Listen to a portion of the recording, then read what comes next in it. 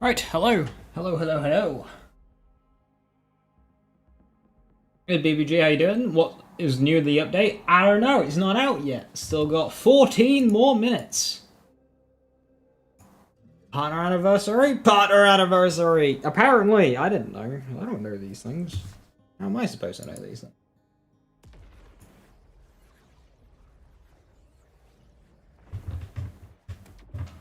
I don't keep up to date with my own channel. What gun's this? There's a spill launcher. What's that? That's also a spill launcher. Why are they set up like this? Why? I was farming the big lad. I remember now.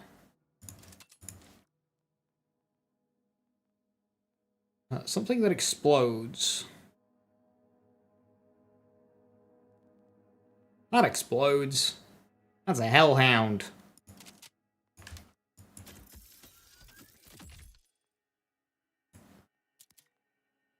Hi Supersonic, how you doing? Hello.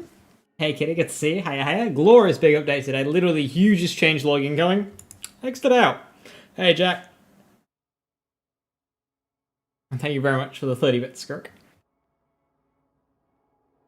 Alright, we gaming. What's my specialization rank on this character? 93! Oh, I'm actually alright on Harlow. Can get more thanks to Daredevil.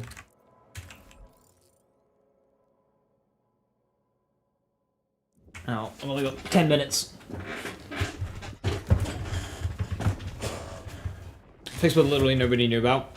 So Rat recently went in and submitted like a bunch of bugs. And some of the responses were promising. It's like, oh hey, we didn't have this one submitted, so the team are testing, etc, to submit it and whatnot. And then some of them, just clear misunderstanding. Like, reported that reverberations on Vex isn't getting melee damage. And they were just like, yeah, it's melee damage. Okay, but it's not getting melee damage. It's like, yeah, it's melee damage.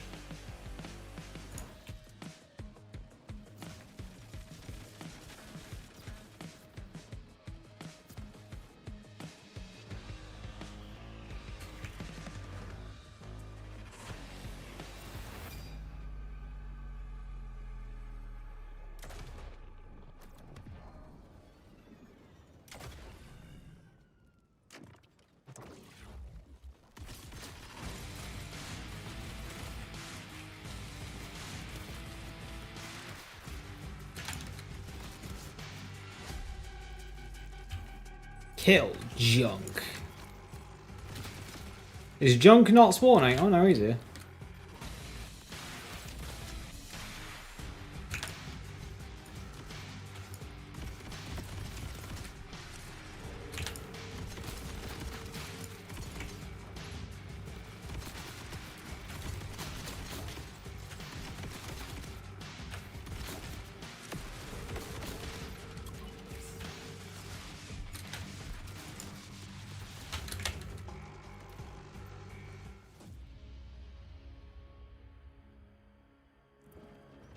Odds on early Pearl drop? 0.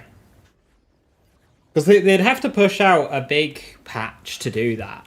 And it would be inefficient to push out 2 patches in a row. Back to back for no reason. I'll just like cost money for no reason.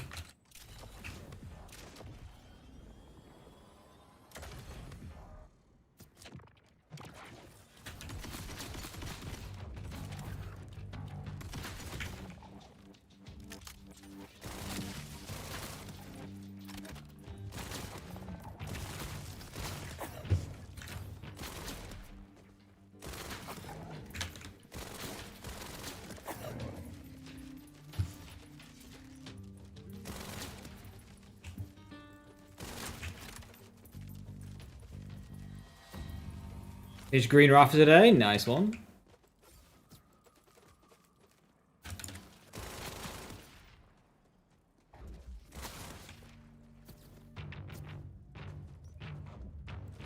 Nice, started to fall off at around UVH3. Aww.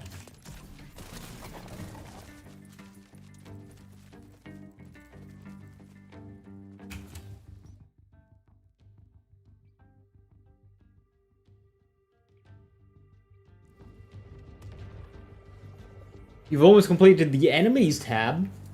The challenges, all you have left is a bunch of phalanxes and wardens. Good luck.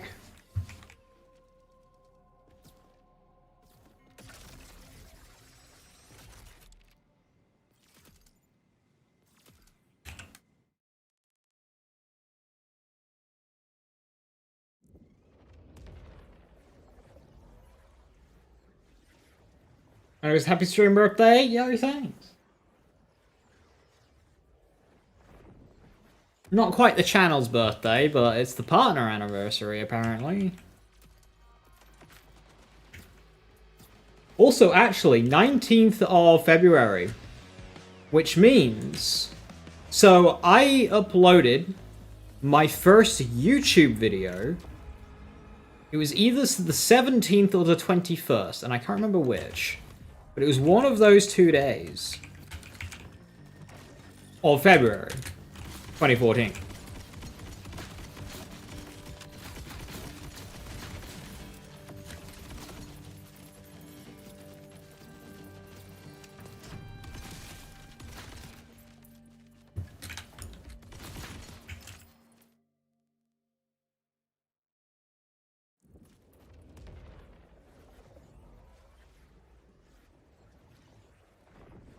That's 12 years since I uploaded my first YouTube video. Disgusting.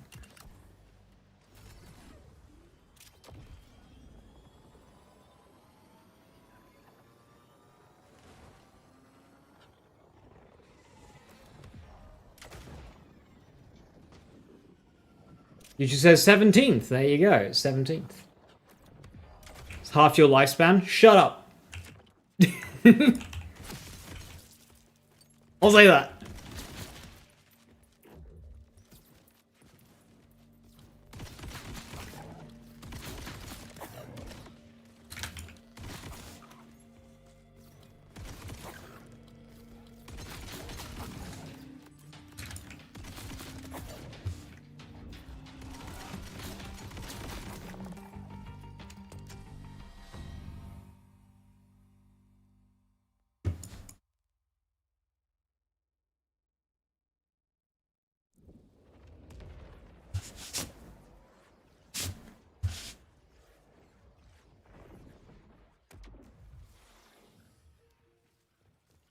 Lazy said he's a zoomer, he cannot be that old. Maybe he's a dirty liar, Grandpa Lazy. I mean, I am 658 years old. I mean, this is common knowledge.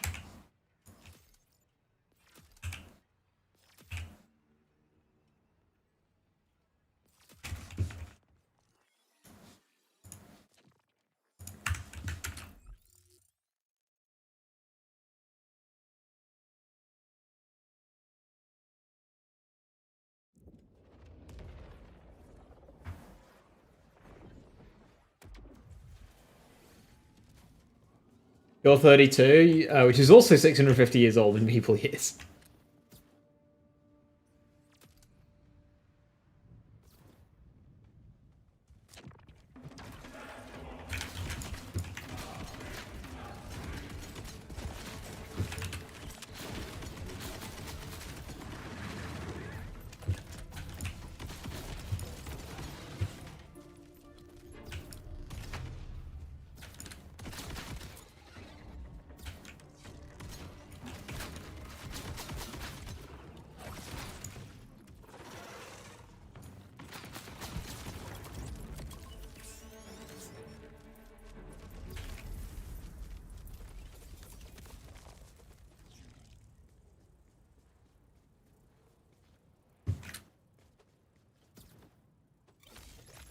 Those are the only ones that dropped?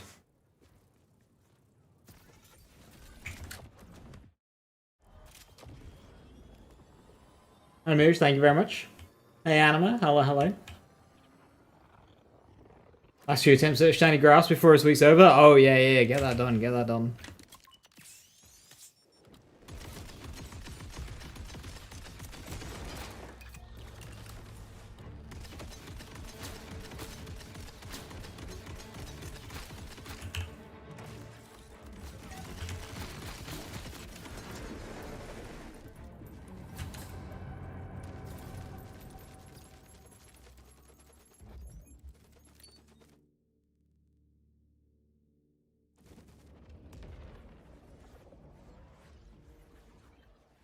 I probably should have spent more time to farm class mods and stuff this week.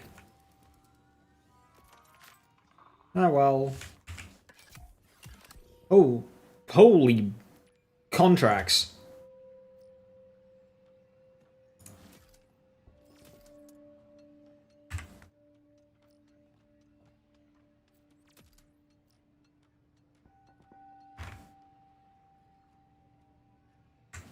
Would you say the Ruby's Grass was the best pistol in the game? Yes.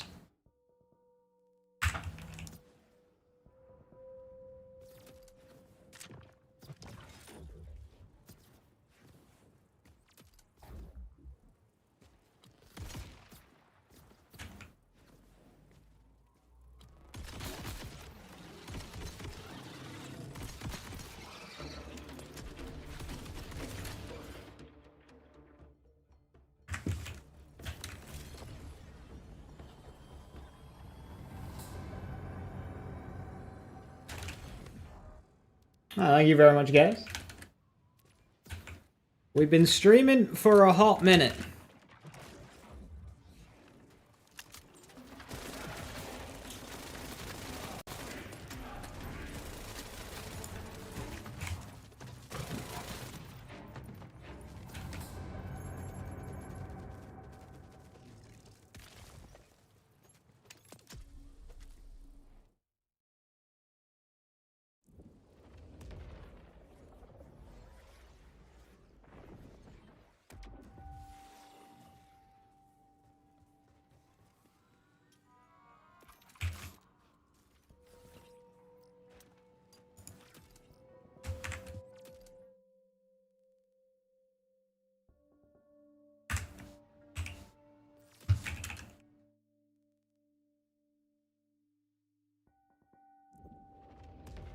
Losing track of all the different bloody bounties I have. I have so many.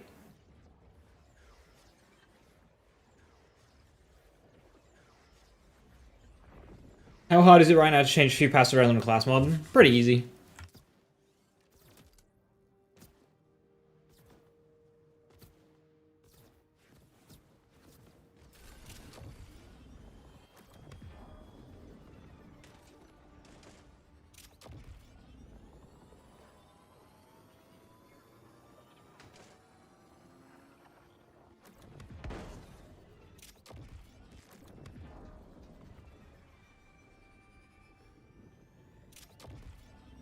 Bought Super Deluxe, very nice.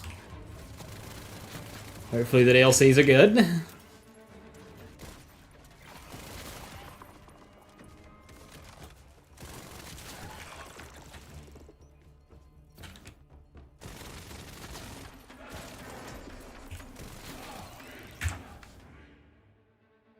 Yo, patch available!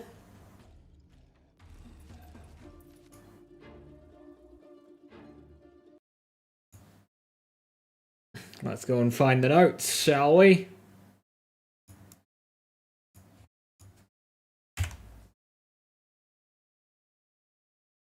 It's the wrong day.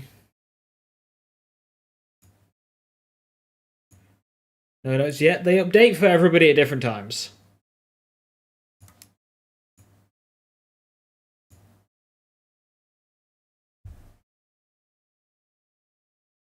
See, Joji has them. I do not.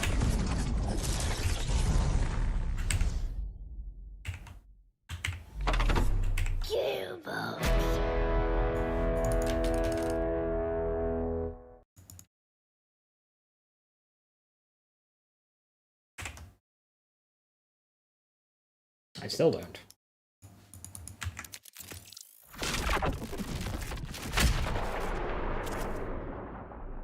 Patch downloaded successfully. That was fucking quick.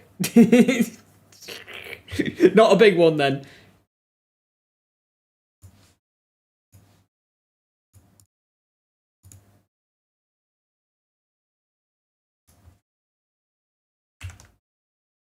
There we go. Let's see what we've got.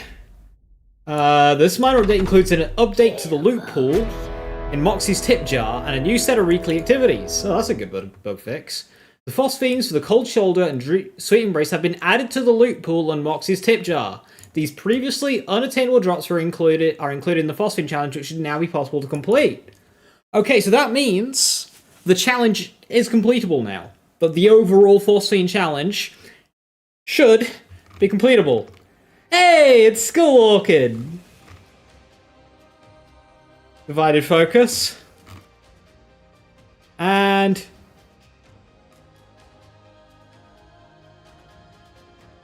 that's like by the bar, isn't it? That's by the bar. That's like where I am. I'm already here.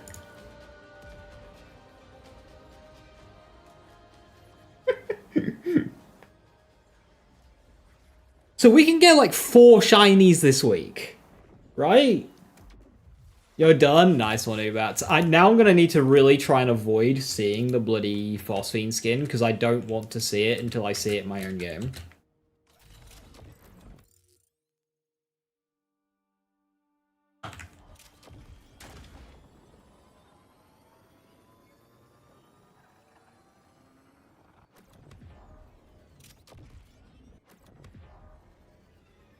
Just the roach? Ah, that's a shame.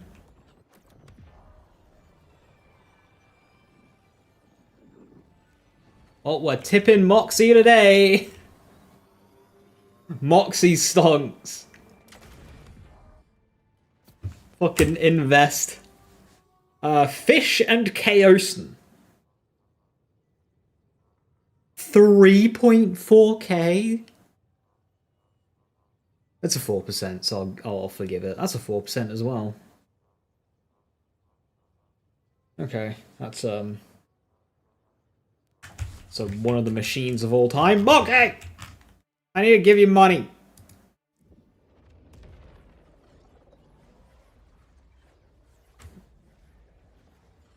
Back to Celebrate, fun game and the scenery. Ah, yeah, the aesthetics of that game, top notch.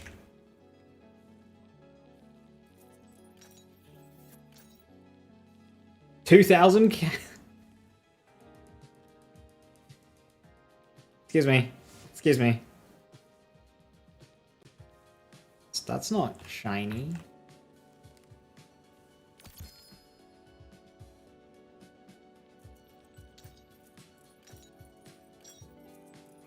I miss being able to scroll wheel this. This should be, if it's the same drop rates as normal shinies, this should be like the fastest shiny in the world. At least Cold Shoulder. Wait, what happens if she drops both? Where'd she go? She's over there.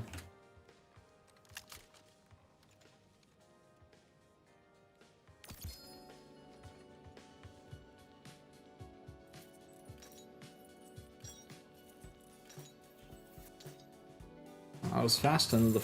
Okay, why are shinies the way that they are? Sigh.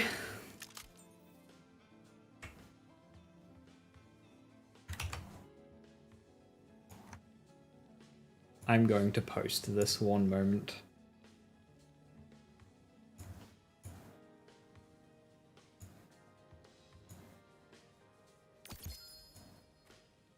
Wait, did that drop? Wait, hang on, did I just fuck up? No, I didn't.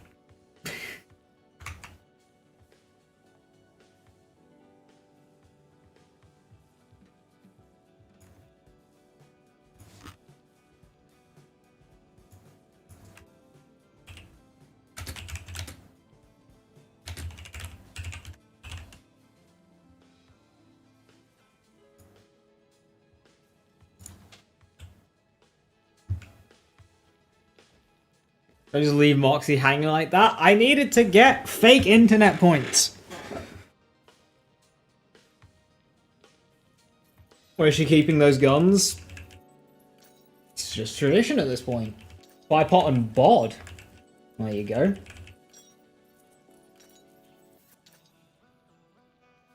Another 10k. Worse in every way, but it's not Ripper, so... better.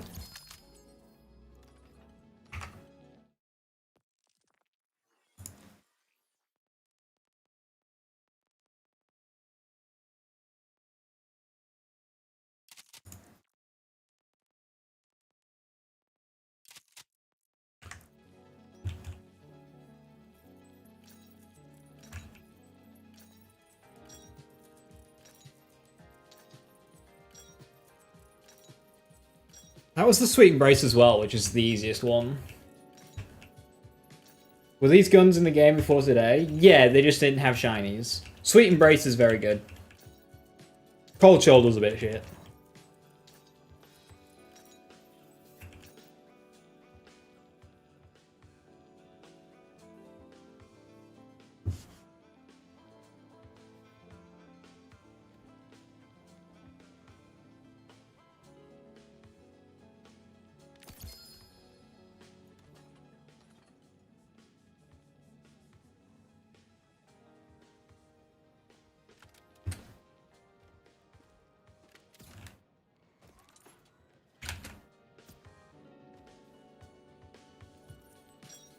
These shinies, there's no gameplay difficulty in getting, so it makes sense they're a bit quicker. I still think they could be rare. Blockbuster and Kickballer. Blockbuster's alright. Do they have drop sources? Yeah, the tip jar. You're looking at it. You could wall drop them as well. At least you could wall drop Cold Shoulder, I think. Fire Cryo. There's a new element combo.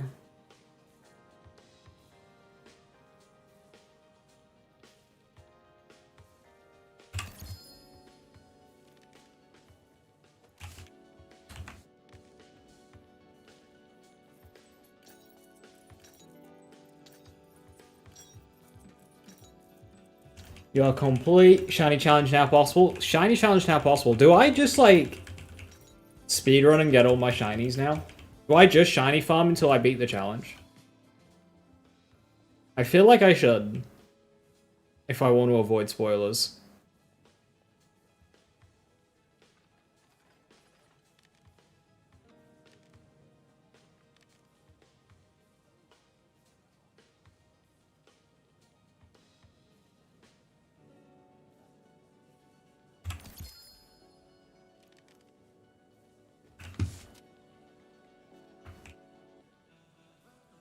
Maurice is near the pit? Yeah. Does it always have Jacobs? Yes. Always 2 elements, always Jacobs.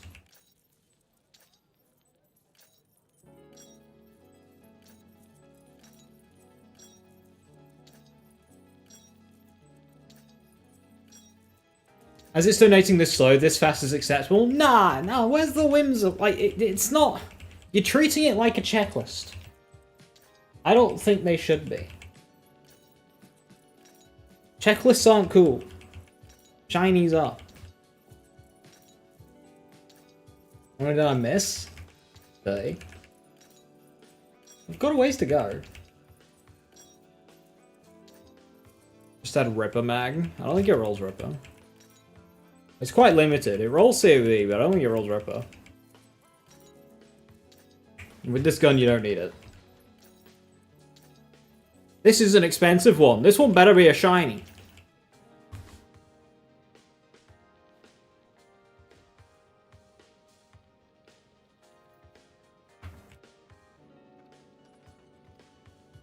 I'd have taken a good roll as well, but...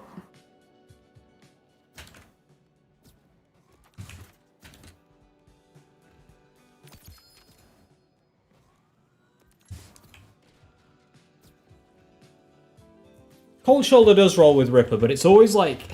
I've never had a decently charging one. It's always been super slow.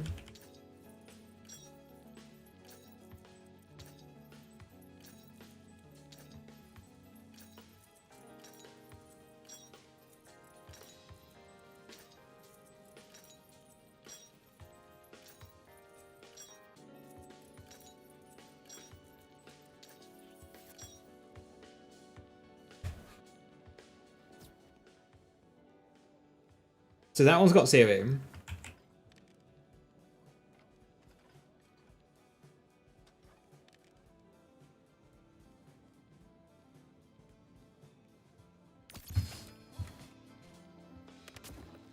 Rad Cryo is a nice one to have, I think. Update stream categories from gaming to gambling. We're not gambling though. We're just tipping.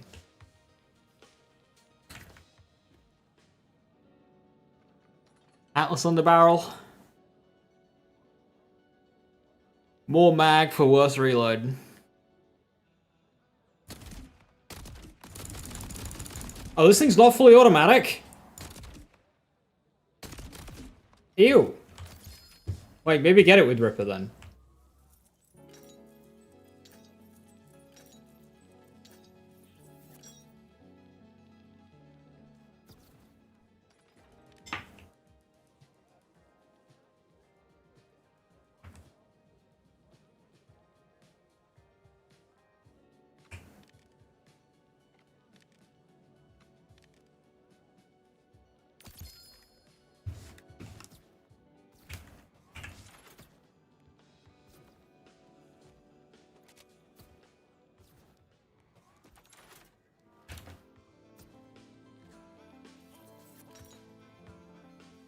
Did they make the drop rates of each of the weapons the same?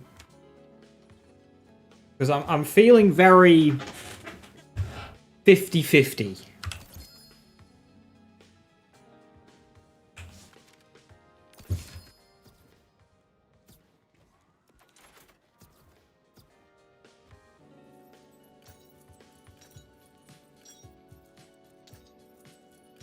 Can finally complete the Phosphine challenge? That we can.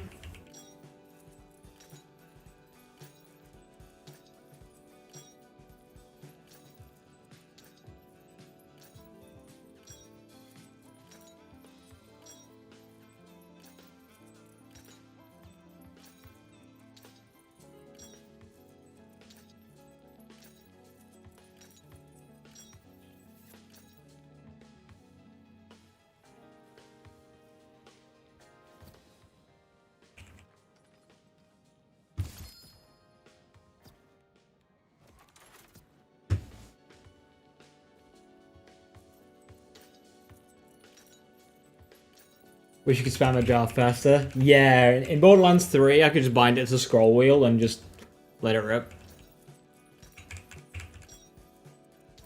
Although the bearing's gone in my scroll wheel, it's very annoying.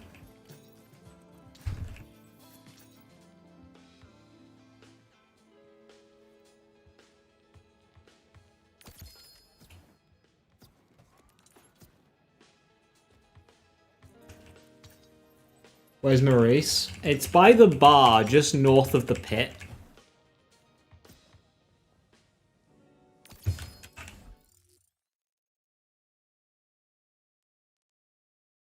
Oh, south of the pit, sorry, not north. So this is the pit. It's like right there. The first scrap. So north of Belton's Wall, you just drive out. Right there.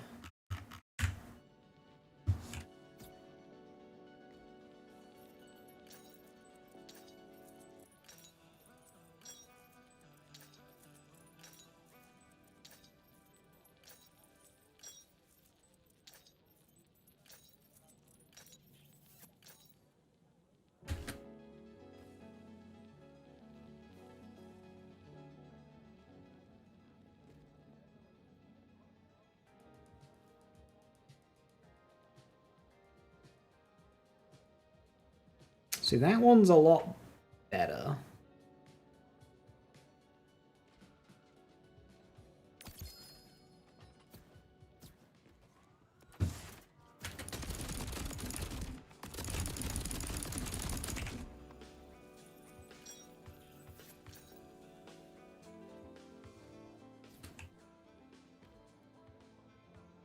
That one's even better than this one.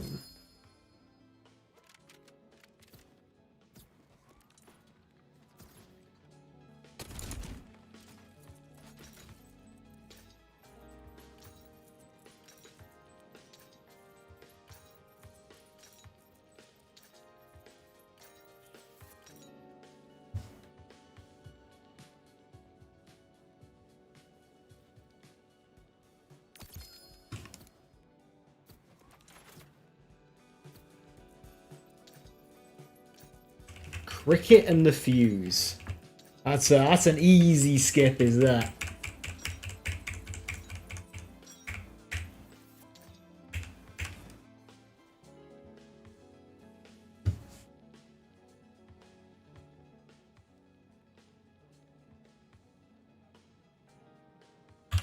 (7-1) Ripper. What's that one like?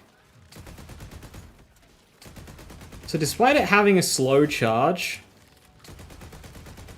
I feel like I prefer this to the semi-automatic ones.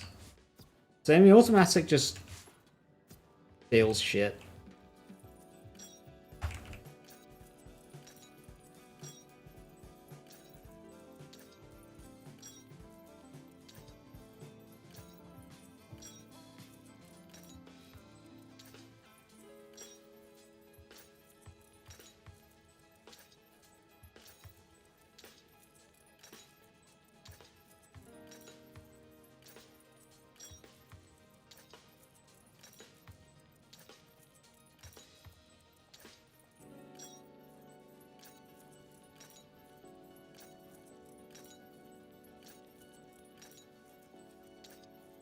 Yeah, Carmen, the fact that you can't re-roll your vendors anymore. You've gotten 2 Phosphine Cold Shoulders. It's funny. Did you not pick up the first, or did that just, like, happen?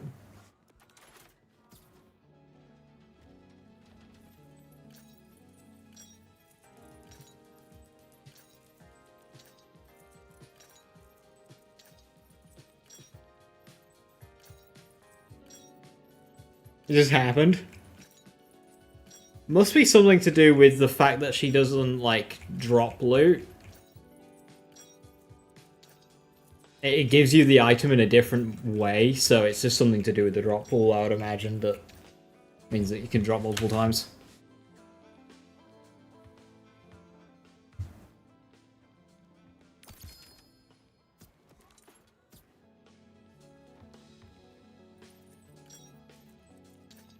Can the Finity get Jacobs? I wish. No, it cannot.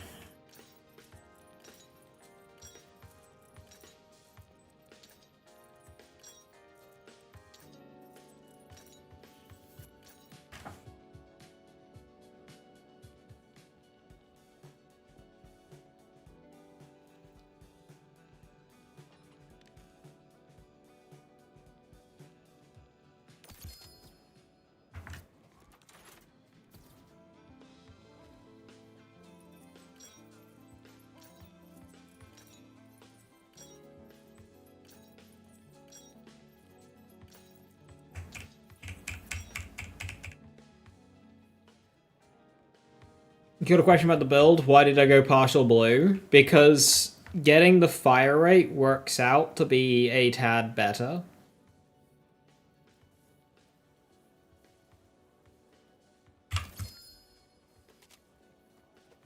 You can go either, though. So if you go Decoherence Latent Charge, that will give you more damage per shot. Whereas going with the fire rate and spamming reactivations and group study will give you a bit more overall DPS. The thing about decoherence is not a very good skill. It's 5% bonus element per point on a character that gets a lot of bonus elements. It's kind of so-so. I mean, it is a good skill, don't get me wrong, it's just not as amazing.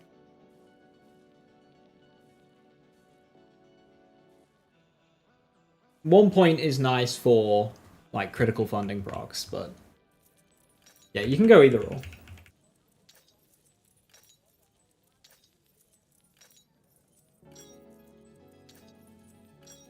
The difference between them is going to be a couple % at most, so just rock whatever.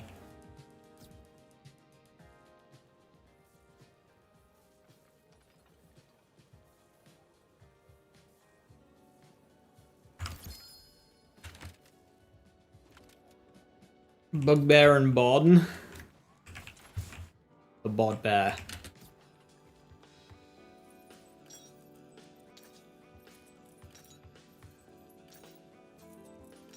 Once you get the Moxie drops, you're sleeping this week away, but you can get a shiny roach.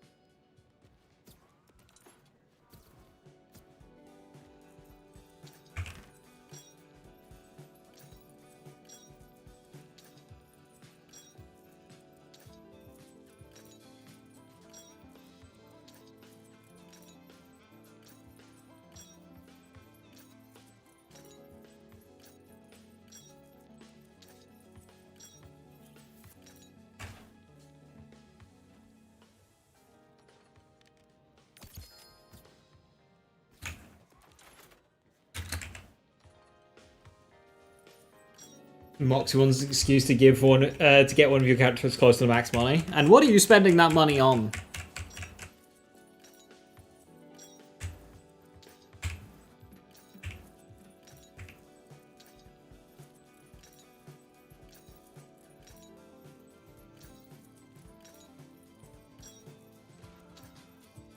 Not respecing because it's too expensive. It's only expensive because you have a lot of money. It's a tax. It's percentage.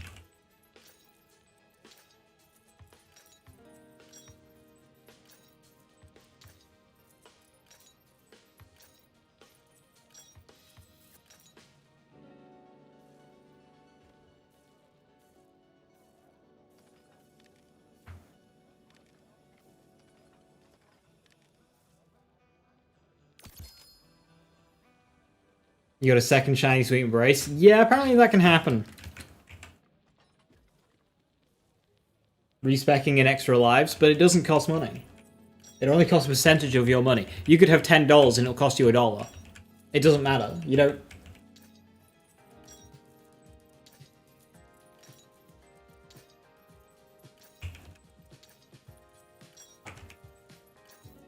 You don't need to get money to use those features. Even this, you know, they sell for more than what they cost, so...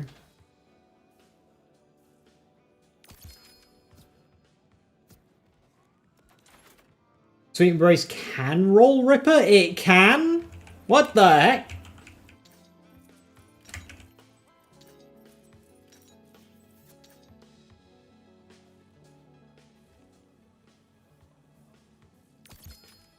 I don't know, try dying with $9 and see what happens.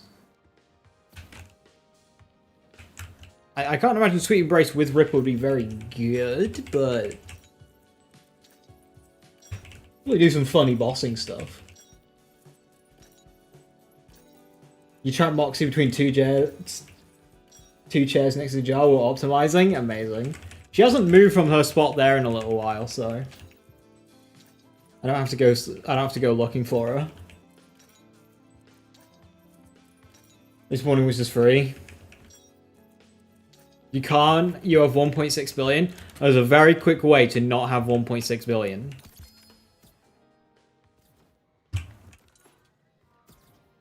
Respawn station is there. Cliff is there. Go nuts. Why do you keep going back to single encores? Make everything encore!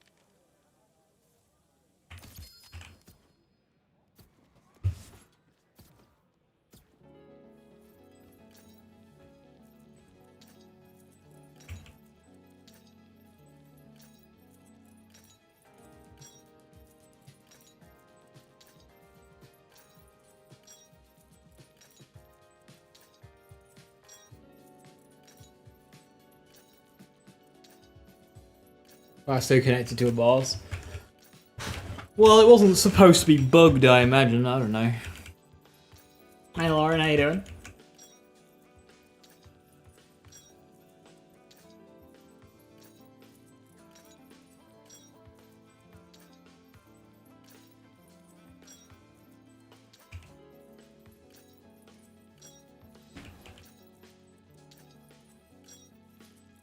Hi Gabriel, hello, hello. It would take 71 respawns just to get under 1 million.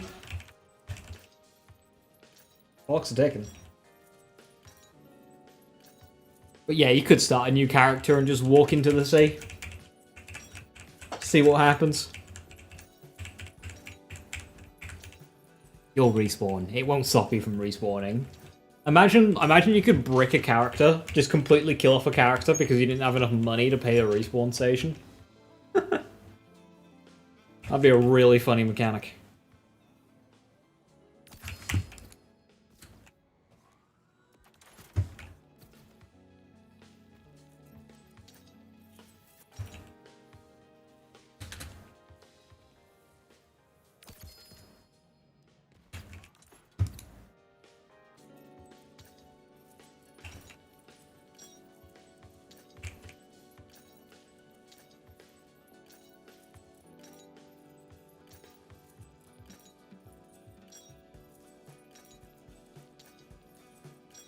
Both Phosphenes have a 1.45% drop chance. That's quite high.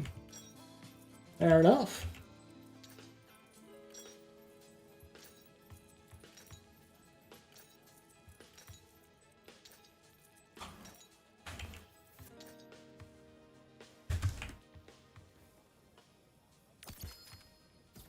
Will I play the new Resident Evil? Probably not.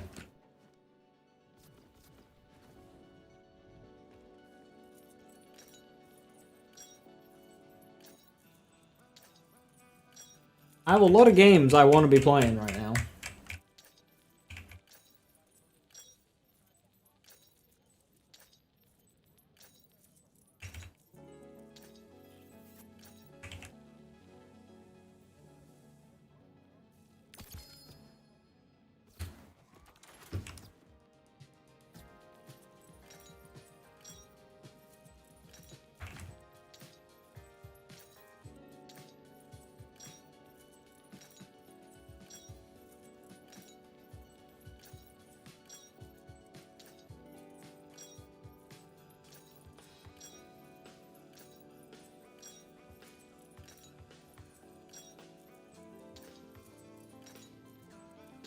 Interesting that it comes out as a phosphine and not just a normal drop like with other bosses, though. Because other bosses you can roll into the phosphine drop, it just spits out a normal one. Strange.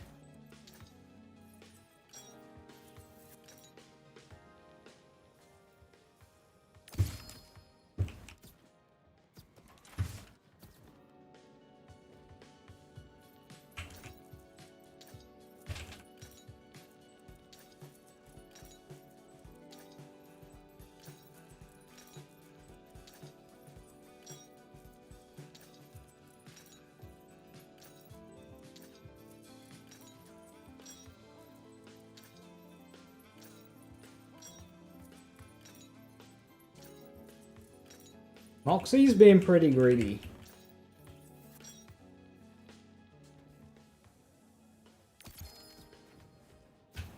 He's just taking all my money.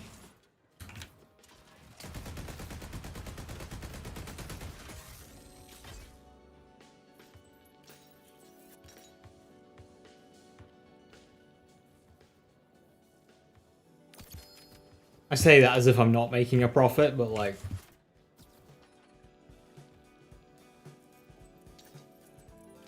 Why are we tipping Moxie? To get a shiny versions of her guns. So I've already gotten Sweet Embrace. It's called Shoulder. You're playing something else? Well, okay, so I stream Borderlands, and then off stream I play the other games. So like, today I've been playing Monster Hunter Wilds. Since it got a big update, and it's good.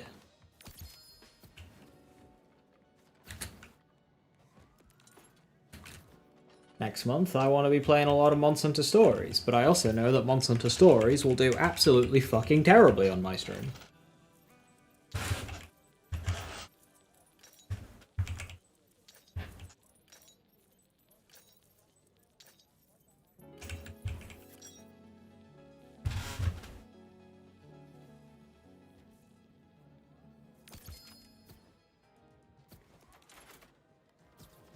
Yep, come May, Forza Horizon 6.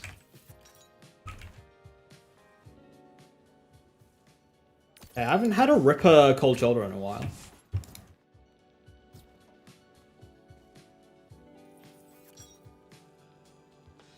Okie dokie, just the one grand sweet embrace.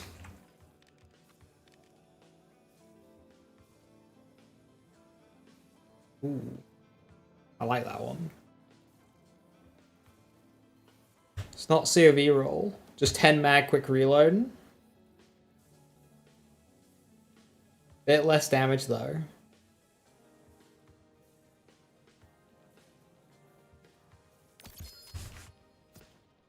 Hey Martin, how you doing? Thank you so much for the 6 months.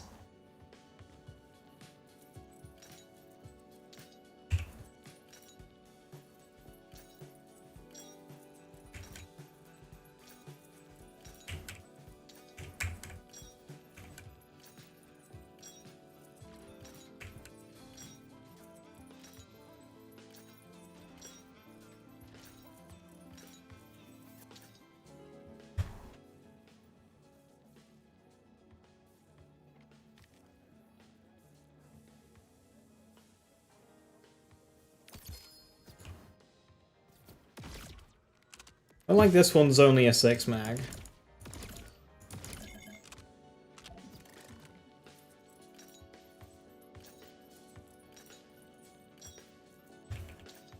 One advantage on COV with this gun is you fire a lot more before reloading.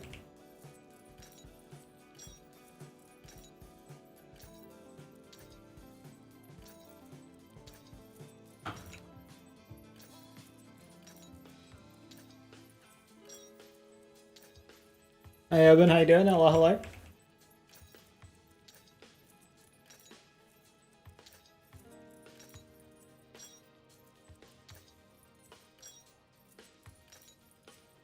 Schaefer, maybe the worst. 1.5% or 4.5%.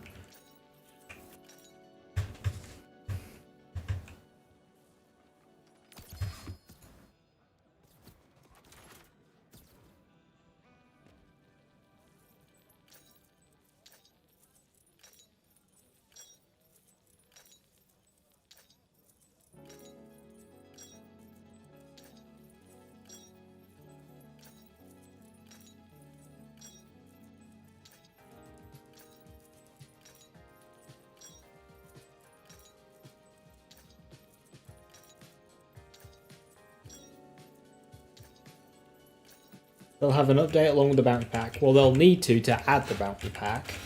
And they've actually announced that there'll be a big free update alongside the bounty pack since before the game came out. The Pearl patch. They're always going to do an update alongside a DLC. Always.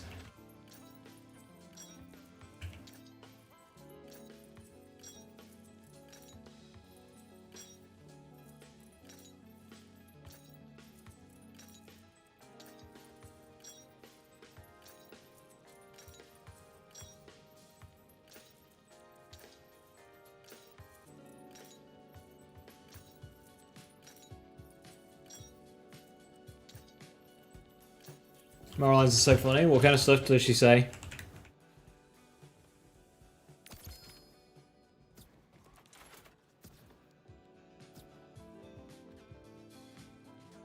Who are we fighting today? Moxie.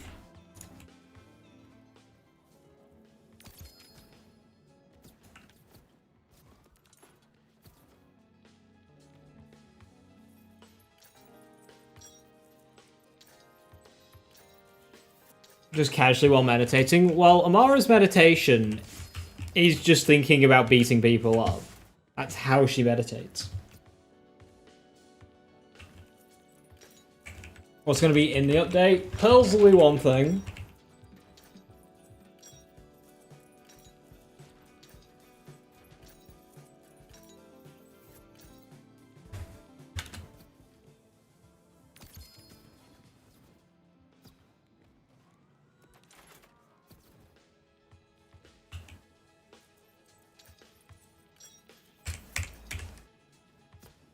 want to see what Ellie's been up to? So the DLC is called Mad Ellie and the Vault of the Damned. So it's like, do we need to save Ellie? Is Ellie villain for a part of it? Like, how? Like, obviously the Lodge is involved, so the Lodge protects you against whatever's driving people mad. So maybe Ellie's gone mad, and we now have to, like, keep her in the Lodge to stop her from going really mad. Kind of like, Rainwort, right? The Lodge. Or she's just angry. It could just be. You know what? If Earl is a villain, well, Ellie doesn't like Earl, so you know maybe she's just angry at Earl. Mad Moxie, Mad Ellie. Ellie goes through her Mad Moxie phase.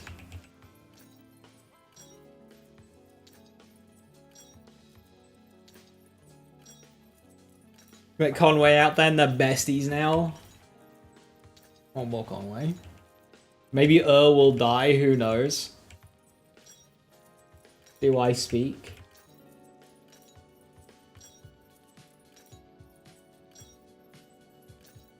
We've seen some things in the code.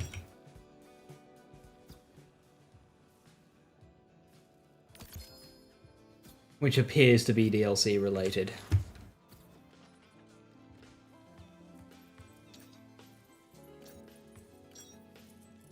I don't know if there's 5 brain cells across all the people in Borderlands 4. I mean, Zada's got 4 of them at least.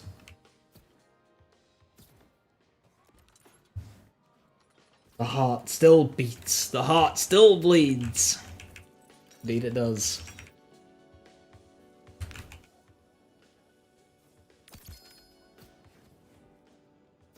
You're gonna go insane? This is so numbing.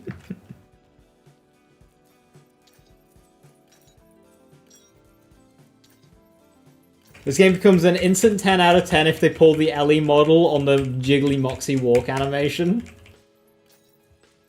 Okay, what's in the code? For the next 15 seconds, mute your streams if you don't want to hear this. 3, 2, 1. In the bosses list, we can see health values for Crazy Earl. Not updated or anything, but they're there.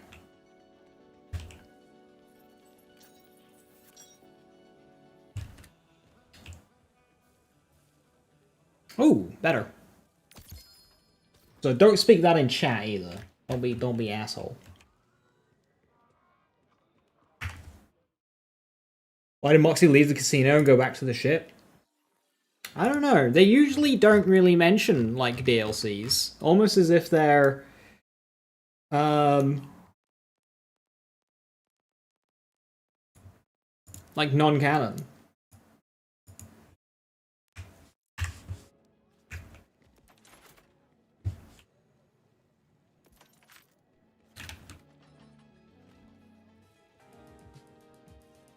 DLCs both did and did not happen.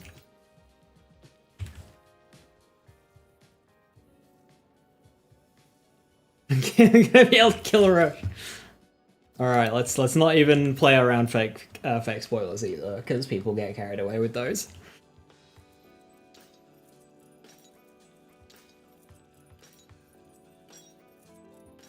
Moxie mentioned Amari helping get something back. So that'll probably be the casino, right? Because they did the same in Borderlands 2 with mentioning BL1 DLCs. But like the events of just never really have any weight.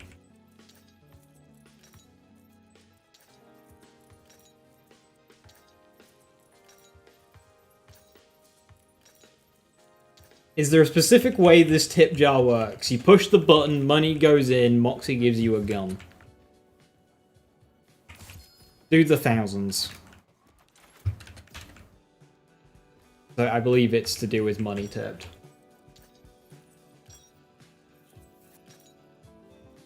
And when you hear that kissing sound, it means that... Five mag reload. 1.8.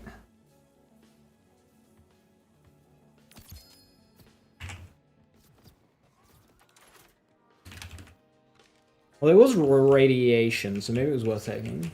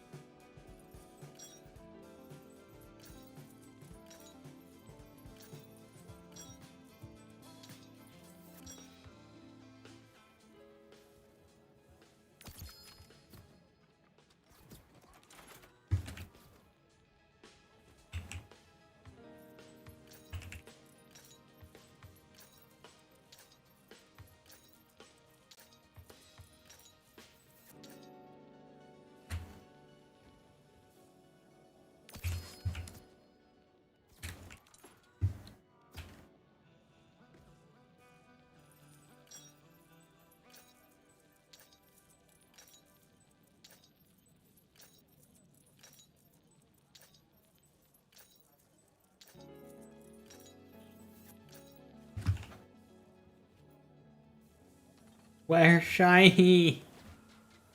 Where's shiny?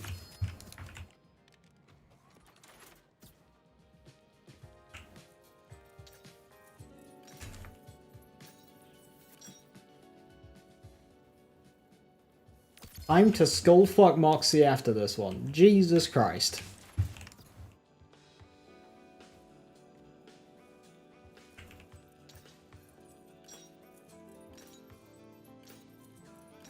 Got a shiny's first set of tips. So did I! My first sweet embrace was a shiny. I haven't had one in since.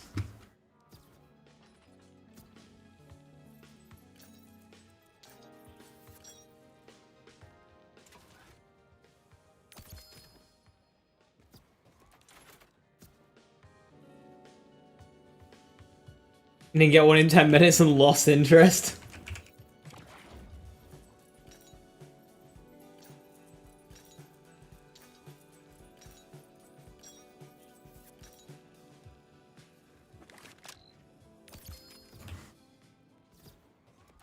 The things we gamers do for shiny pixels. For a terrible weapon as well. I'm missing Cold Shoulder. One of the worst legendaries in the game.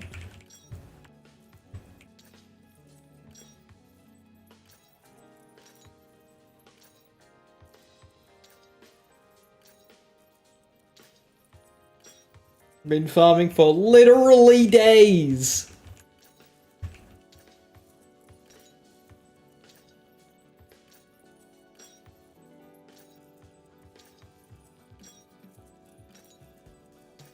Incoming Cold Shoulder buff? It needs one.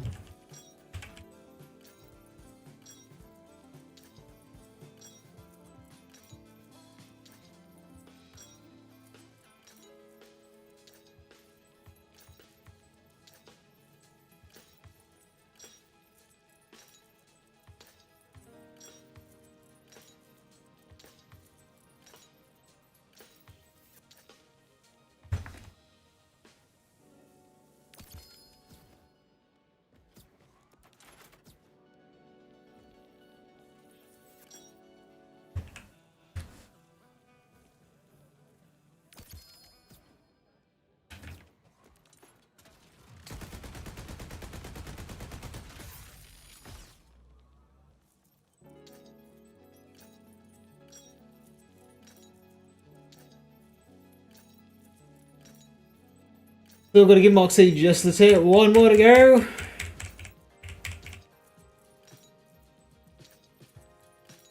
YouTube filtered that message.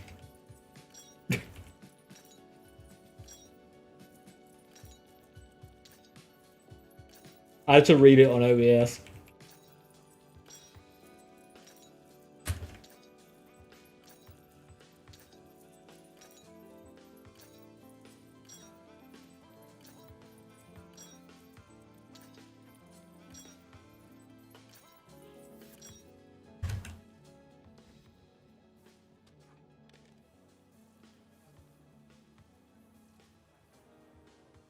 I'm actually gonna take that.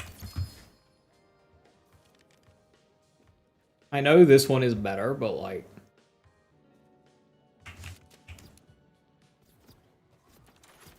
rather have Radin. 5 mag, yeah. If I'm using it on Harlow, then non-CV is better.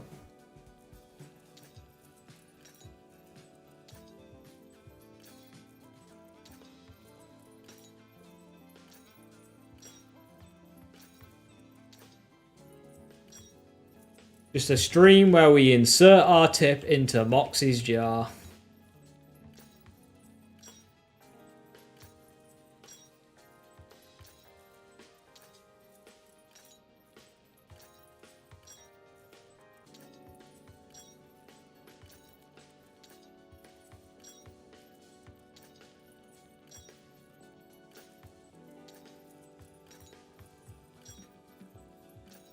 My hand's getting a bit tired now.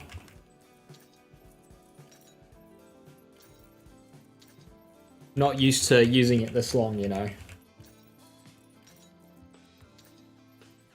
When handling my tip.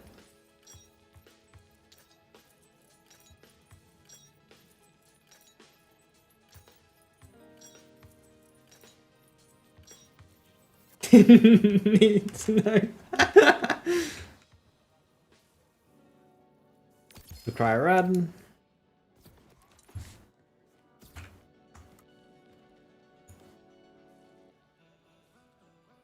You got the Embrace one first? Yeah, same. I got that one like immediately. Although I don't think it is actually. For the shiny, it should just be something percent each time. But the shinies might actually be equal drop rate.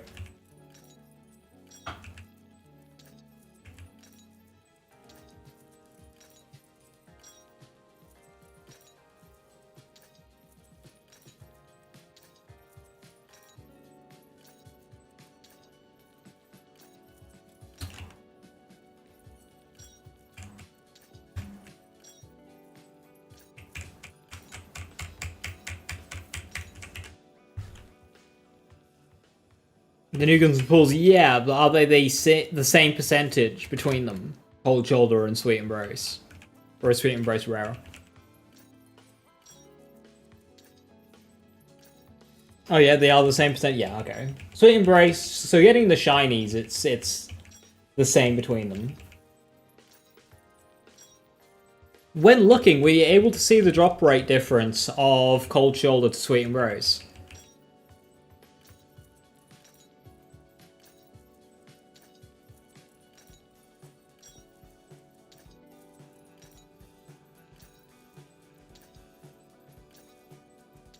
$80-20.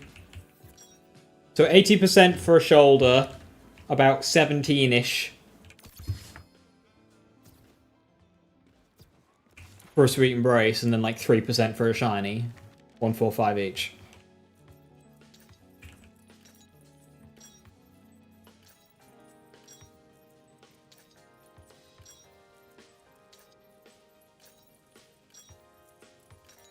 Big Encore week for the tip jar. It costs $1 million. It costs Aridium.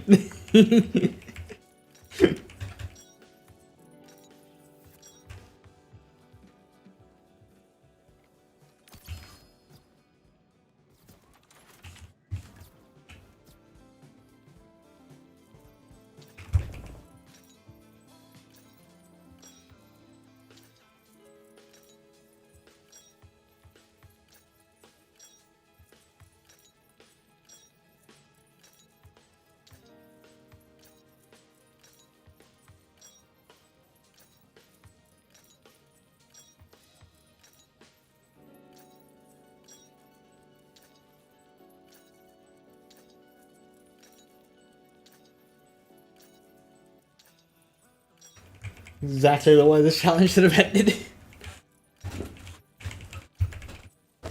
Yeah, I think I'm going to just start farming shinies from this point on. I'll level up the Harlow and kind of do it at the same time. Because that Harlow should be good at killing bosses.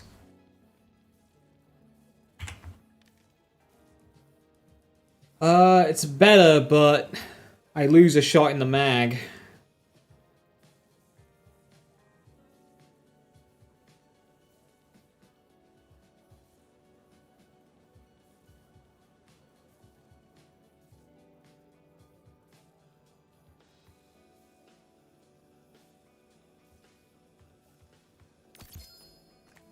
Just throw it at me, I'm deciding.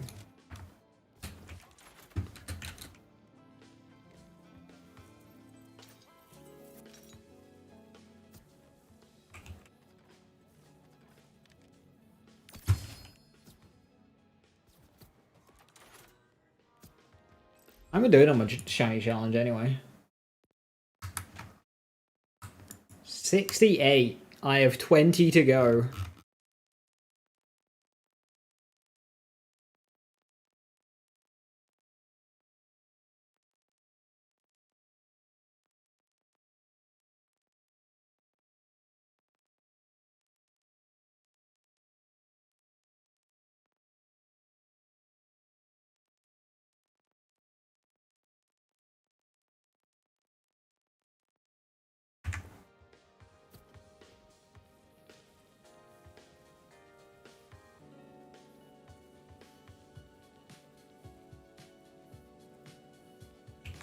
Ambari, you good?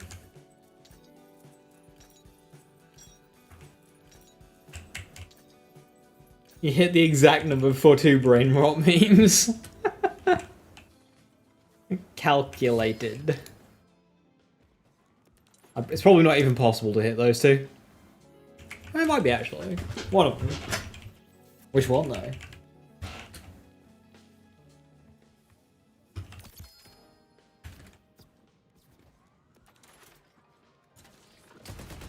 Well, I think I've got a top 1% roll on each of my guns.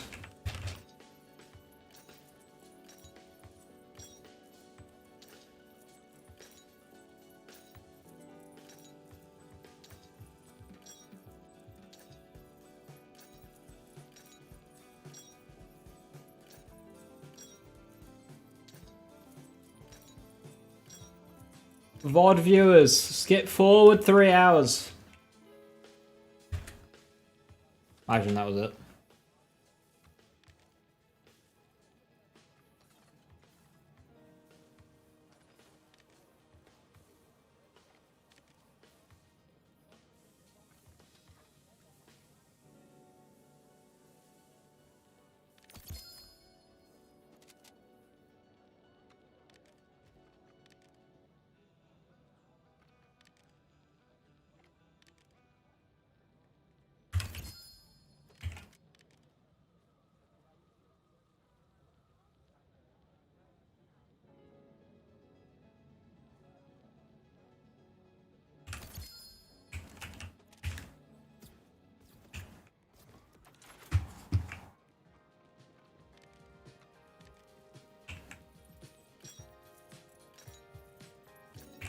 Any updates on the devs on Twitter lately?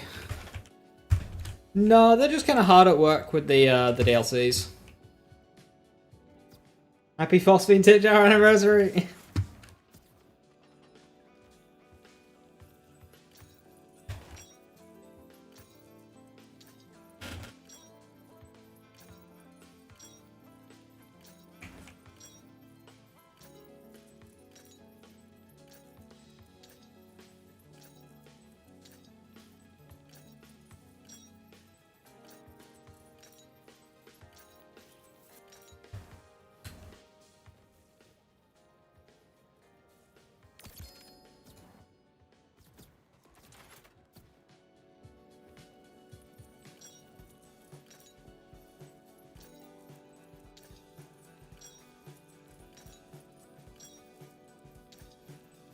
Graham said he wants to give the team which 7 points to Grave Thirst.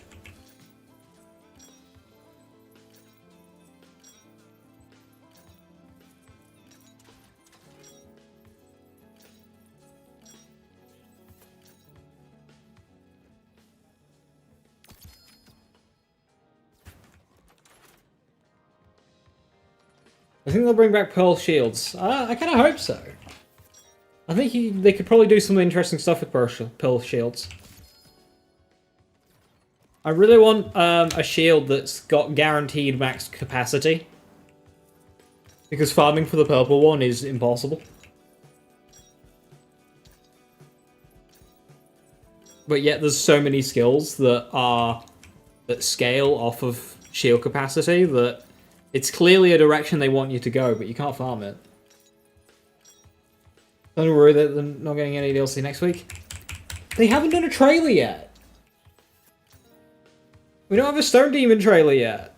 What's going on? Gearbox, your DLC's out in a week. I should say 2K. You're publishing the game. This is your job, alright? Gearbox are making it, but you ain't marketing it.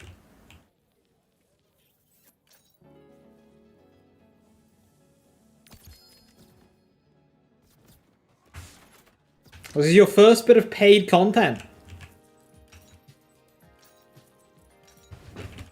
In a week. The high guard approach does not work. That's just been proven. You can't be doing that.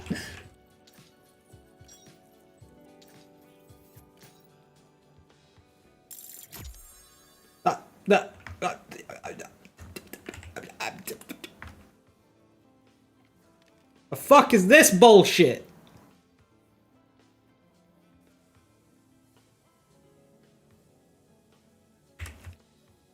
It is Ripper though. I see no benefit to having Ripper.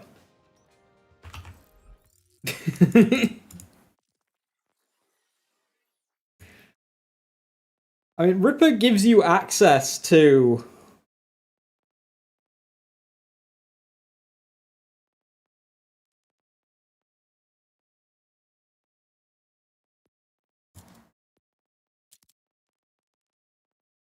Ripper enhancements. I guess.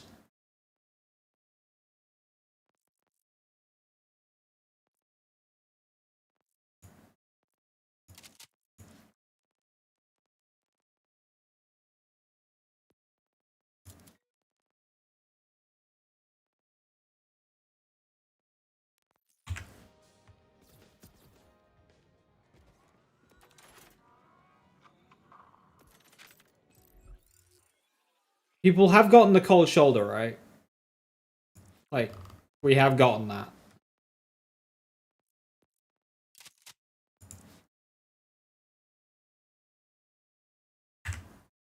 You got 3? Okay. You got 2? Right, okay.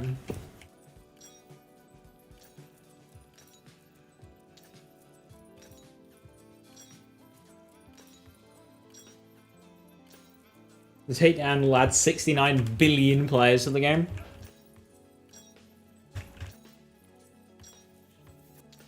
I'm not hopeful they can replicate the takedowns of 3.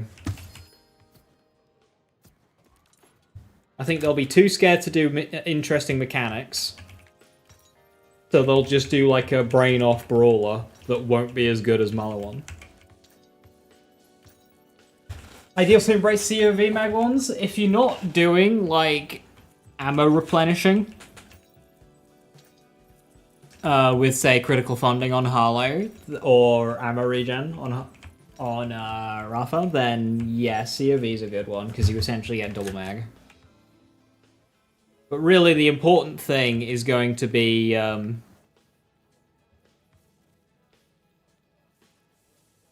just your damage roll, really. And elements. Too many people couldn't comprehend Crystal. It was like the most basic, like, plate charging mechanic that is not new to shooters. Stand on plate, don't go boom.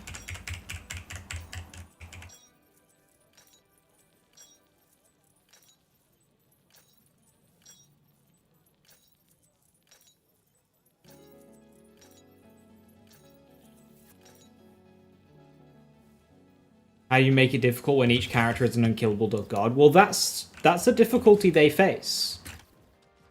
They gave everyone 100% crit chance and infinite ammo, and now they need to make a game around that. I'm blasting the jar, I'm blasting the tip jar.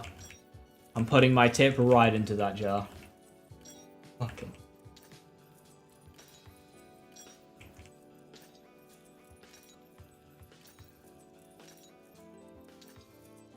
mean, Bloom Reaper, the only way Bloom Reaper can kill you is if he knocks you into the pit, because they knew that a single boss like Bloom Reaper wouldn't be able to kill the player.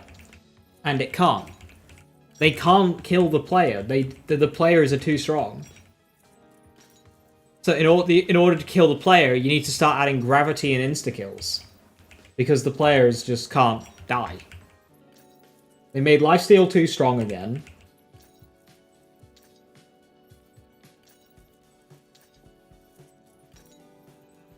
Fight for your life is too strong again.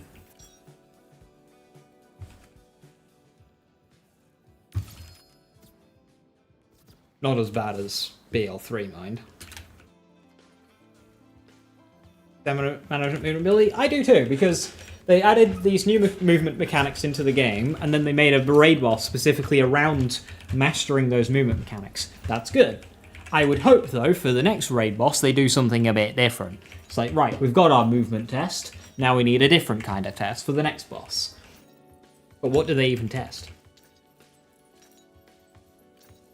Could have a bullet hell one where you can shoot the bullets. Imagine Theodore, but as a standalone raid boss. Resolve! No, that's just trying to farm. They're so copy-paste. I agree. And the fighting isn't even that involved either. Like, once you're in the vault, it's just like roundish arena and enemies just spawn around the edge and you go running backwards and forwards. I hate the running backwards and forwards on what would be a linear path. Like, look at Proving Grounds. Proving Grounds are similar, but the way the enemies spawn has you move through them linearly. They don't put you into a room, you run around in circles, go into the next room, run around in circles, next room, run... They don't do that. They have you progress through each room in stages, so you're always going forwards. Whereas vaults are just like, blah, next room, blah, next room, blah.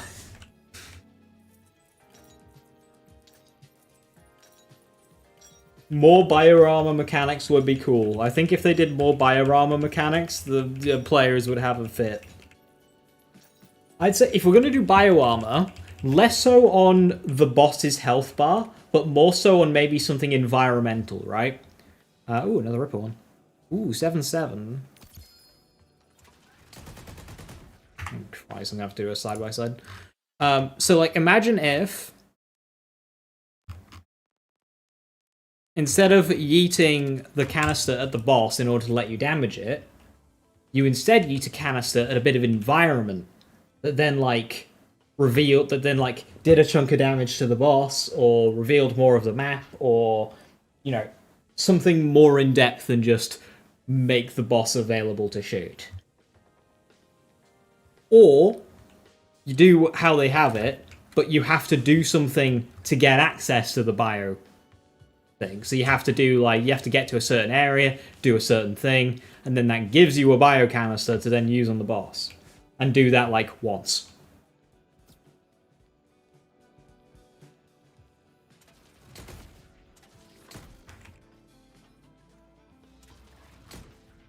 Are these the same? I wouldn't be able to tell you which is the 7-7 and which is the 7-1.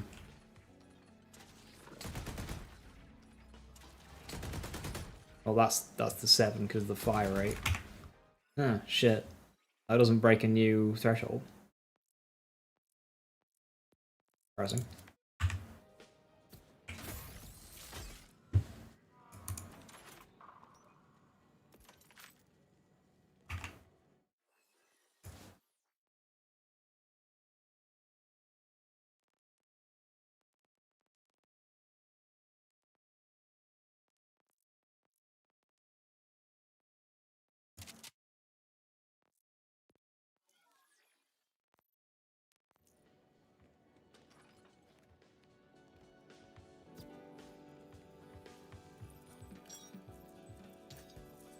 Yeah, evolve the mechanic, yeah.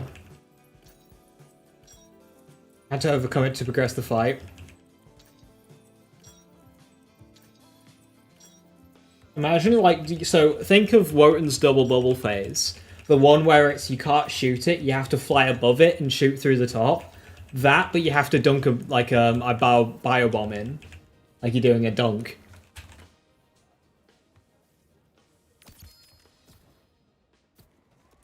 Instead of just picking it up and throwing it at direct, because that's just boring.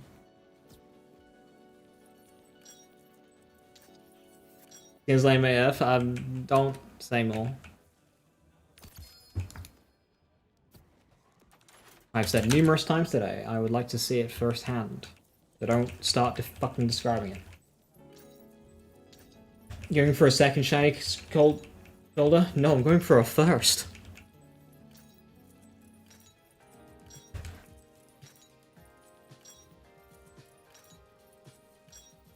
You like having to be accurate? Wrong video game! Everyone's got 100% crit.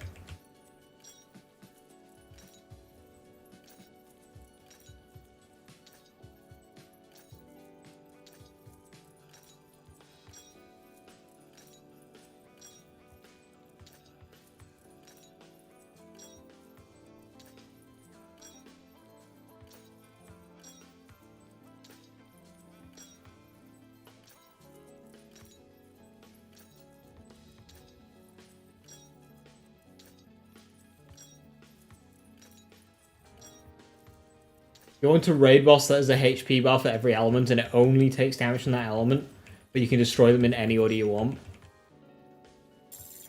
Hey! There we go. 9A! So, bit of an issue with that one, Reckless, is how do abilities factor in, you know? Abilities where you can't change the element. That kind of makes that fall to pieces. Because I like the idea, it just doesn't work in the game they've provided.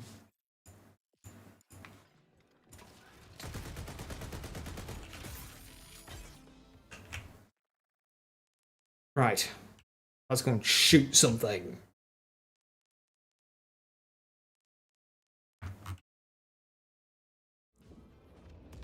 Would be boned. Any of them. Any ability-based build would just be like, bleh. And like, you got a lot of builds that have bonus elements from your skill tree that is a large portion of your damage, such as Vex or Amon.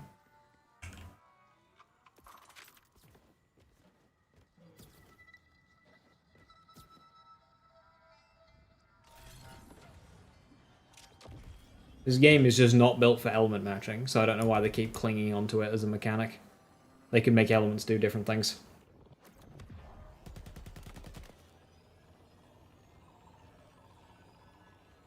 Like in the very first Borderlands game.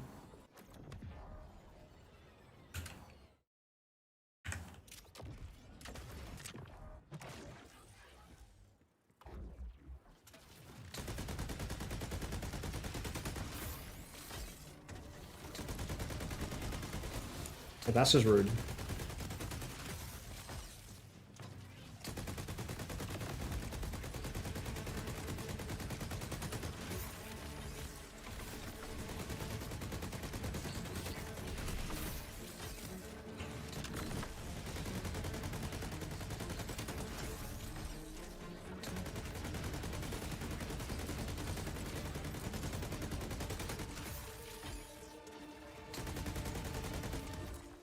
It's a pretty good cratch gun.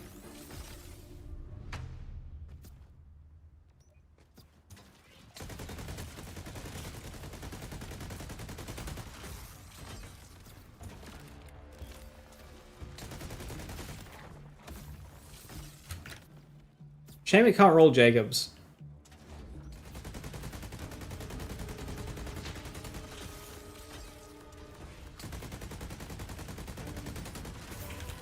Look at those triple-digit dot numbers.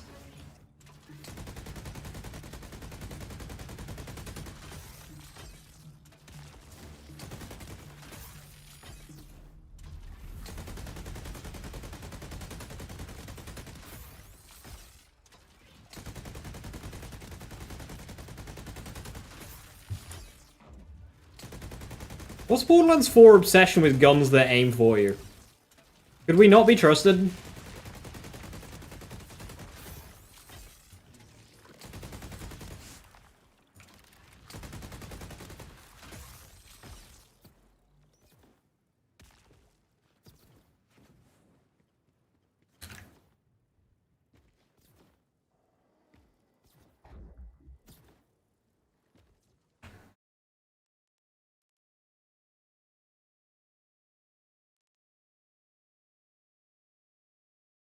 Gotta know your audience.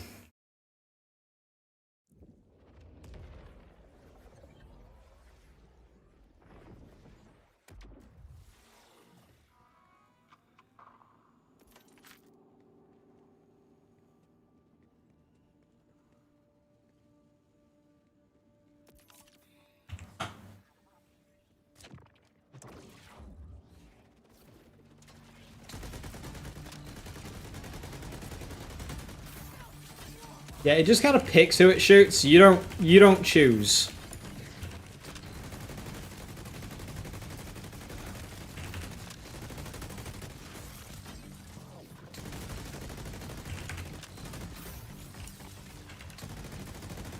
Sometimes it decides to just go for the ground.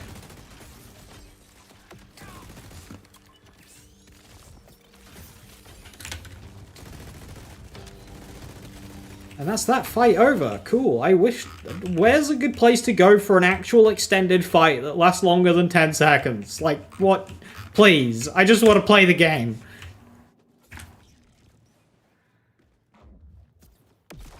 I know roach farming. I'm just using my new shiny gun, alright?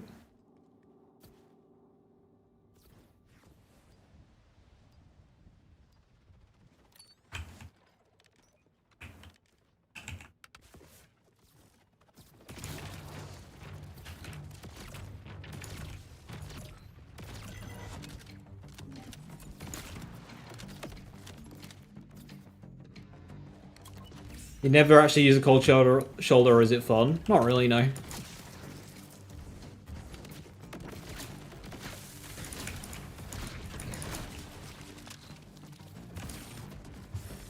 It's a gun that's annoying to shoot because it's semi-automatic without Ripper.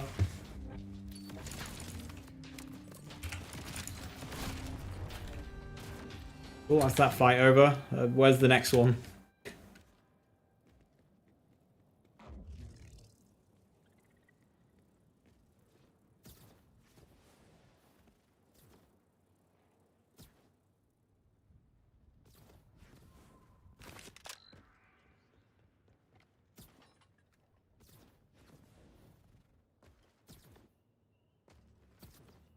Yeah, it's a Torg assault rifle, so it's semi-automatic, and you don't even, like, aim the thing.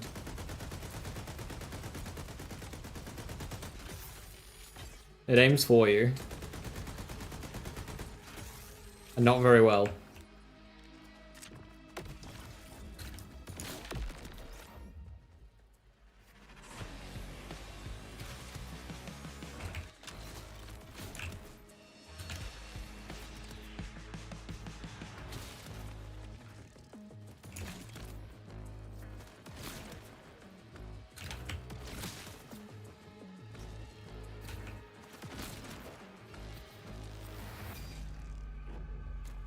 Imagine if the shiny skin gave similar effects to Gemstone in Borderlands 2. That'd be a terrible idea, don't do that.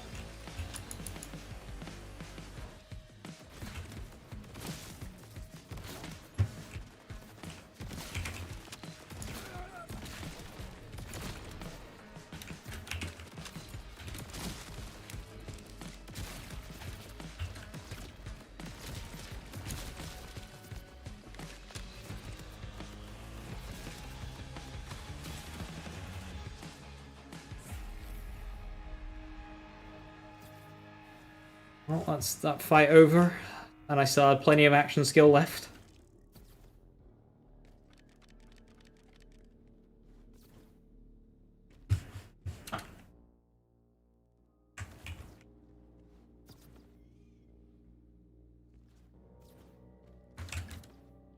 One, extended, mobbing.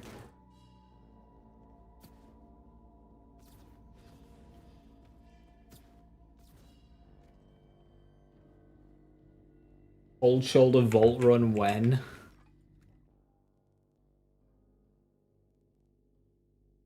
Oh, it's cryo on cryo right now.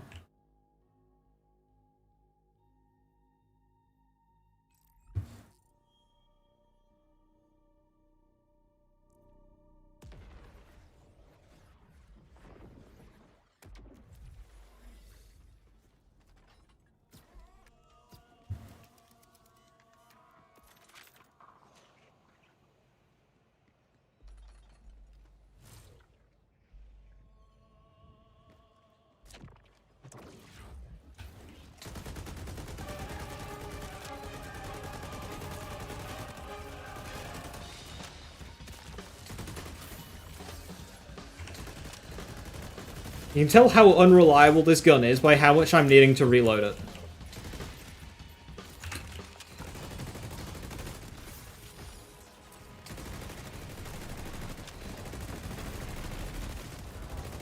This is what it should be.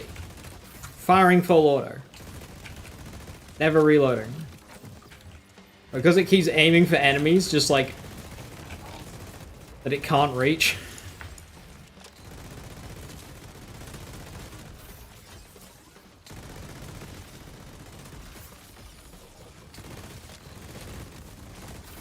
Cryo-elemental eater. Oh dear.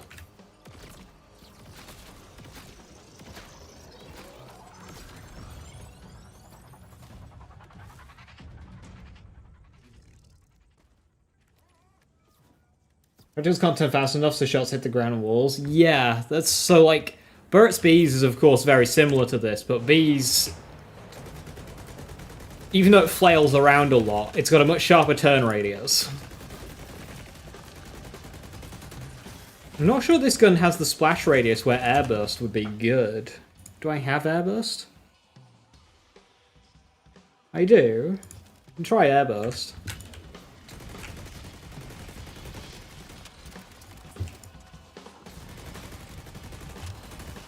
That might help the consistency a little bit. But it's still just piling into this pillar instead of going for the enemy that I'm aiming at.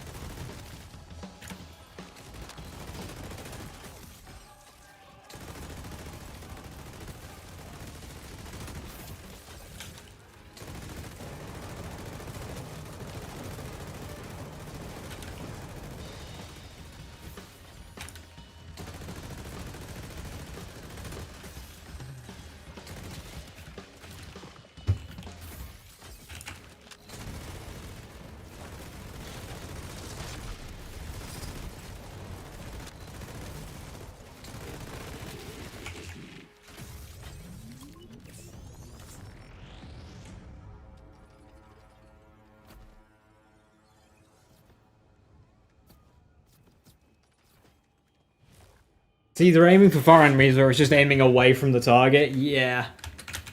Like, the homing is more of a hindrance on this weapon than a benefit.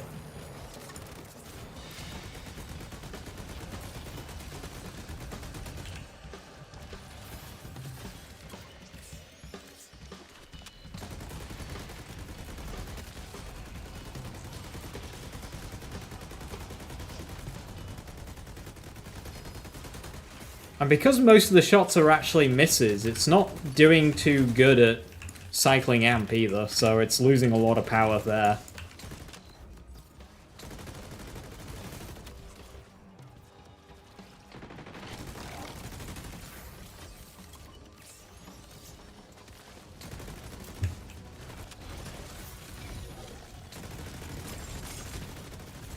Ate that vile enemy.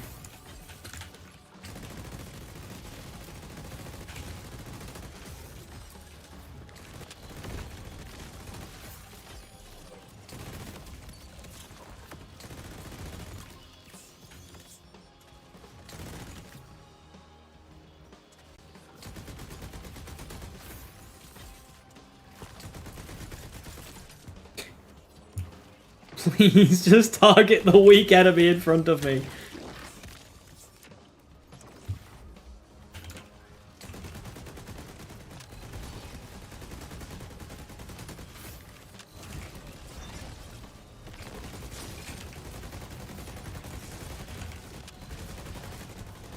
Yeah, its target priority is fucked.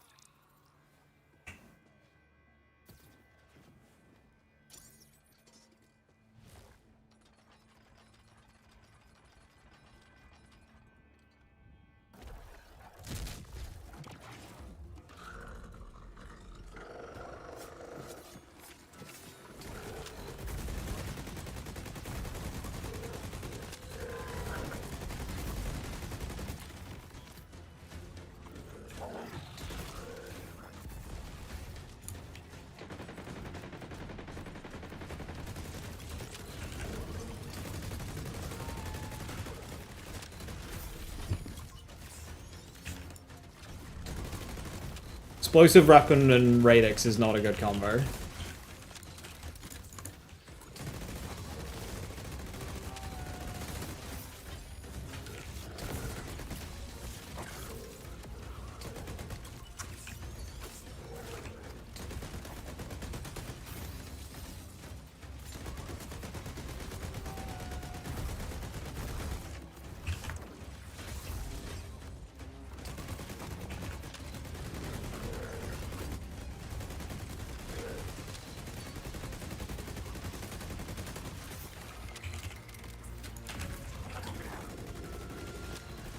Despite his damage reduction, I can actually do more damage to him.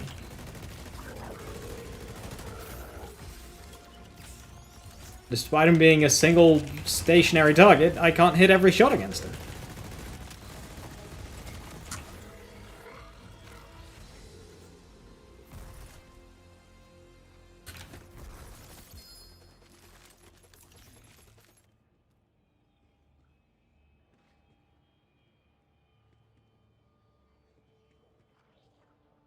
Yeah, tracking is ass and its target priority is ass.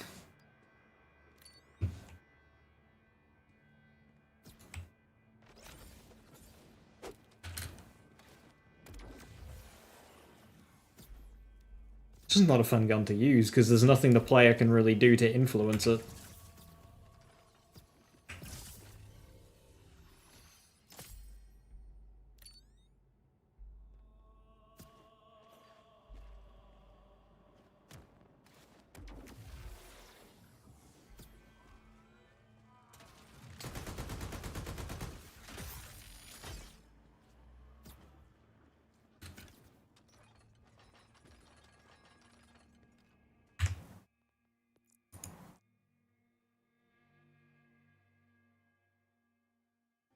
Right, Skull Orchid.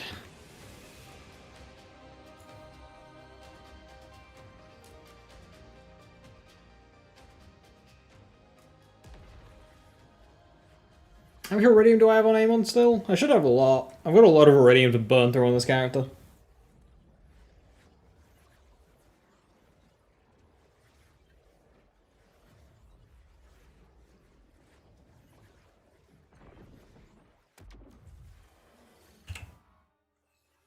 $96,000. I do in fact have a lot of Iridium to burn through on this character.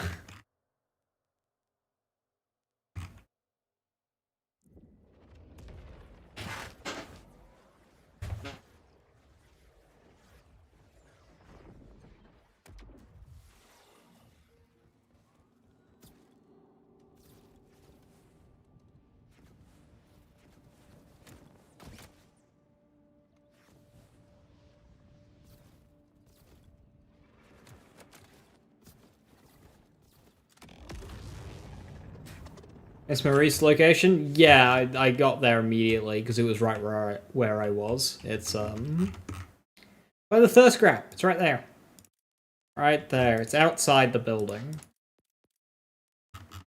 So north of Belton's Board, just south of the pit.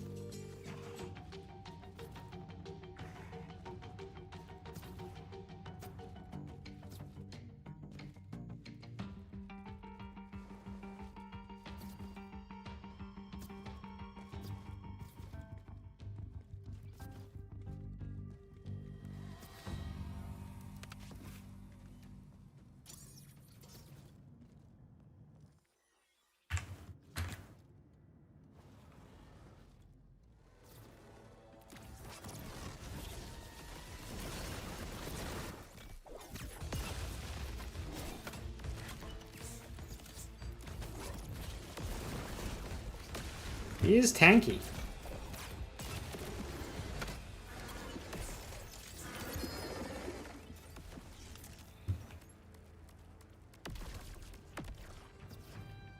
Oh, he's one of these that does, like, attacks after he dies.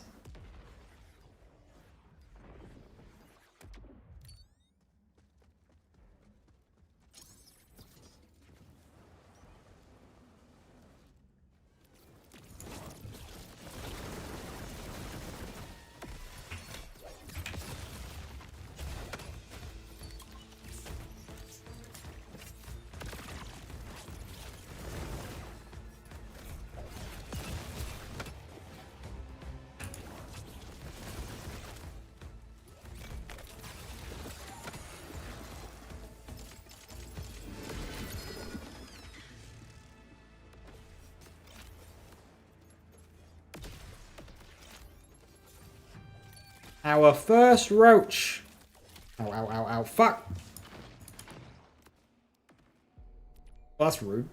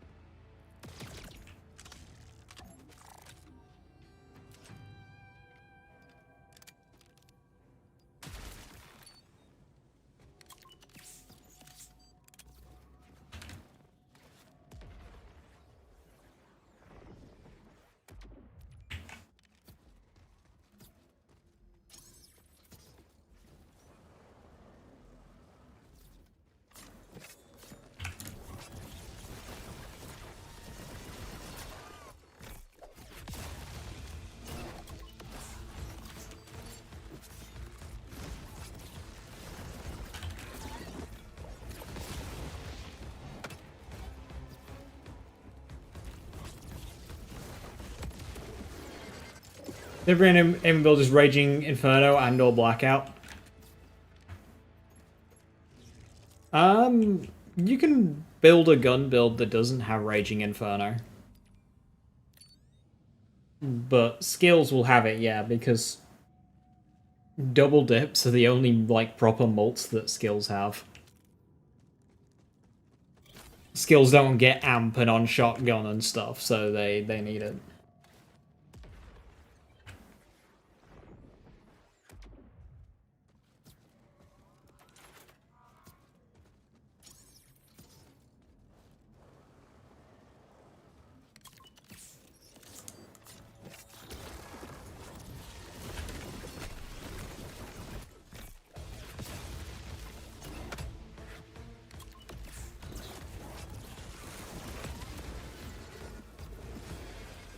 Phosphino, I got fell off the map. Oh no! Wait, what the fuck is this? Okay, this boss is the king of having damage after the fight. What?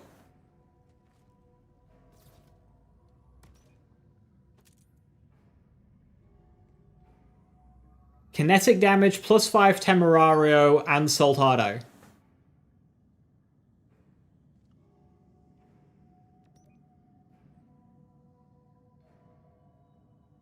Okay.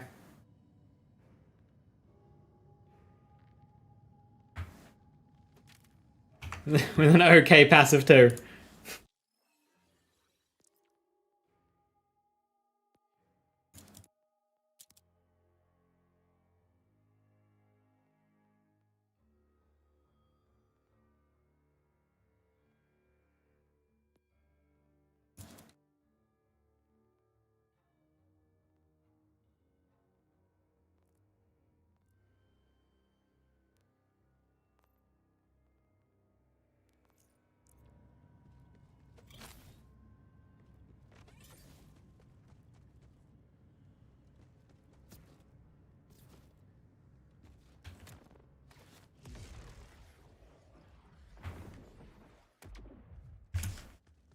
Chris, this is Ancient Runes Crucible Amon build.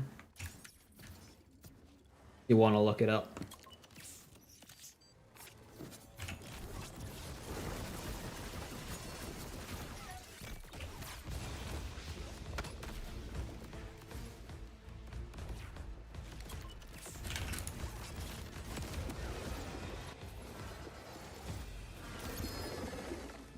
And Rafa do ordnance damage as his main source? Yeah. Rafa's better with grenades than heavy weapons, but you can do heavy weapons too.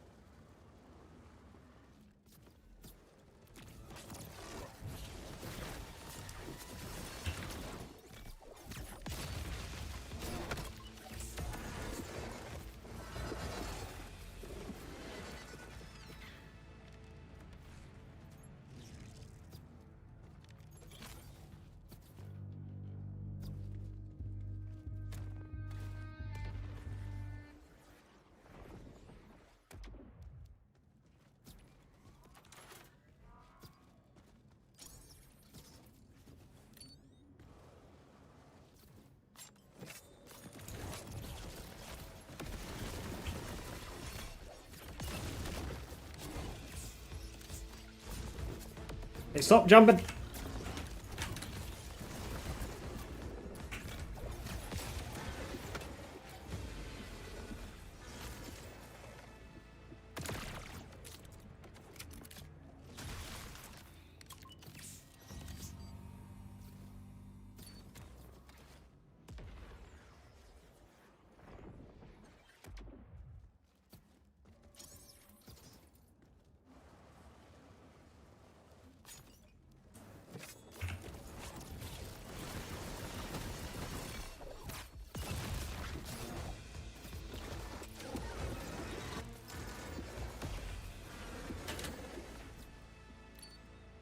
How do I dash boost like that one? This one, that's it's easy if you change your binds for it. You do push forward and boost at the exact same time, and then like a fraction of a second later, you do jump. It's not really possible on console. On console, you have to kind of do it sideways or backwards. Because you can't boost while going forwards, but you can doing sideways. Or you can do the baby ones that I do a lot. Is this one, which is just literally just boost and jump at basically the same time. Boost then jump really fast when you're in the air. This is the one that I do. So if you're on controller, it's much easier to do this. Not quite as quick, but it'll still get you going.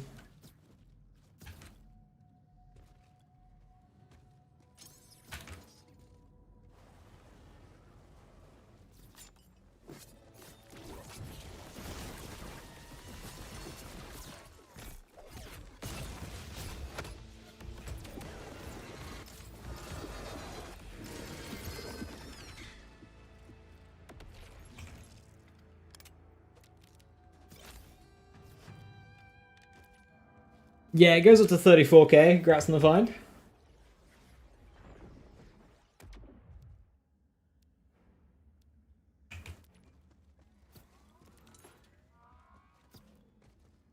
Future proof? Which one's that?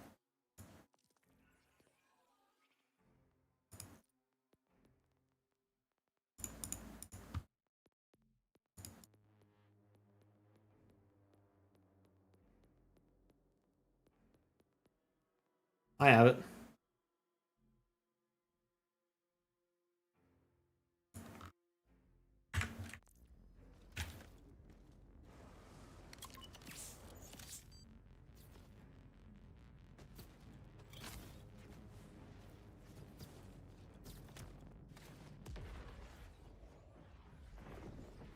Hey, Gaming Interior, how you doing? Hello, hello.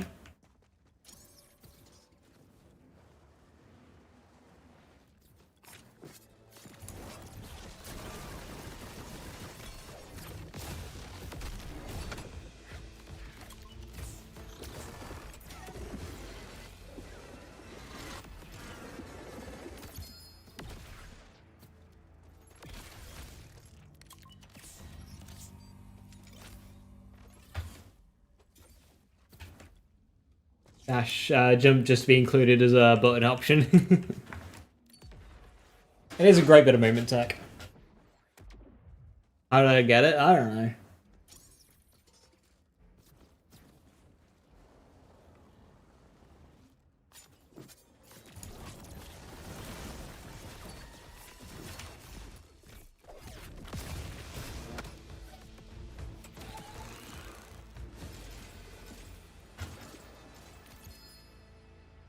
DDO kills. Makes sense.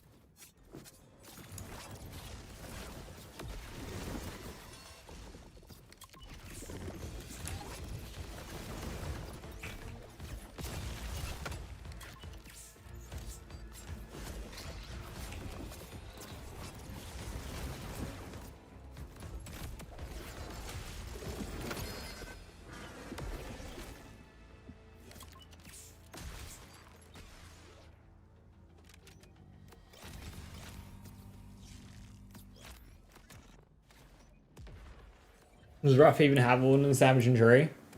There's some ordnance related skills in green, but one advantage that Rafa has is an insane amount of gun damage, which can then be transferred into ordnance damage thanks to full spectrum arsenal.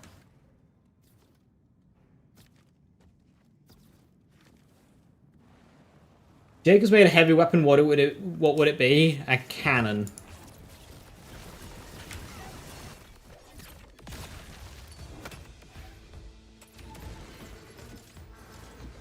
Hey Virgil, how you doing? Hello, hello.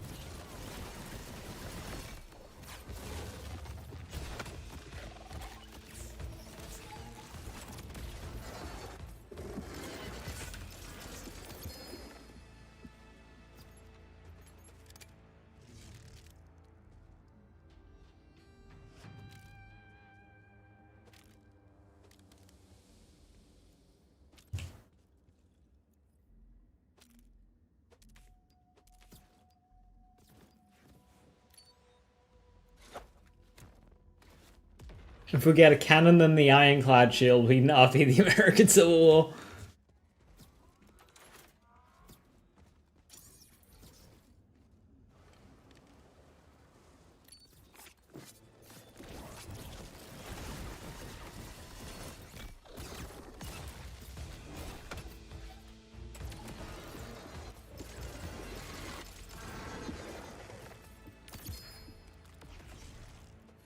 triple Vagabond shield.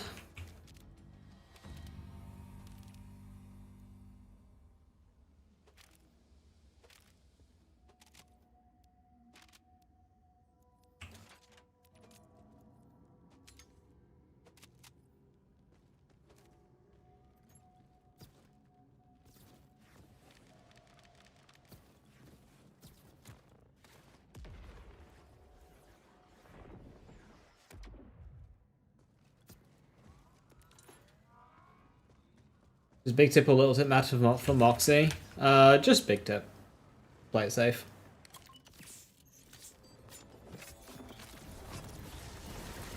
Size matters for her.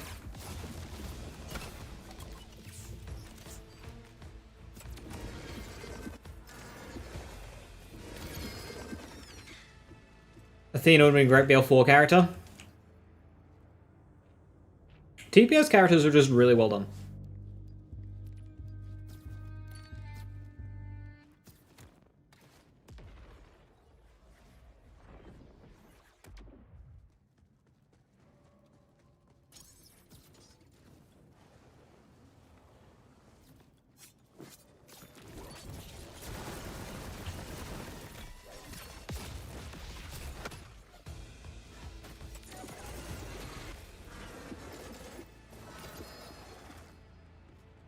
Plain old soup. Well, the issue with the current system is they didn't go all the way with it.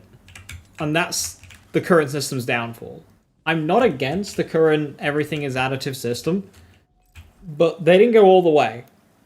So you have some damage types having loads of options, but other damage types not having them. And then they had to kind of balance the game around that. So they balanced the game around guns getting essentially a 5x mult for having access to on-shot and amp, which nothing else gets. And then they have to somehow coexist, which they just can't do. And then a ton of things double dipping, and then, yeah, it's just, like, sometimes guns double dipping.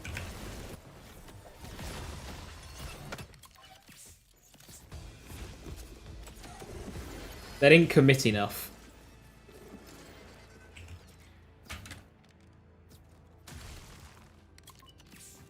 If you're going to make everything additive with each other, you need to make everything additive with each other. If you don't, the entire idea just falls apart. So they couldn't even try the idea because they fucked it up.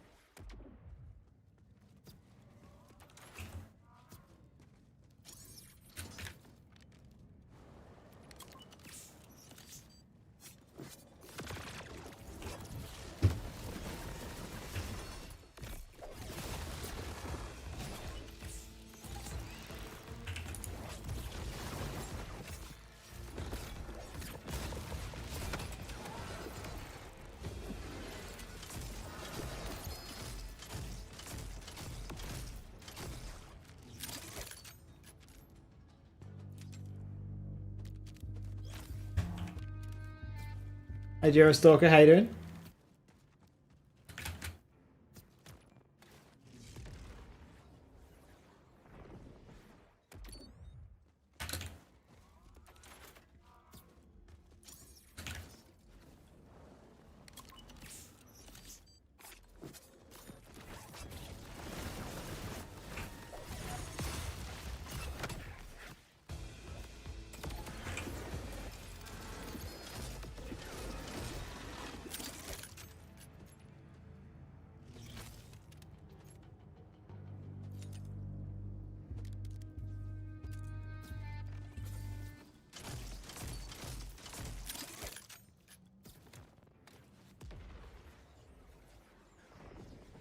Ah, roach.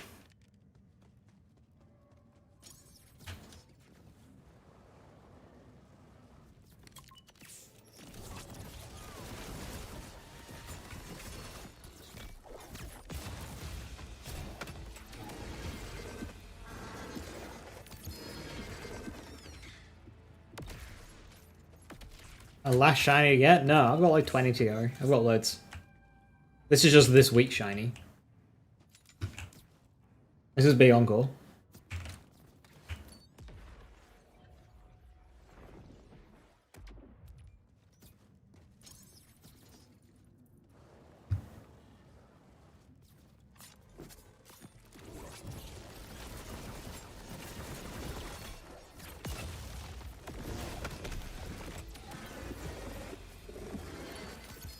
Is the variability in damage from crit RNG? Yes.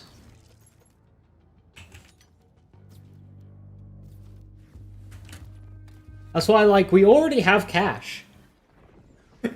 Because this game is just crit RNG.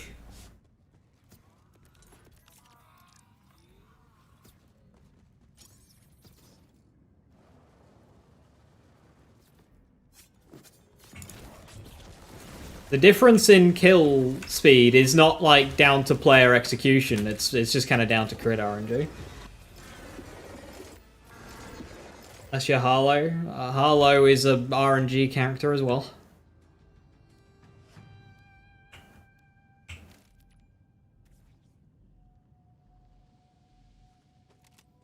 Very good weld run.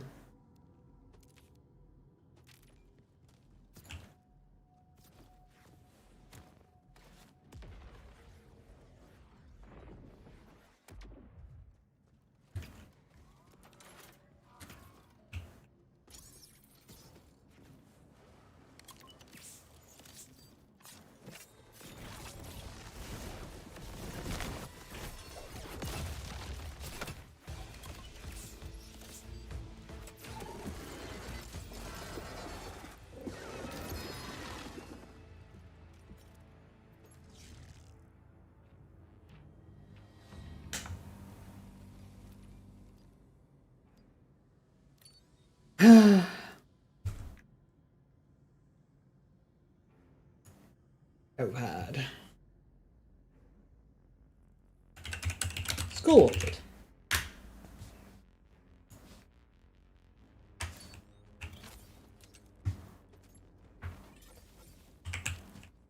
Add it to the list of broken arenas. Hooray!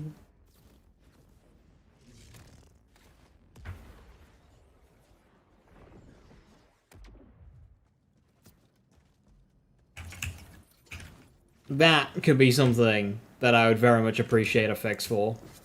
Is loot falling beneath the map in half the arenas in the game.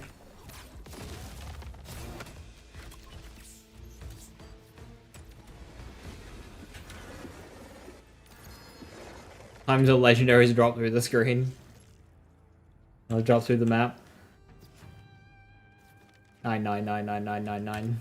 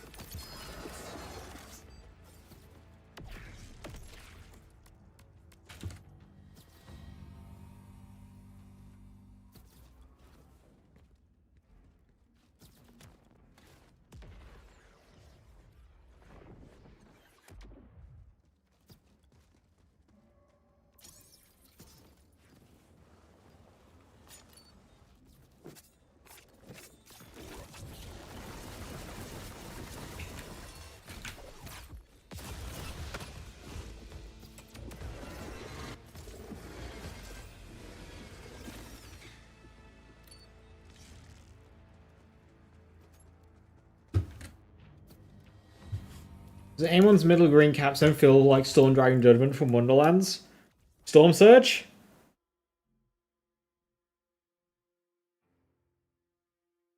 I think you're confusing it with something.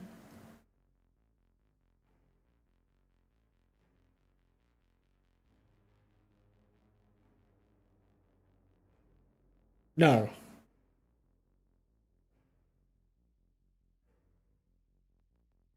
I mean, Hour of the Hammer does.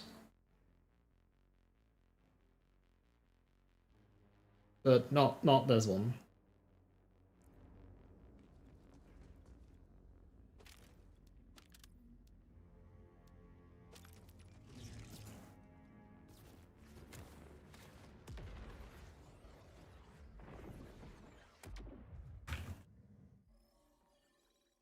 Floor is amazing. Floor. Mean snowball?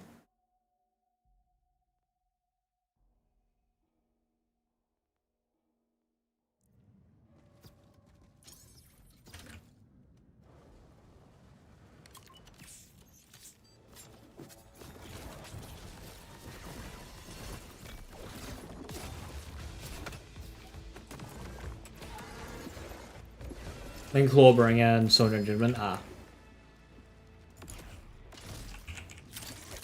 think they might be referencing the fact that it does the Area of Effect Storm, but the thing is that Area of Effect Storm on Storm Dragon Judgment did nothing. It was negligible as all hell. It was just pure skill damage.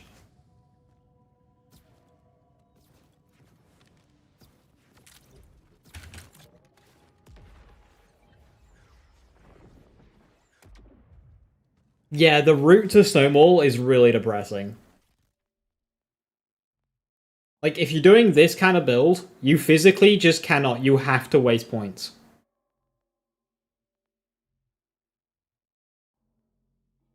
I guess you go duration just for uptime. But it's not worth it. There's just other skills that are better to go after. Which is a shame, because Snowball is cool.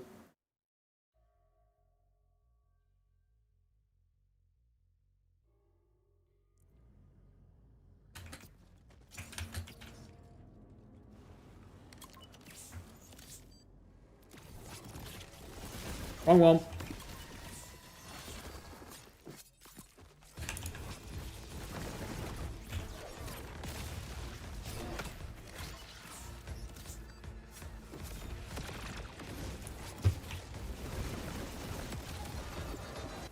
Fuel for Raw. You don't really need it because you had the shock skill further up the tree, but like, yeah, it's not something that you choose to use. It's just kind of there. Ow!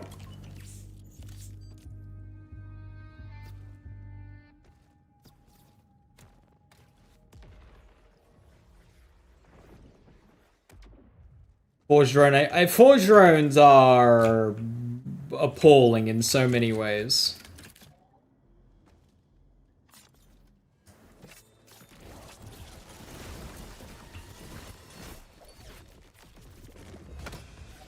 Excellent.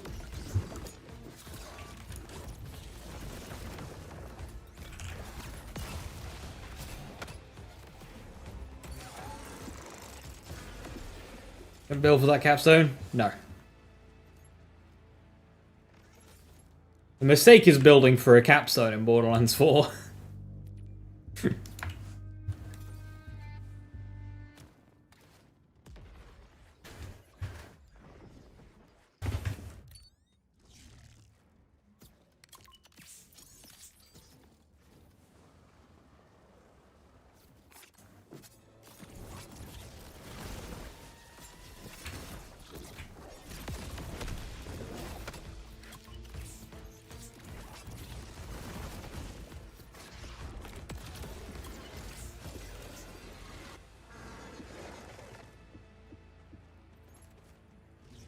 You like action skills, and a lot of action skills are better without the capstones than with them.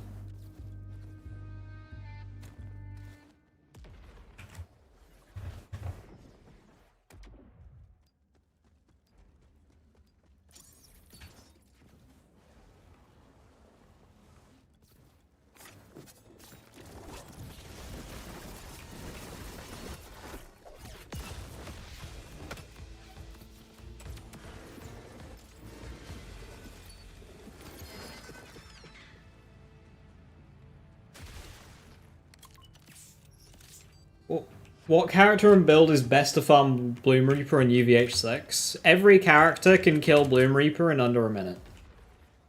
So, whichever one you've got leveled.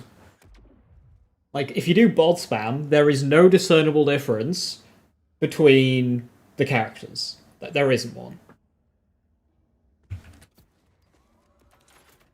You could literally hide the bottom 20% of the screen so you can't see the abilities or anything. Do a bod spam build, and you would not be able to tell which character is being played. It doesn't matter. If you want to do bod, which is a fast way of killing Flame Reaper, whoever you've got leveled. Crystal's easier for Harlow. It literally doesn't matter. All the characters can perfect frame the crystals. Does not matter.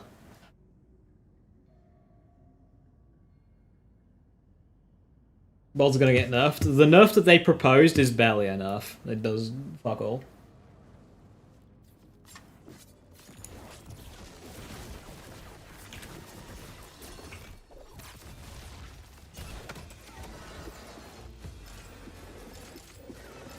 Good weapon to get rid of crystals. Airstrike underbarrel, fuel rod underbarrel, linebacker, dart beast.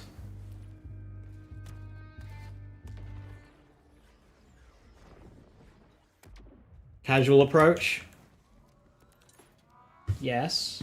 There's nothing like hardcore about yeeting a linebacker across phase 1 crystals, or driving a dark beast through them, or amping an airstrike. That mentality is a really bad one. To think that something like that is not good for casuals. It's literally just rep kit, shoot. It's easy. Like, this is why Borderlands players are some of the like, honestly, out of games that I've never seen people cry about the most basic mechanics as much as a Borderlands player. It's quite remarkable.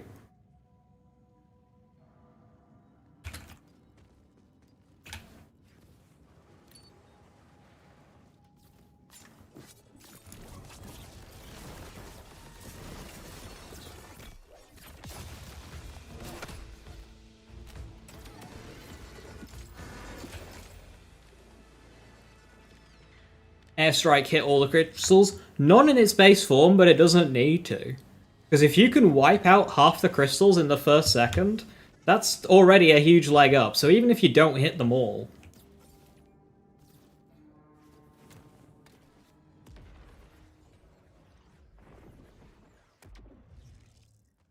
it's a huge boon to the run.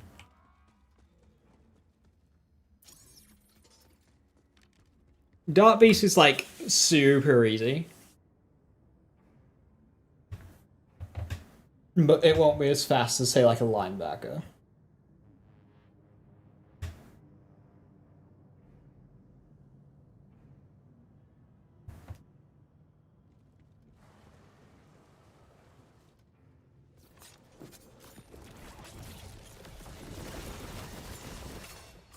Stop jumping!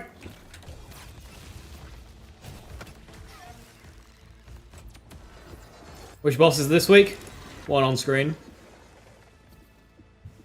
Skull Orchid. And also kind of Moxie. They fixed Cold Shoulder and Sweet Embrace. You can get shiny versions of them now.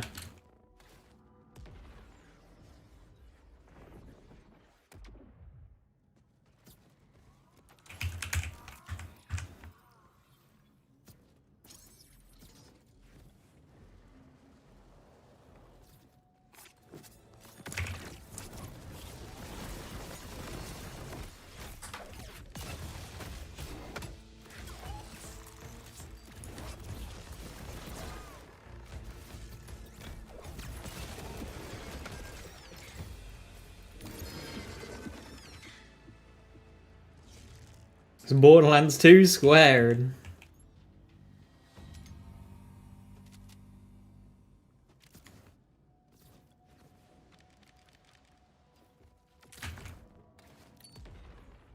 I was playing Monster Hunter earlier today. Monster Hunter Wilds. And just in like some of the Arc-Tempered hunts, I like responding to SOSs and just joining random lobbies. Most lobbies I join in an Arc-Tempered hunt fail. They die. Lose.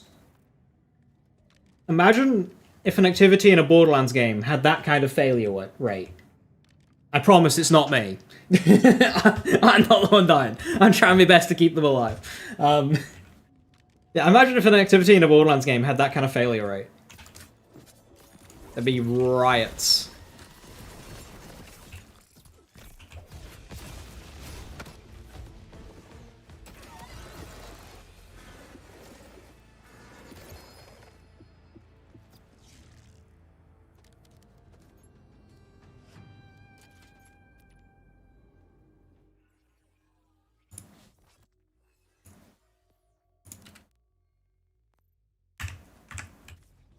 Night Rain's failure rate is probably quite high. Especially in, like, Deeper the Night.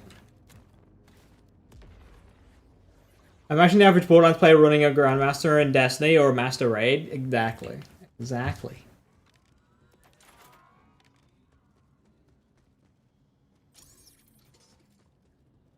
You can't really do support in Borderlands 4. The best thing you've got is Green Tree Harlow, which also happens to be War Crimes. You just can't get both. Your support in Borderlands is making sure everything's dead. But Harlow does have some team stuff, like Confirmative Reality applies to teammates. Your teammates will have infinite action skills if you spec Confirmative Reality. But Confirmative Reality is also just like one of her best skills, so.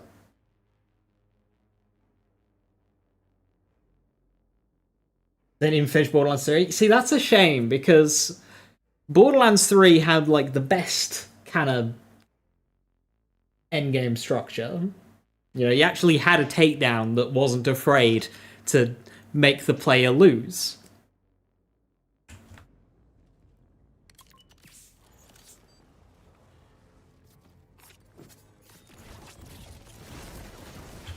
It's okay if the player loses. It's a good thing. It means the game is engaging.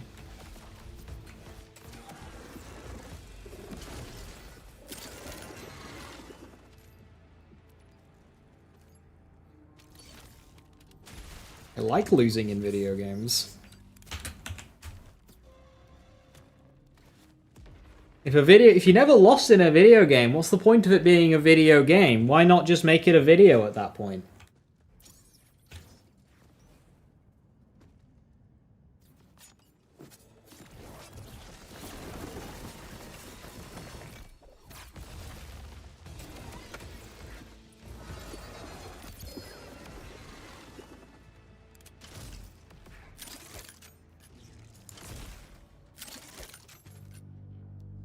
Oh my god, I knew best roll on the Roach! Topping Roach, let's go.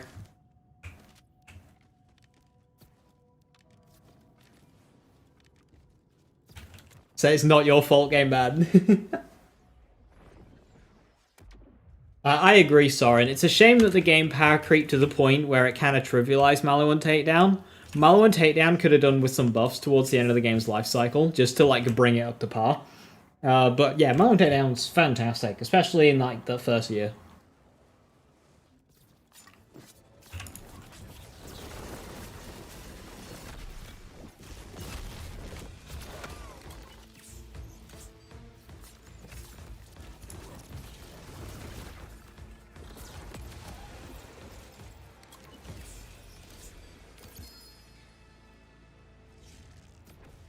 That's why you can never get into Red Dead. The story was great, but the gameplay felt like it was a movie. You talk about the second or the first there? I haven't played the second, but I've heard that about the second.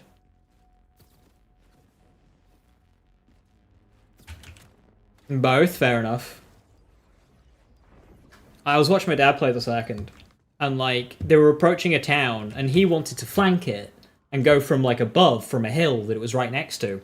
So he starts walking up the hill. Big letters over the screen, turn back now, or like mission failure. And I was like, what? Like, wait, what? What's the fucking point?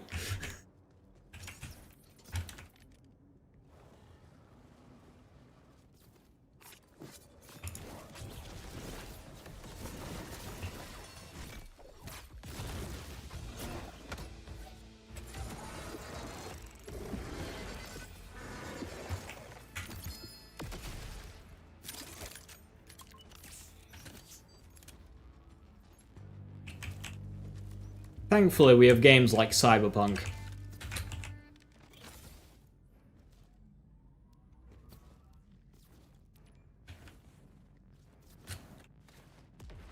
Can all enemy attacks in BO4 be avoided, like by dodging or such? If they can, it's nowhere near as clear or clean as Wonderlands. Wonderlands did a fantastic job, especially with bosses, in making attacks very, like, clearly avoidable. Like, you did a certain thing to avoid them. Wonderlands did a much better job at that than this game did. Even from the early bosses. But, like, the early bosses had very clearly defined attacks, which you had to, like... They weren't all easy to dodge, but it was clear what you kinda had to do.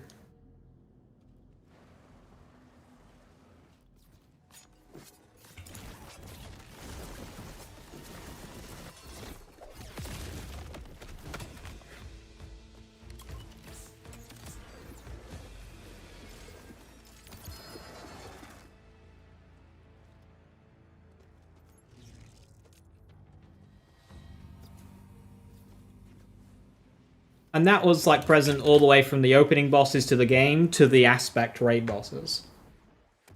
Banshee was, like, a big one, but Banshee was one of those, like, really obvious. One of the not-so-obvious ones was, like, Wastard. Wastard was fully dodgeable, but it was much trickier. But you also had alternate methods with Wastard. Like, you could strafe in a very specific way and dodge the projectiles, or you could just drop a sigil on the ground, and it would instantly destroy the projectiles as they touch the sigil, leaving you completely safe to just shoot the boss. Like, Wonderlands is a very good game for that.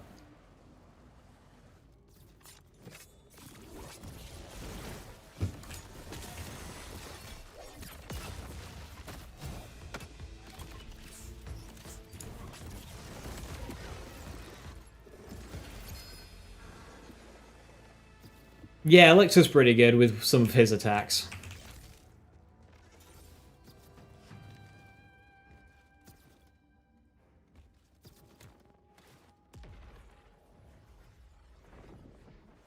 Been gone for an hour and Gurthwick already made me play that as the worst Vault Hunter ever. I know, right? Aimon is shit. Aemon's so shit. Girth should just give up this character and go and play Remnant.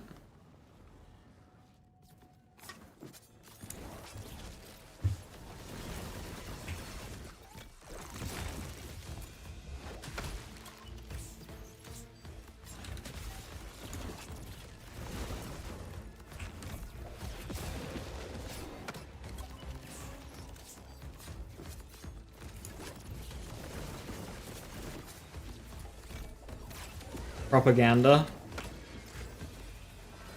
I mean, I could, like, expose you right now and say, hey, everyone, did you know that Girthquakes never played Risk of Rain 2? But that would be mean, so I won't do that.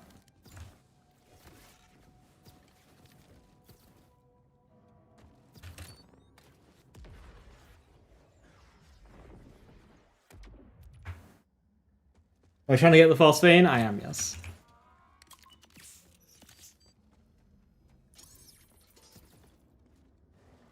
Have I played Dead Zone Rogue? I haven't, but in terms of my, like, room-to-room roguelite, I've been playing Deadlink, and Deadlink is just so much fun. It's very similar to Dead Zone Rogue, but it's a lot more ability-focused and movement-focused, rather than picking up gun-focused.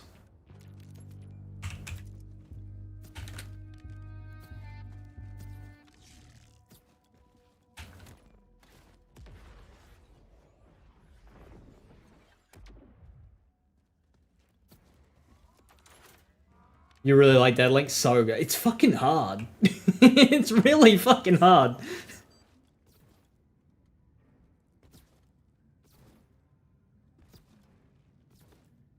The everything game, Crimson Dessert. Ooh, what's for dessert?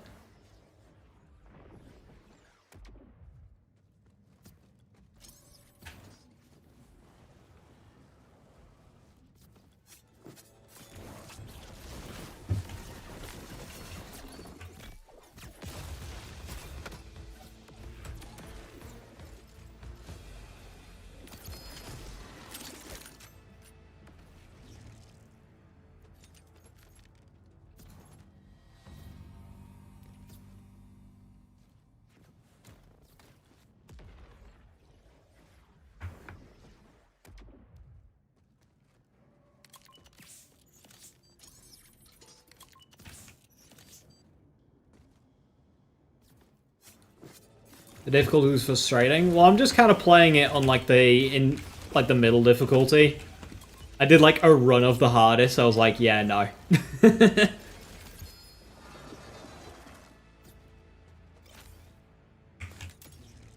I'm not built for this.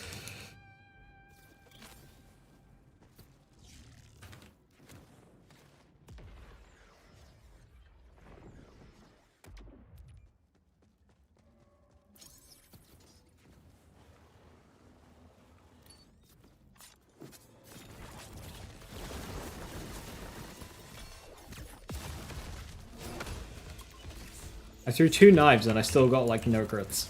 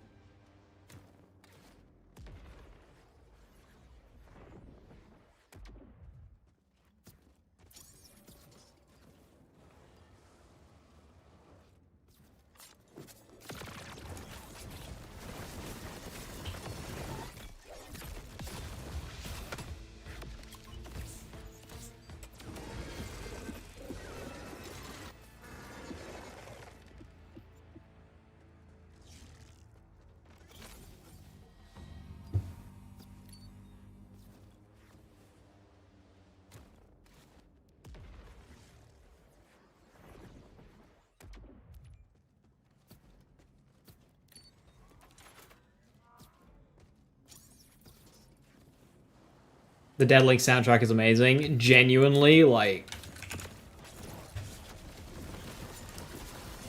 so good.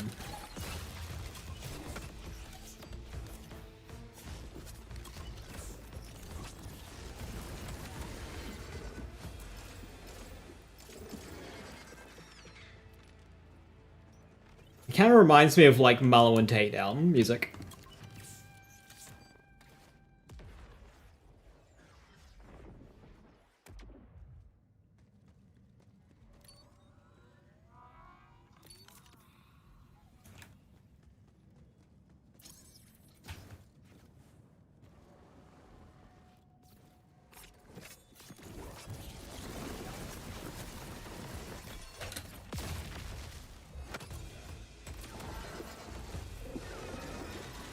Yeah, this really is just throw 2 knives.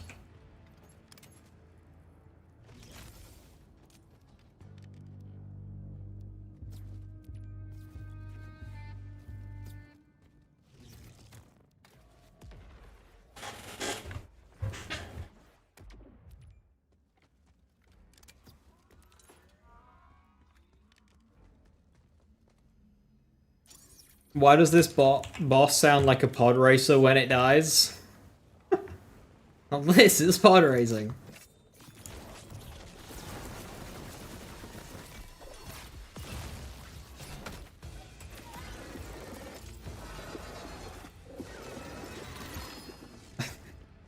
I hear it.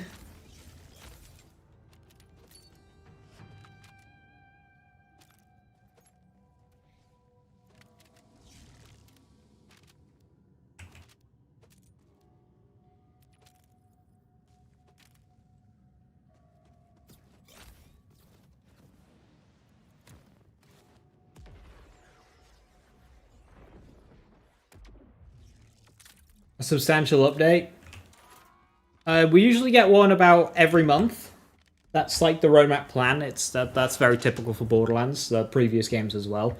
You get 3 minor updates, maybe 4, and then a big one.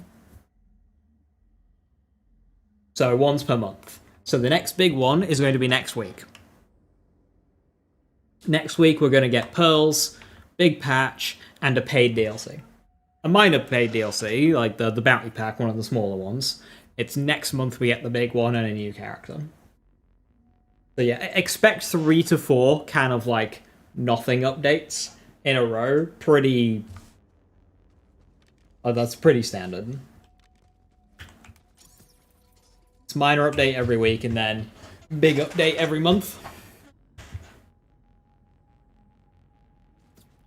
pearl farming. I really hope shiny pearl farming is just absolutely ridiculous and brutal.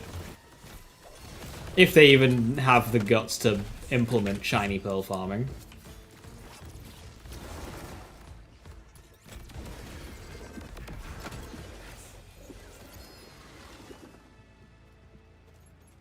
You were hype with Mancubus. Hopefully they write his character well and don't forget why his character worked.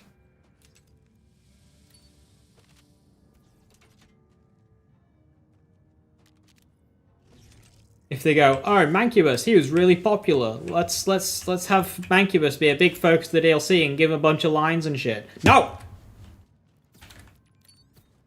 The reason why Mancubus was good was because he didn't say much. He didn't know anything about him. He was just creepy. He was just the guy at the counter.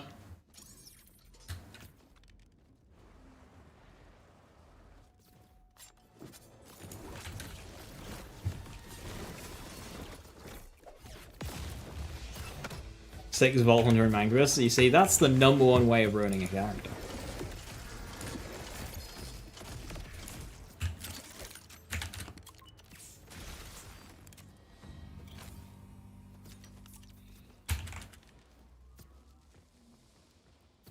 Strangely wholesome. I mean, yeah, everything he said was just nice and welcoming and polite.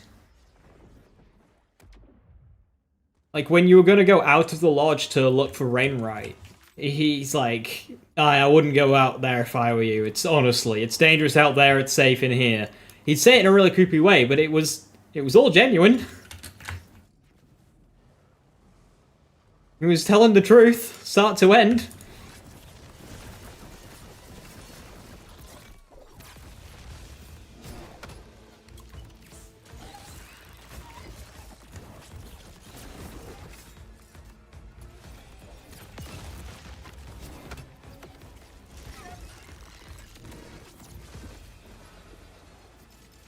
Refraction and Harlow works on TDO throws and Katagawa's reach projectiles.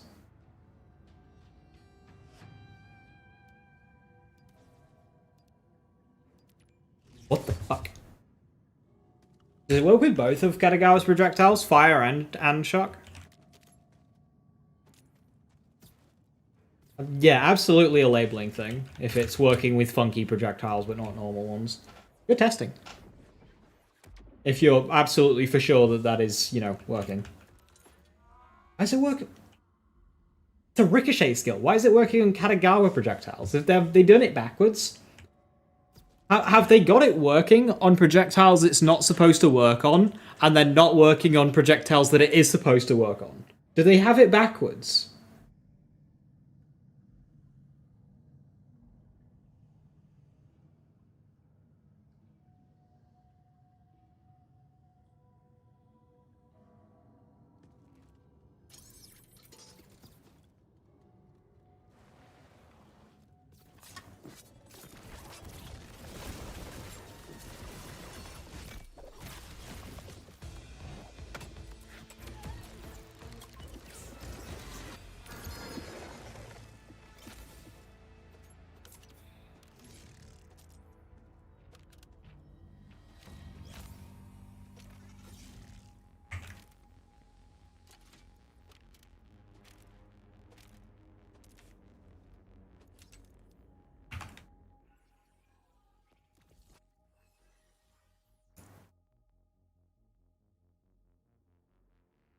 I mean, having it backwards is something that I wouldn't write off.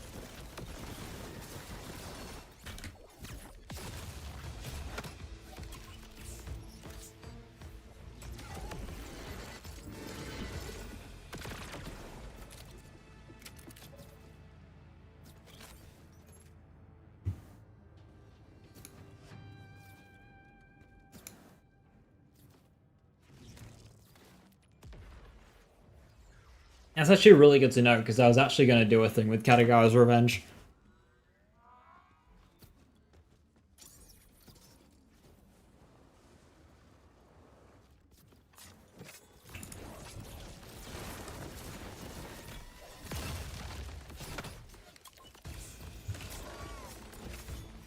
How did I get, like, no crits? I threw those knives really aggressively.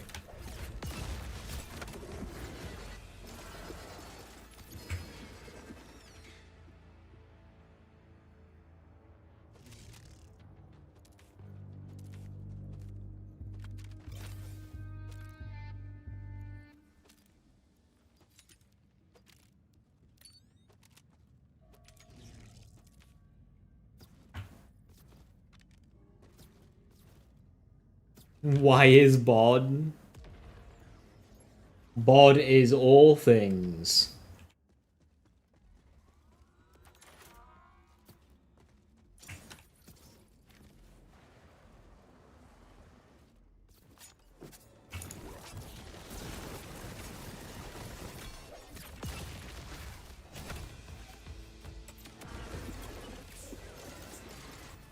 Hi Pebbles, how you doing?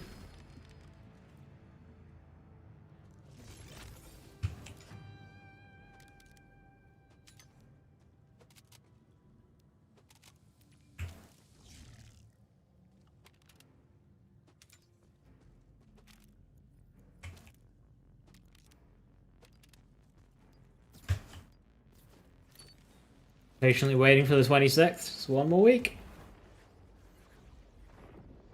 I've got next weekend off as well. I don't know if it's true, but clone TDO throws split the damage up. They do. You still get more total, but you need to land both of the dupes.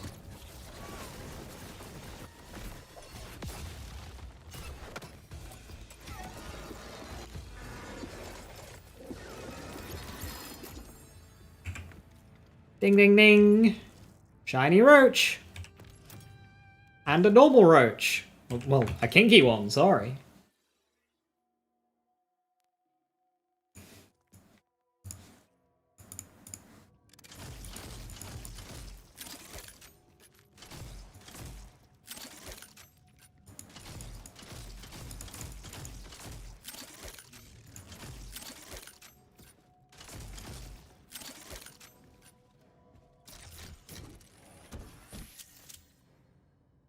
Brr. Neat reload animation. Yeah, shame it's on one of the worst legendaries in the game.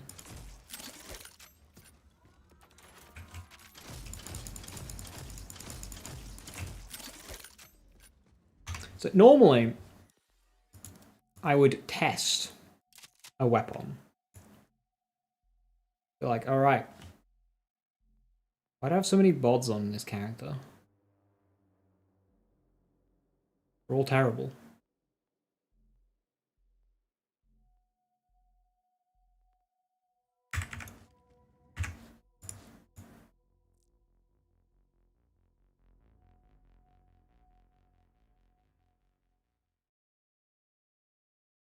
PDO throws Katagawa Storm Mode and Fire Pot. Storm Mode, not the Fire Mode then.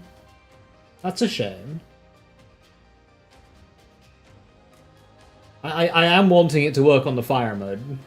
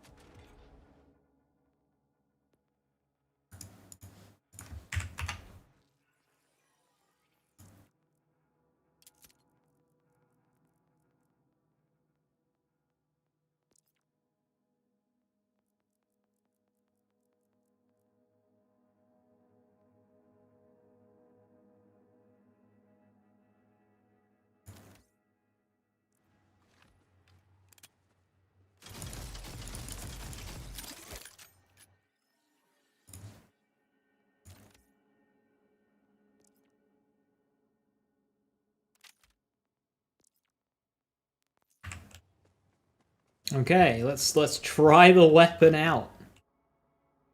Wish I could go to Gordello.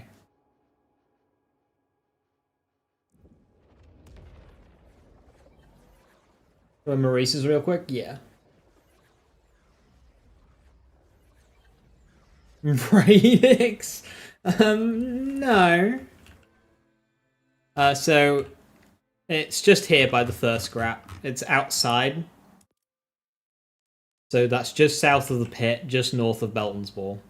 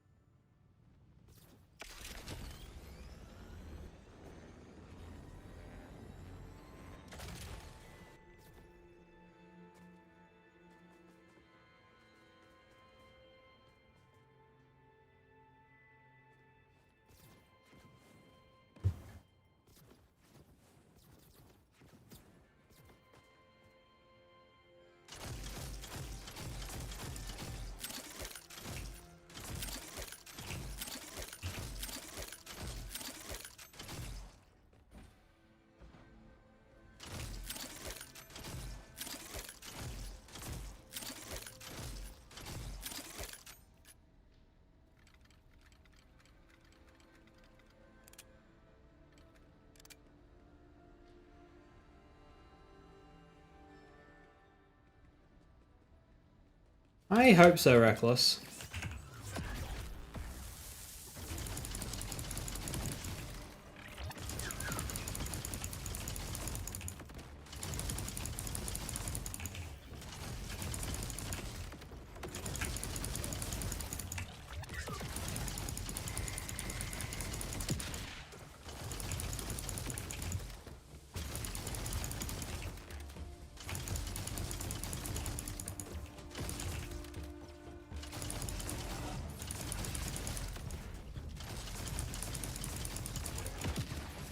Does Airbus break it?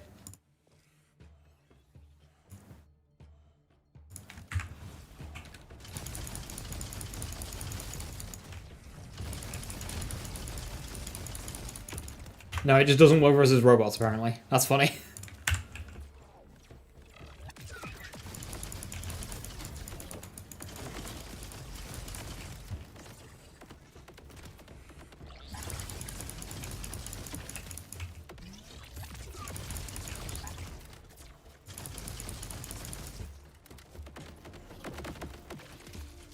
I mean, it kills, but I think this is kind of a case of lol X.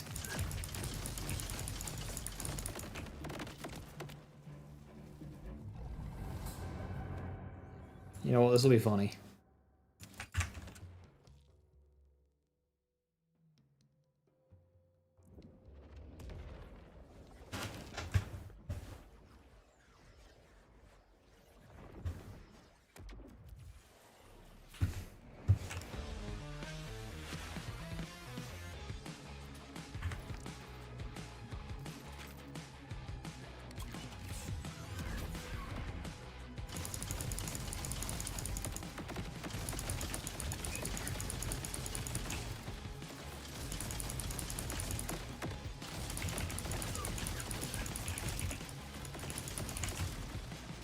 Missiles everywhere!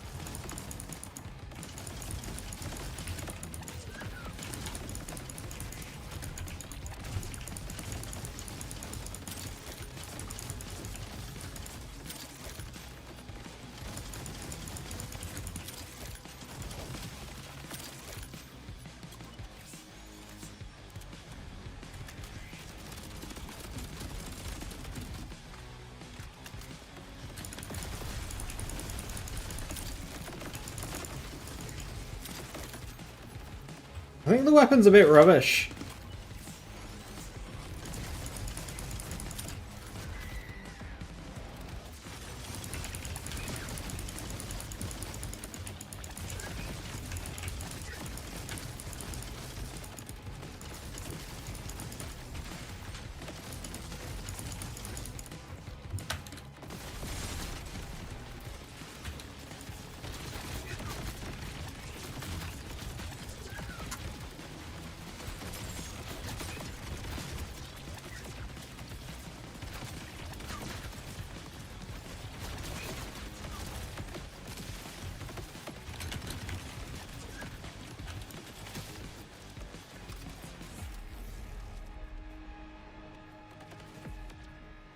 Because I discount fireworks. Discount doesn't begin to describe it. You stand on these? Oh my god, you can.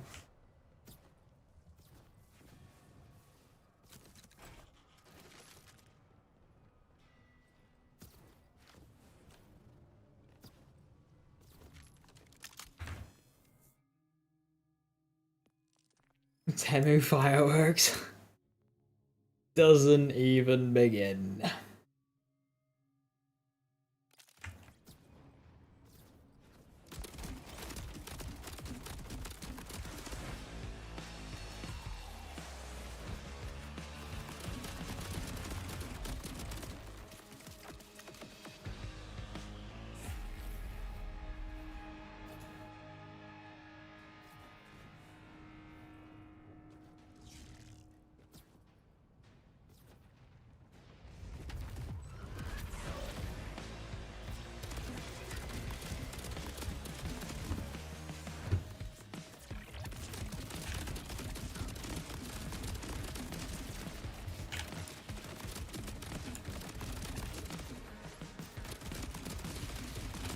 Sorry, I'm just in an area with a lot of mobs, a wombo combo and a fireworks equipped. I'm just having some fun. The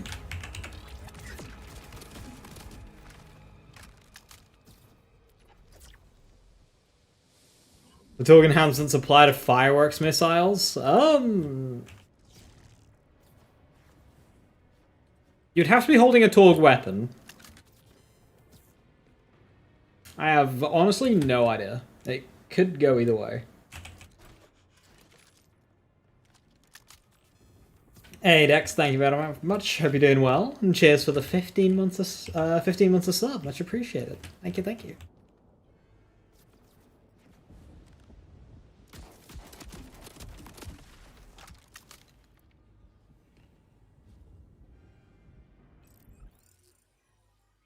Yeah, Roach, a solid 1 out of 10 gun. It's just not good. It's just not good. It's not good. Like, you need a maxed out build for it to do anything, and even then, it's disappointing. So it's not good on playthrough. It's not good anywhere. It's slow and it's weak. Got 200 BL4 legendaries. Couple of years for that one.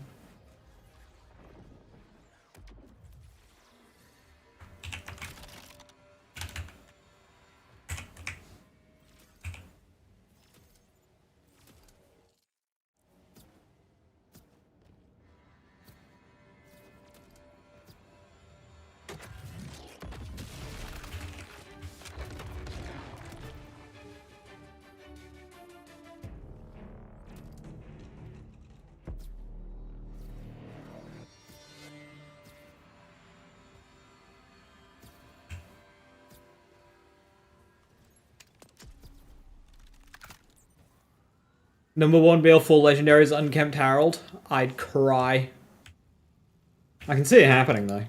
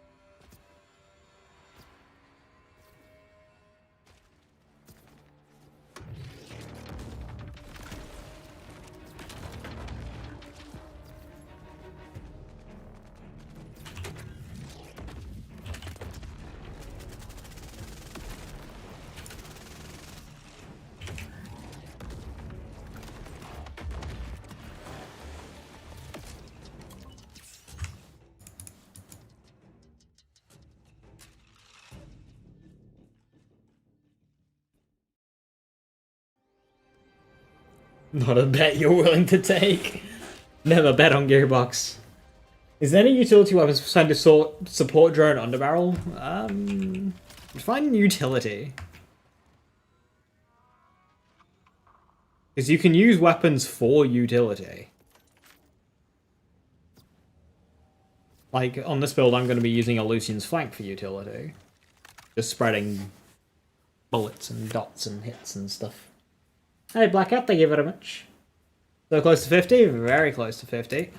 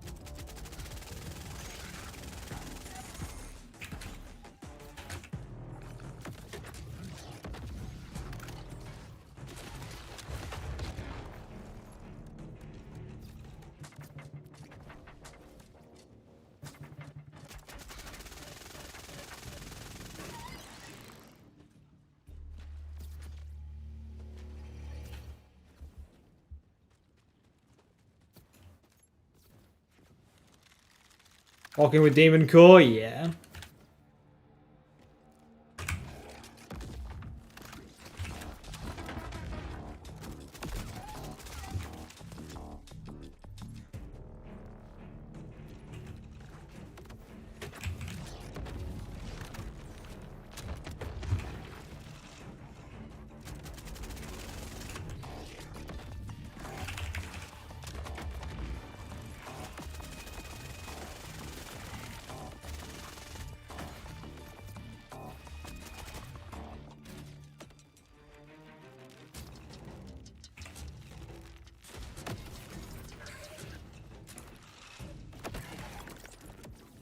Yep. A lot of things happened in the last 10 seconds. Bodden Chaosin. I got Chaosin.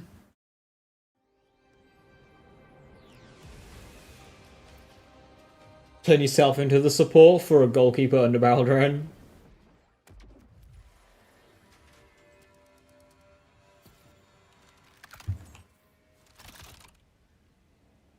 You won't spawn.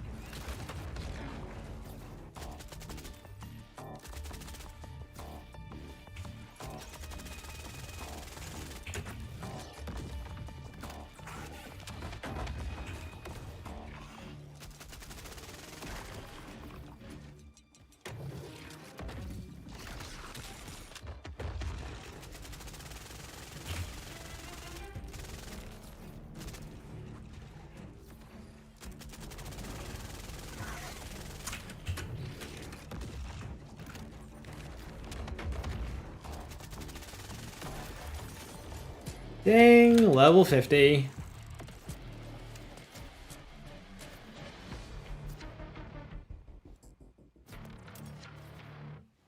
Give me my volunteer on the Chuck build. Either Rafa or Vex, personally. The other characters can do it very well too, though.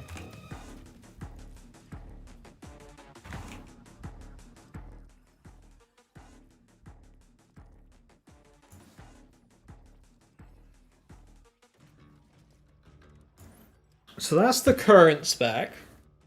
Precision engineering, make extraordinary, and all of this. But no access to cue balls, pretty boring.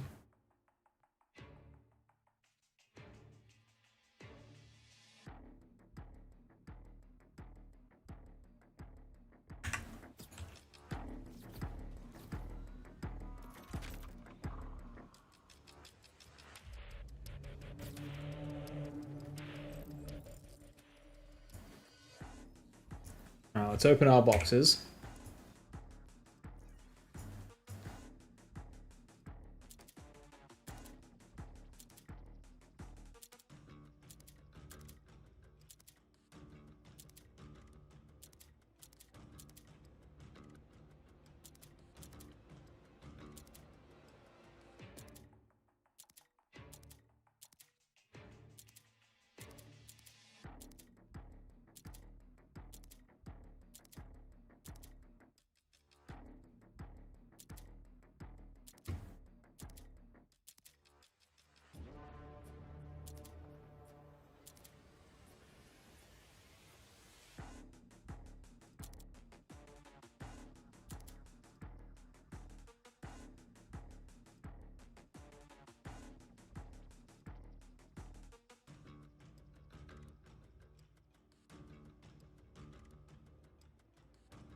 There's an open all button. There it is.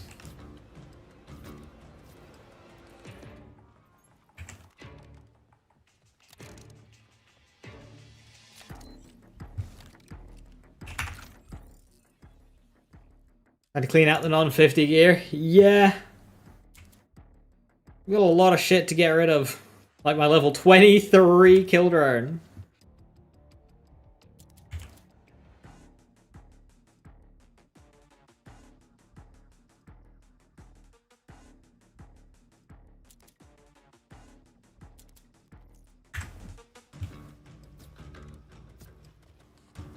Right, so we need a gear up. Let's get fireworks.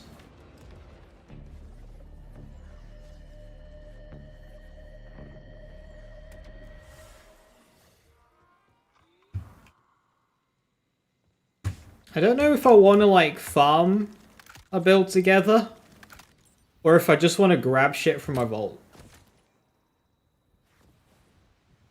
And maybe get it working until like UVH5 and then do vault stuff.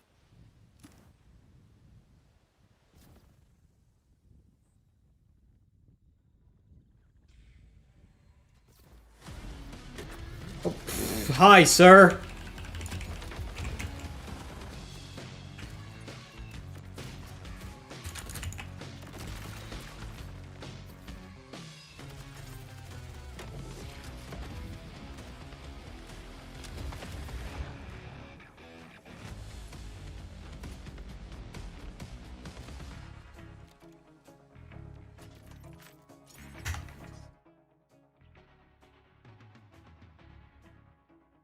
Shining the brightest challenge. Is that the phosphine one? If so, yes.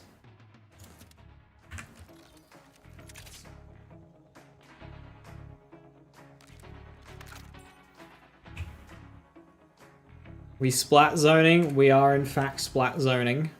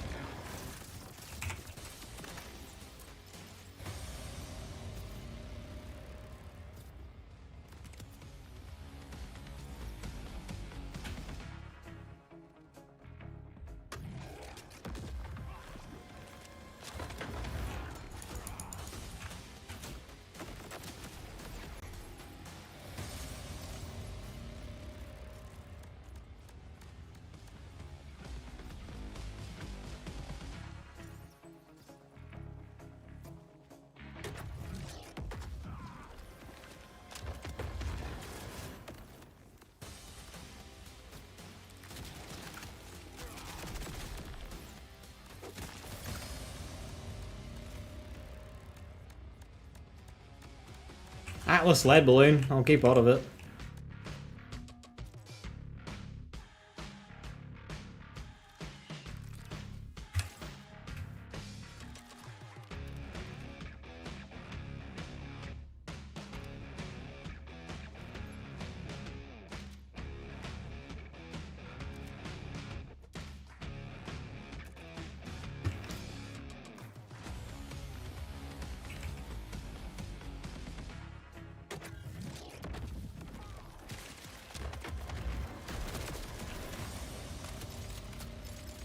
Any certain element fireworks? Kinetic would be best.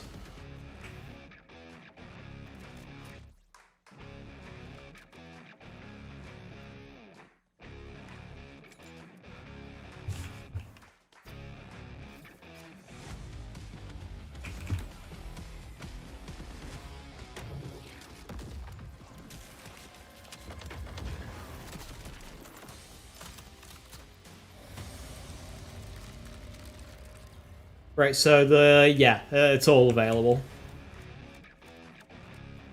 No spoilers or reviews on how the skin looks. I'd like to find that out myself.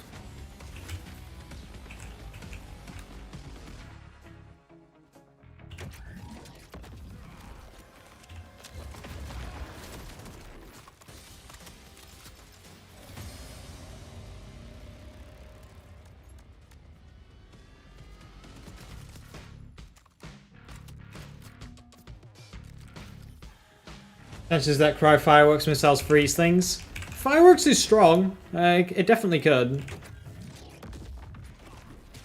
There are better ways of freezing things on Harlow, but...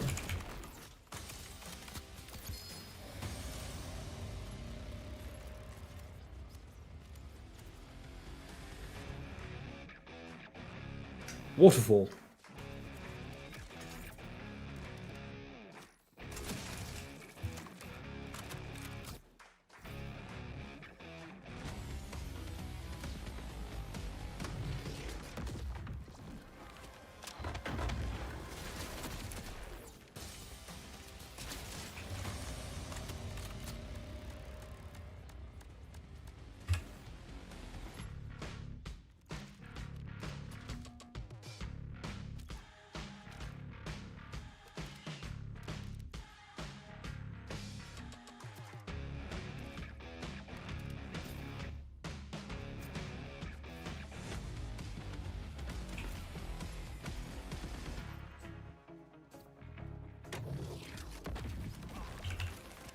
Flash freeze Harlow. That wouldn't need to be cryo though, right?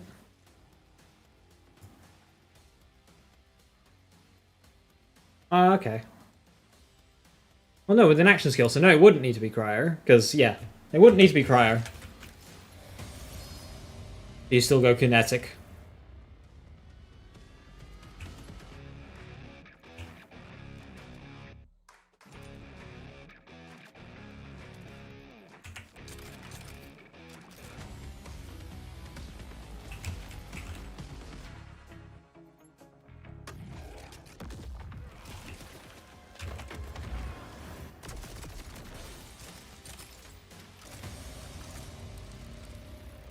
If fireworks can drop a bladed, I don't think there's any restrictions.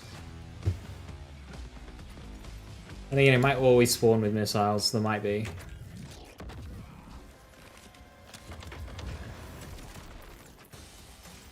Which phosphine skins were fixed? The two busted ones. The Moxie weapons, them. There might be still 2 empty boxes on the actual like list, but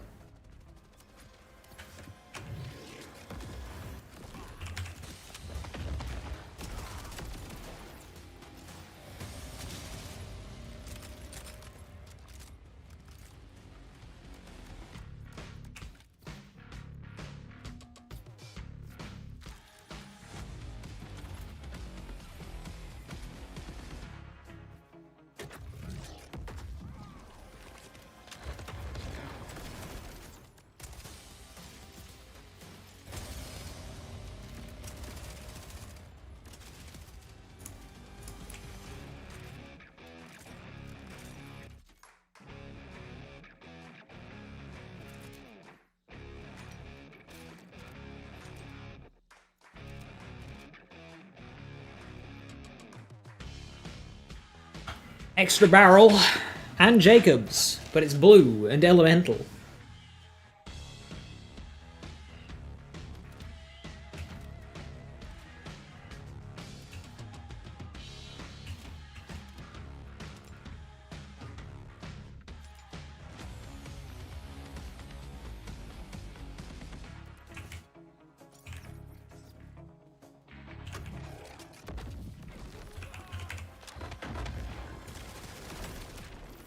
The super dash, it's forward and dash at the same time and then jump a fraction of a second later. You can't really do it on console. On console, it's better to just kind of do that. Which is just dash then jump whilst airborne.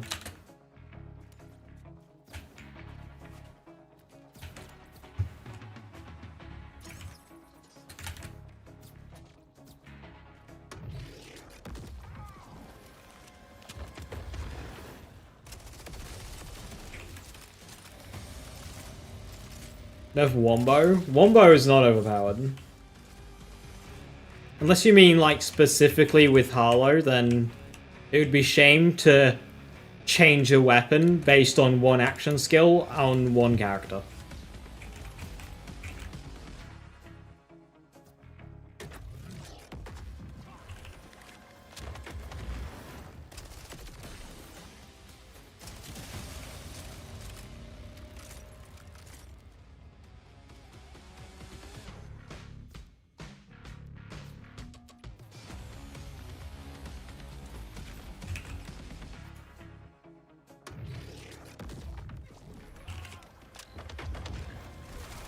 Like,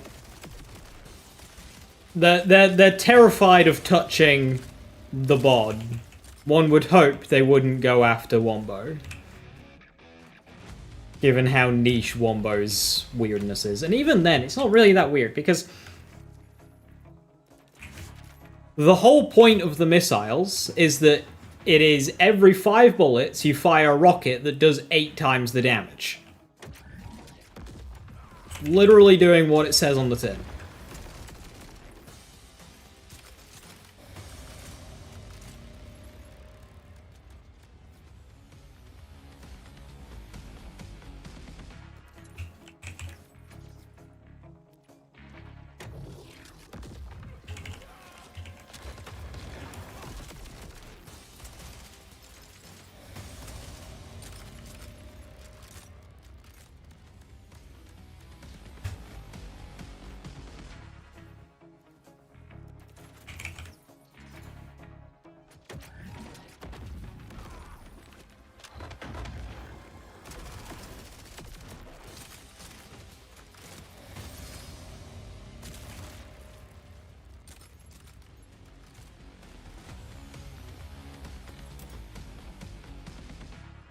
I'm getting a lot of lead balloons, but not a lot of, fireworks.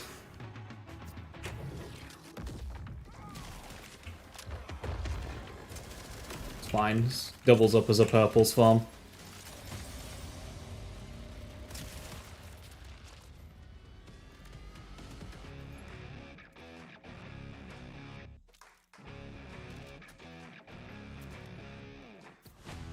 We're farming for fireworks.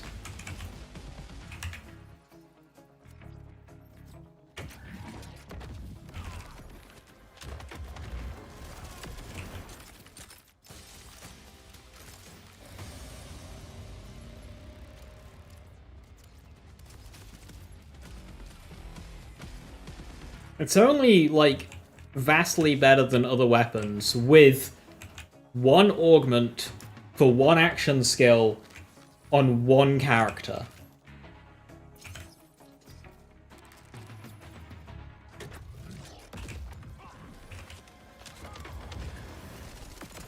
Like, it's pretty niche. I mean, yeah, it is a very powerful playstyle, but like...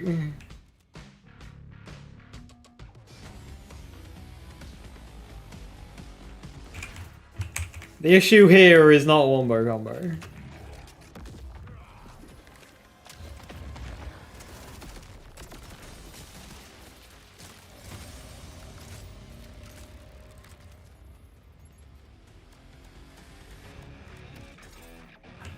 Less nerf talk, more buff talk.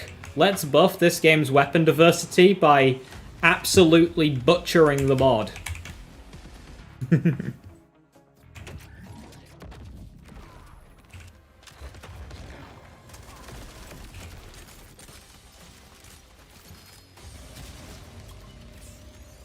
Hey, fireworks, cryo, whatever. I take it.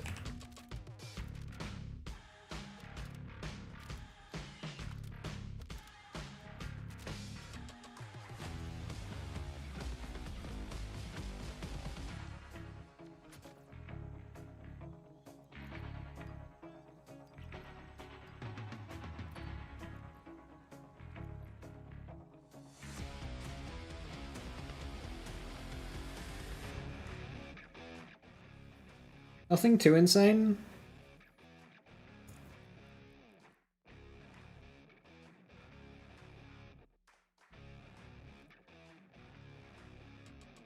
At a brewery?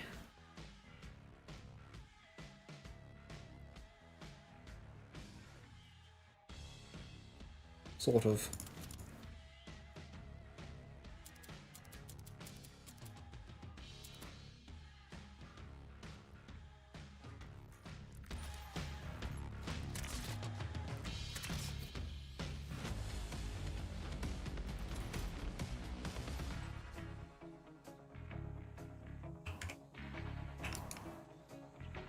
I didn't mean to go again.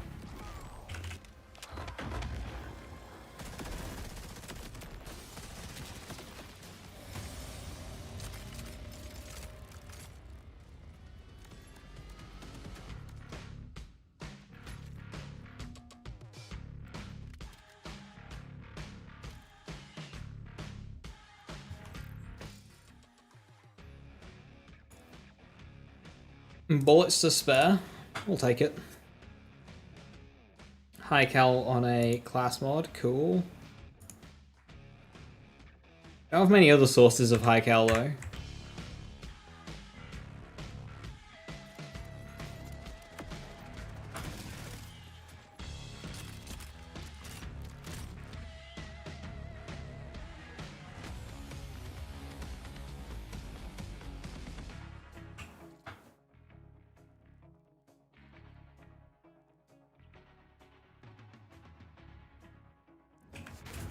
Right, now we're a little bit better at bombing.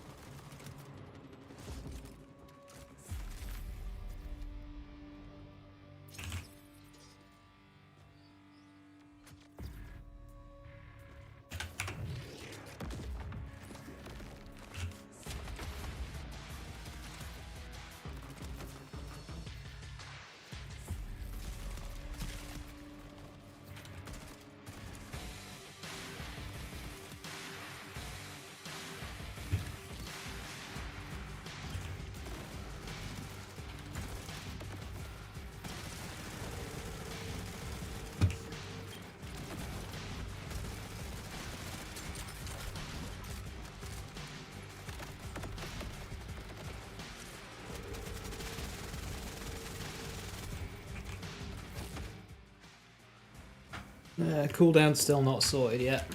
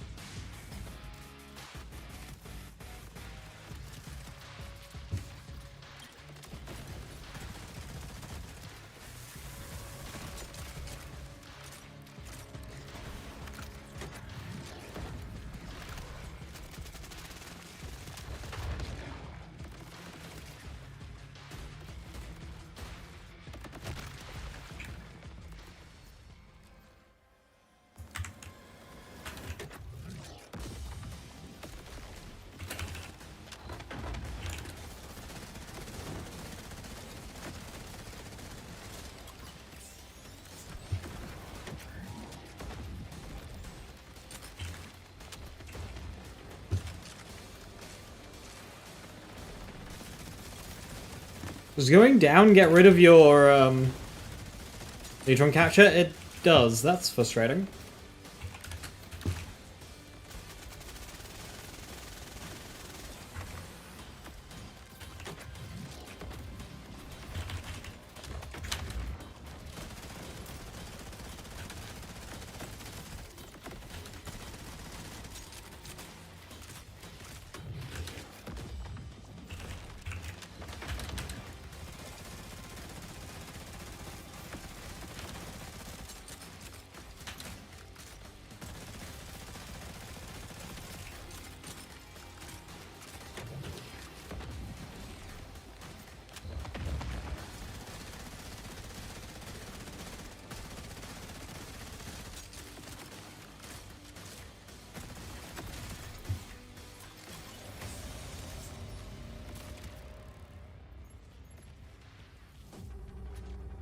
I'll take it.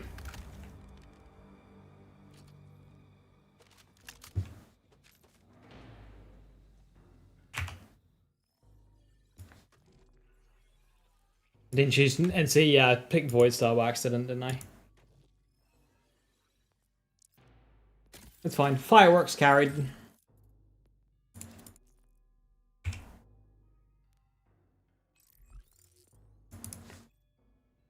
That Void Star was applying to the boss, though. Did you see that? It was chunking it.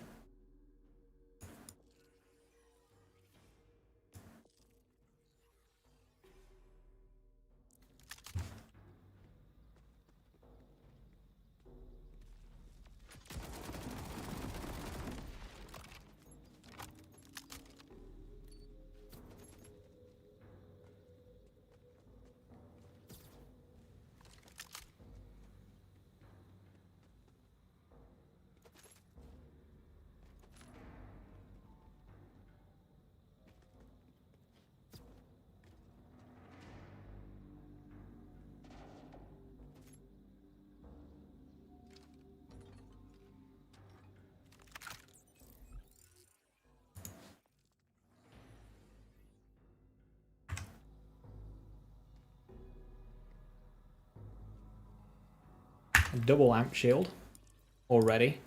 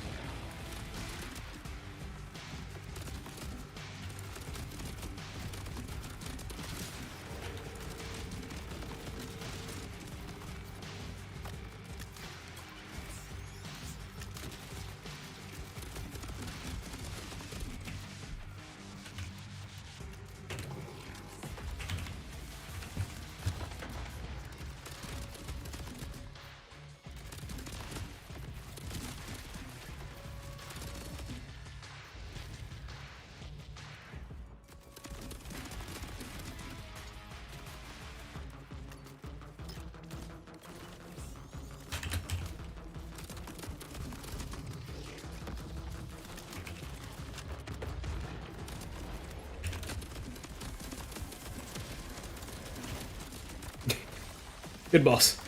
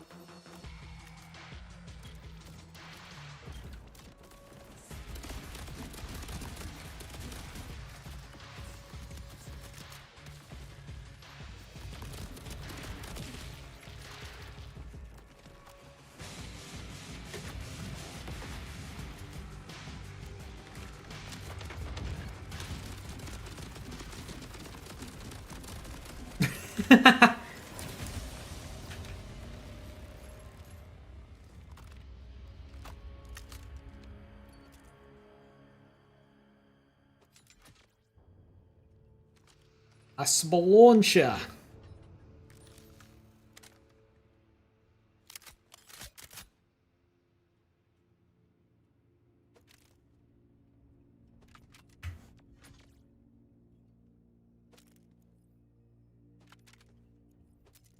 Hello, wall of text.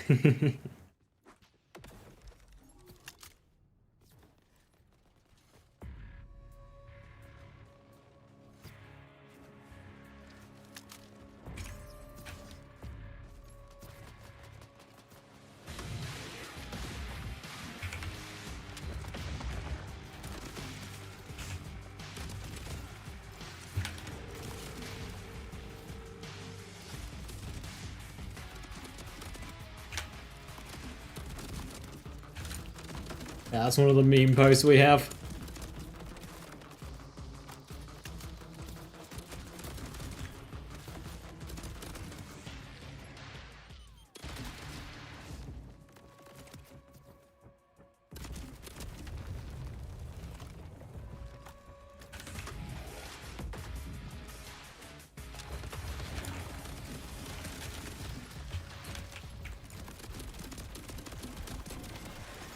Come out.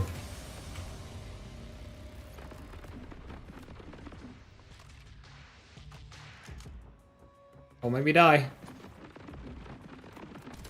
Thank you.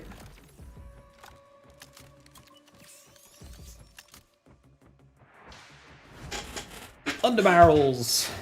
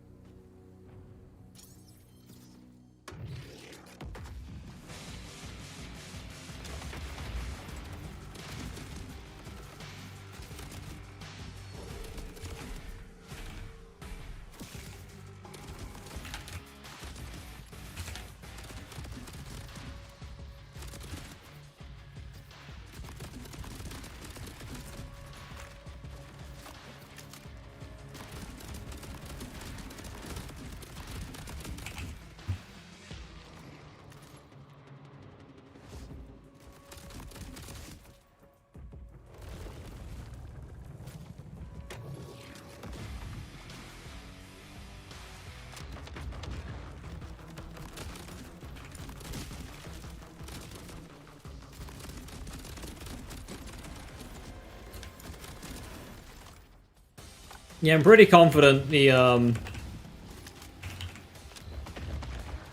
underbarrel change with Wombo works. As one would expect.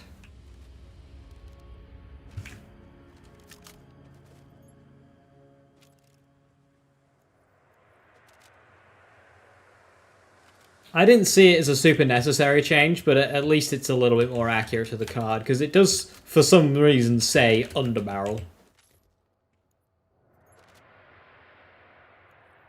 So if it's going to say that, may as well work with underbarrel related things.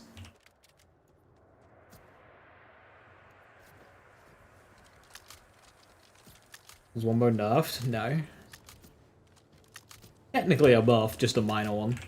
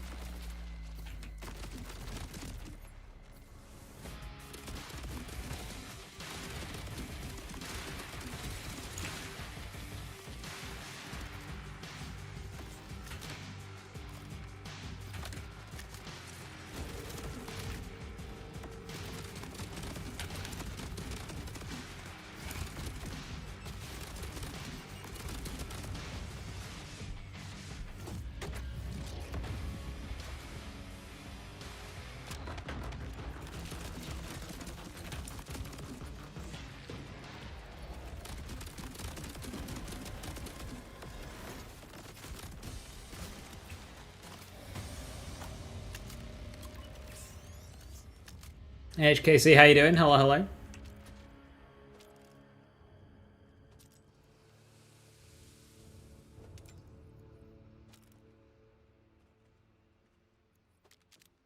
I need one of those ripper grenades that people like using.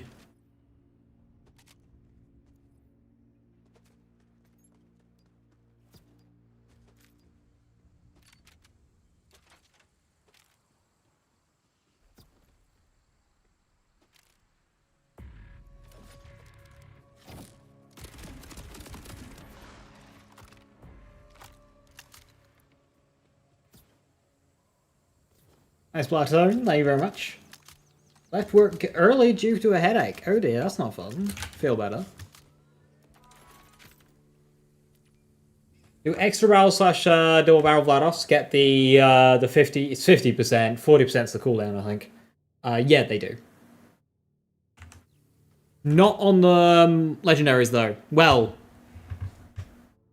might do with Aegon's. I don't remember. They don't on Lucian's flank. They're a bit funny. Like those inbuilt ones that are like guaranteed, they don't seem to work. But they do on just like normal ones on purples. It's very bizarre. So just keep that in mind.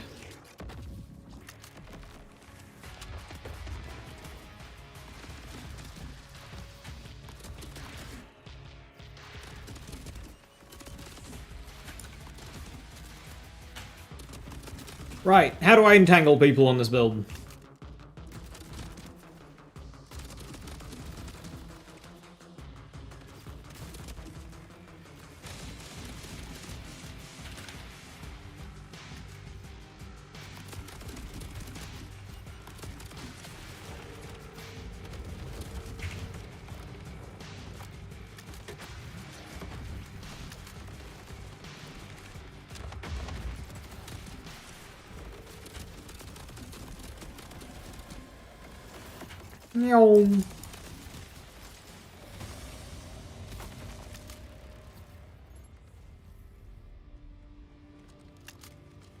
Generator?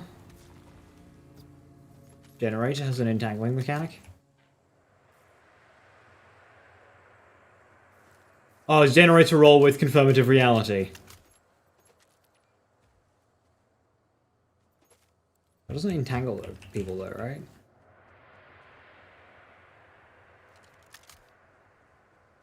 Aegon's not worth it anyway, yeah. Aegon sucks.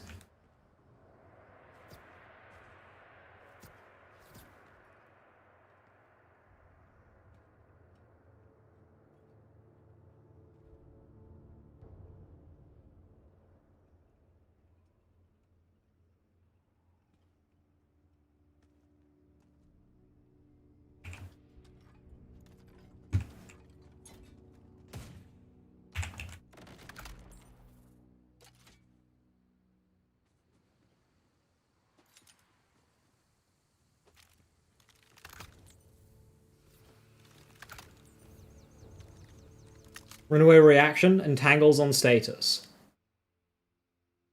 Okay.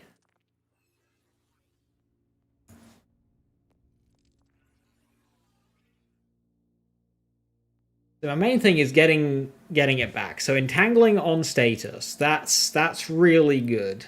That one, isn't it? Yeah. Comes with status fetch chance too. So if I were to use that, I would need to go confirmative reality in order to make use of it.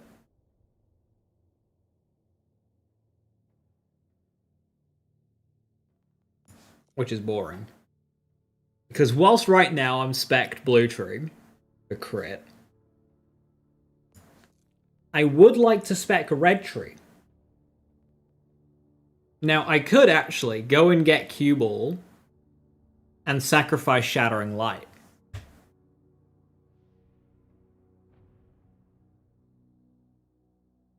But I would like access to the 3.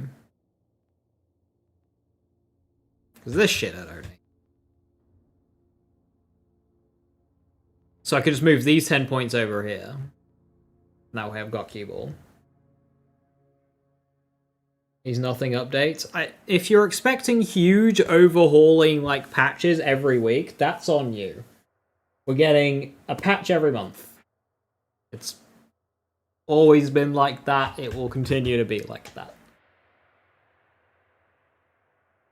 They can't put out DLCs every week. That's just not sustainable.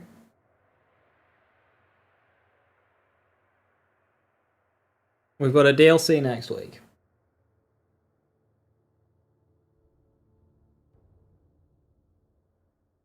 Hey Alpha, thank you very much. Simplify, cheers, cheers.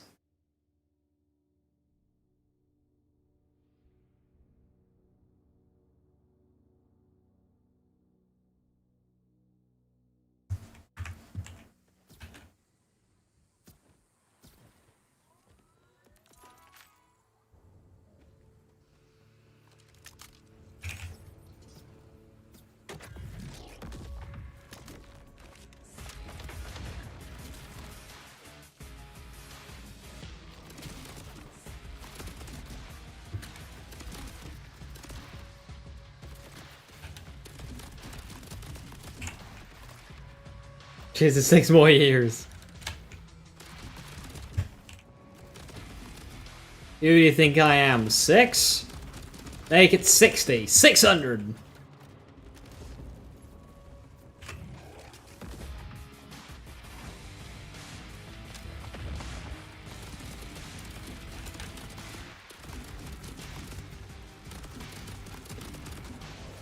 Ah, shit.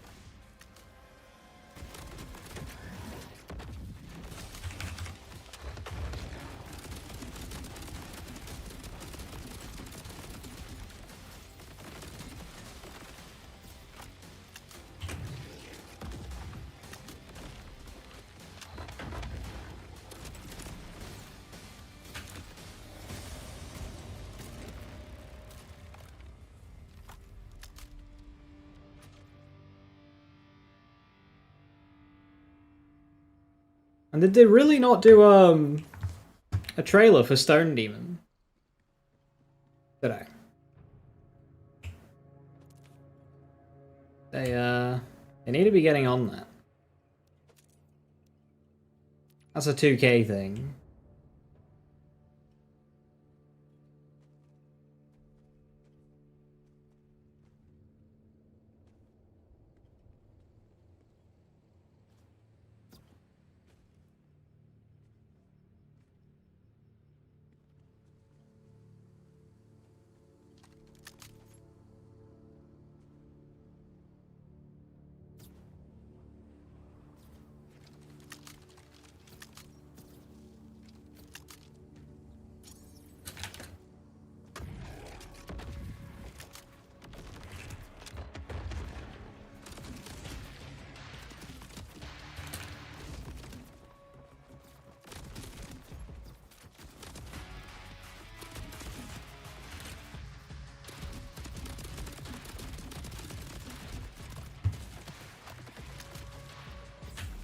What's the update? They let they fixed Phosphenes from Moxie dropping, so now you can actually finish your Phosphene challenge, which is good.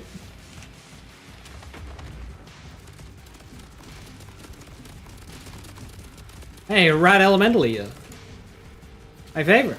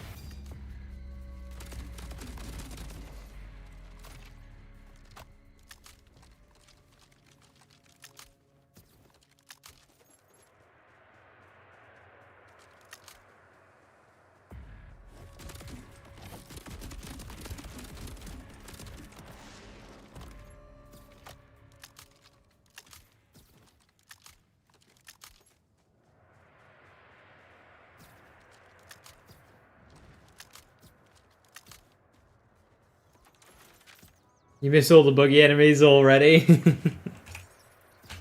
My Aridium drops.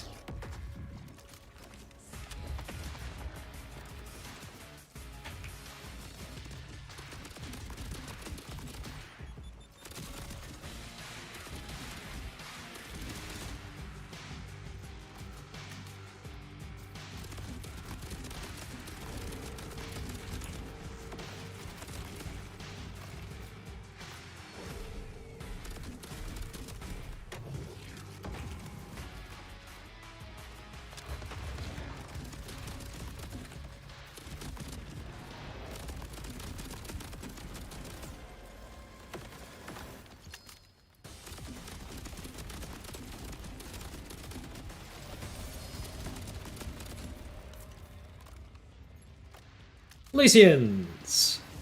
And it's shock. Okay, I was kind of hoping for rad, but that's fine.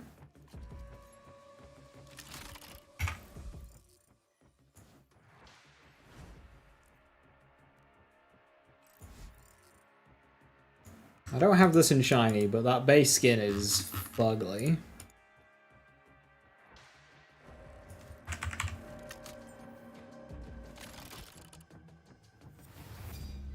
There's a Cryo Lucians, but that one's got Ripper. I don't think I want it with Ripper.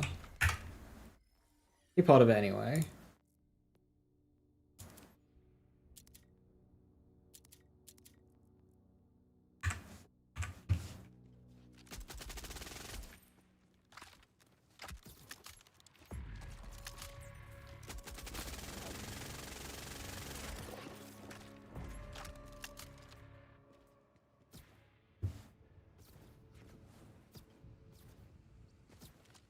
Could you scientist for Entanglement? I could.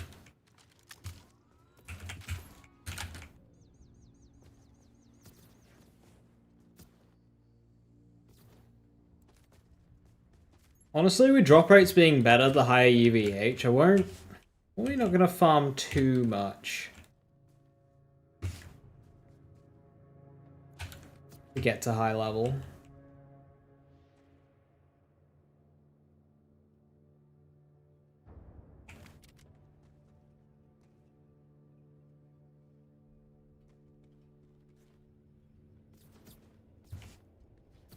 So maybe I just take what I've got and start climbing.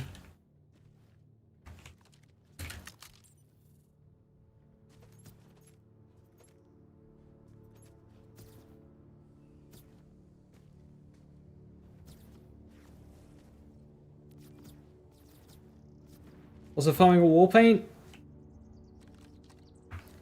We can come back for it once we've got better drop rates.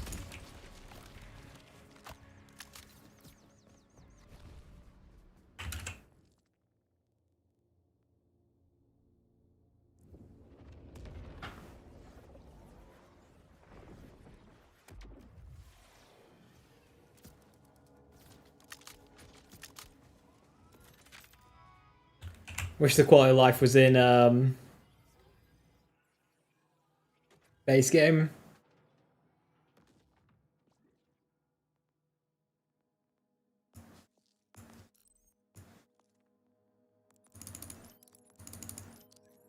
Ball. I keep using Skeptic.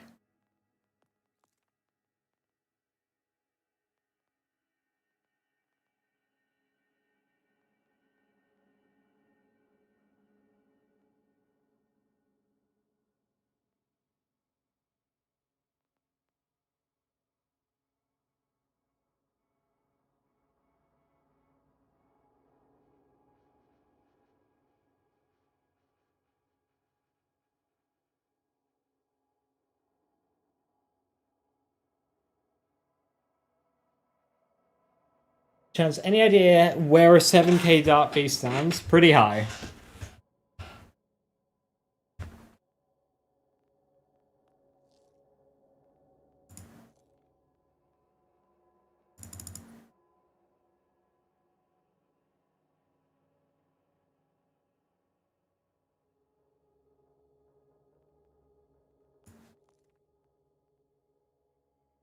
Pretty high.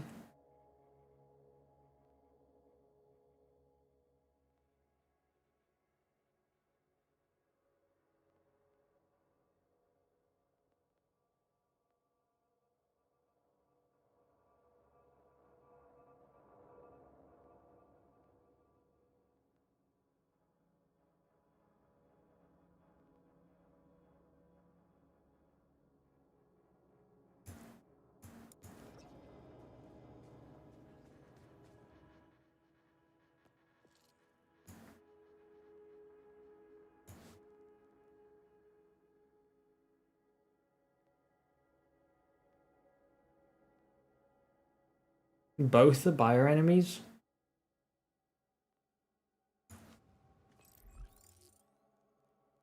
I hate the bio enemies.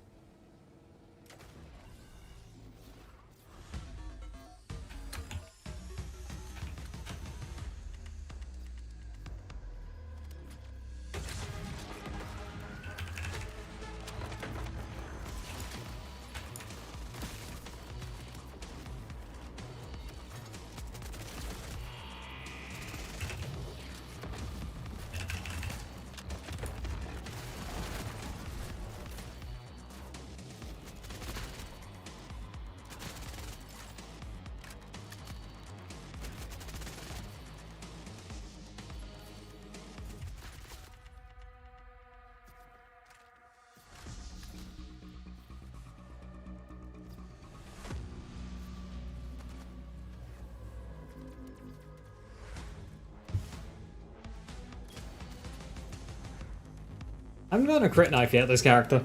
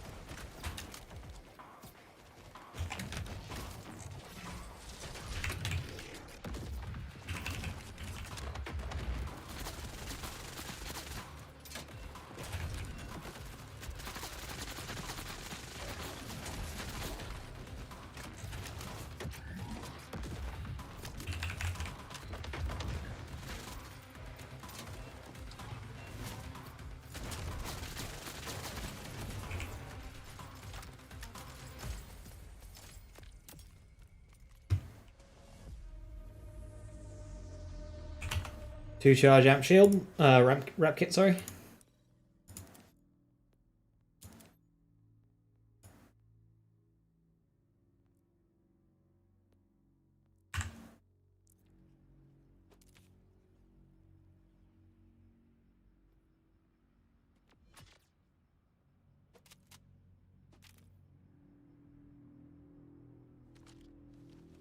Another spread launcher.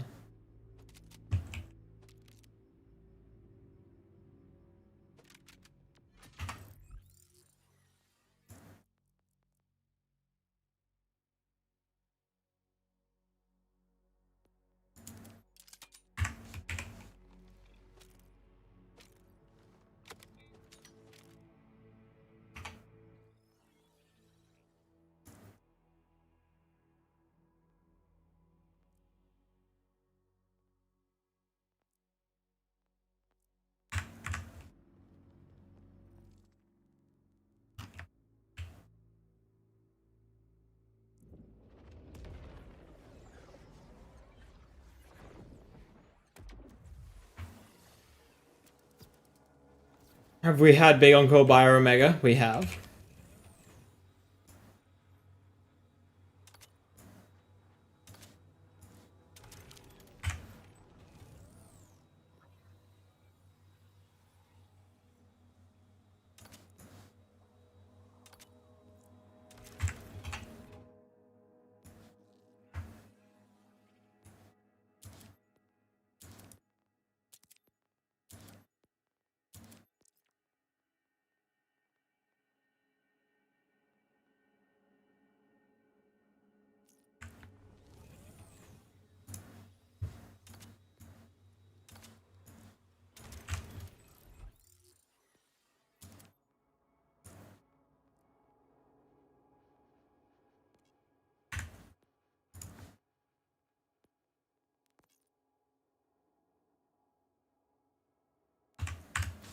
Very basic firmwares there.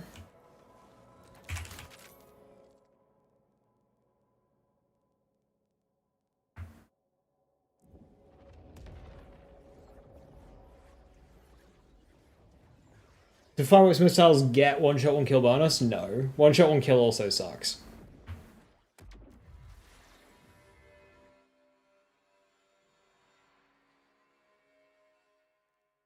Maurice is by the scrap place. It's here. It's outside, just on the side.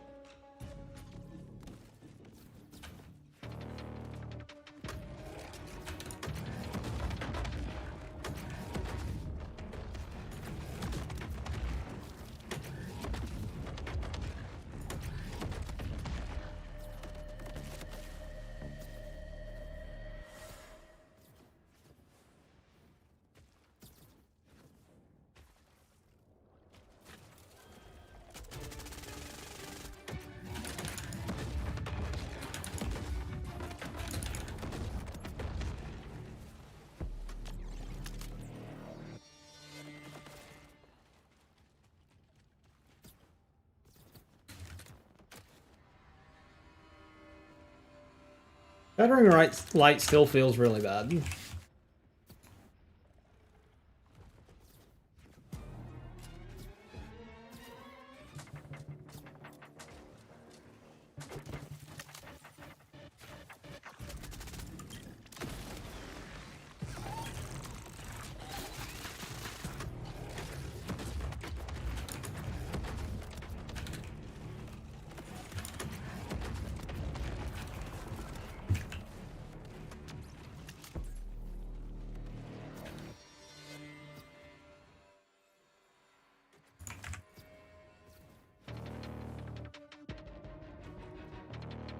Good Vex build that doesn't use the Barden. In the description, there is a link to my builds. KSVB. You can use basically anything that you want. For bosses, I use the Convergence.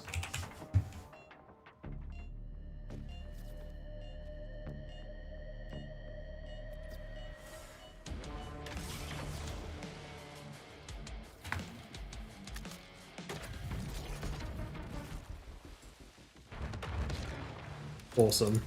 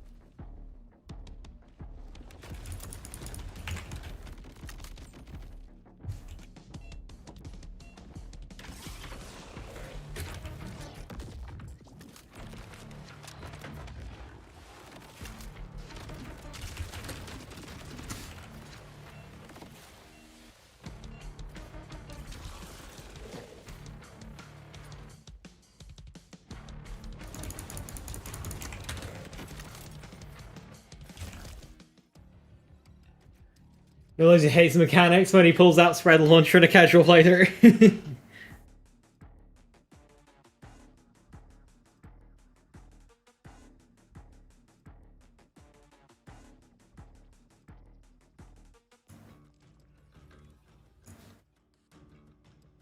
Kill 2,500 enemies with radiation damage. Have I not gotten this one on a character yet? It took this character to do it. This is a new character. How have I not gotten this on any of my others? I don't use radiation in this game. Radiation sucks.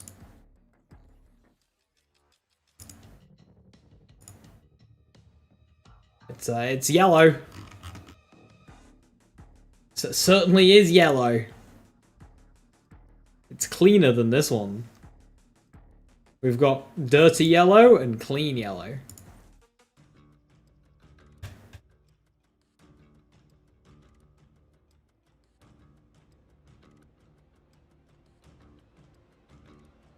Finish 100% Vex. Not like challenges. Content, yeah, but not all these.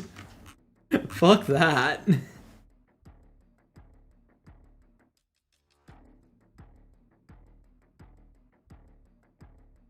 Does it explode? Yes, but only for 100 damage.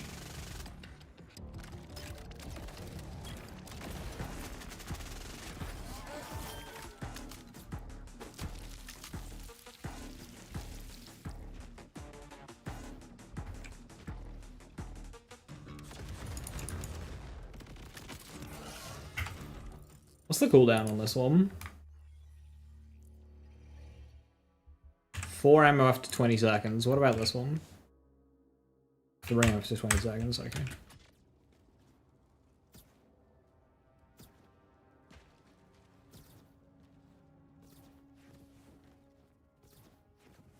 So what's the strat for Moxie Phosphines? Just give her money. Difficulty doesn't matter, nothing matters. Just give her money. You can do it on lower level if you want. Do the 1Ks. You'll earn money back anyway.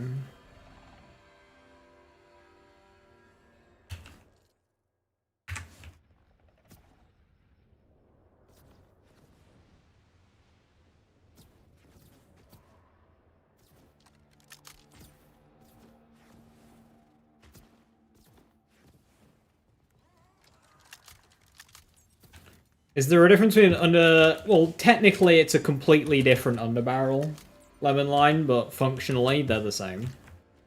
They'll have different stats and whatnot, but they are functionally the same, yeah. It's a shotgun that fires sticky pellets.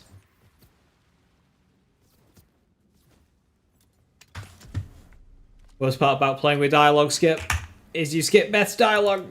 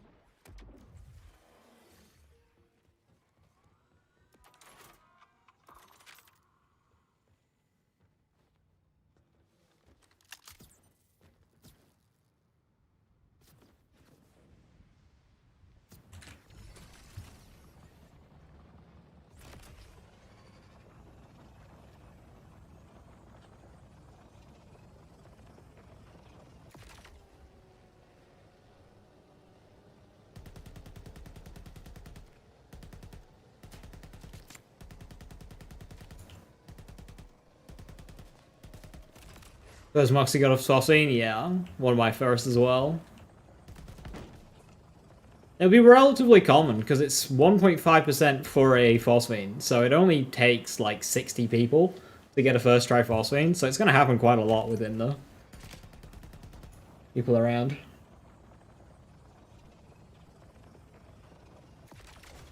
Can you aim higher? Yes, but will it be good? Also yes. Jacobs is cozy for, like, mobbing.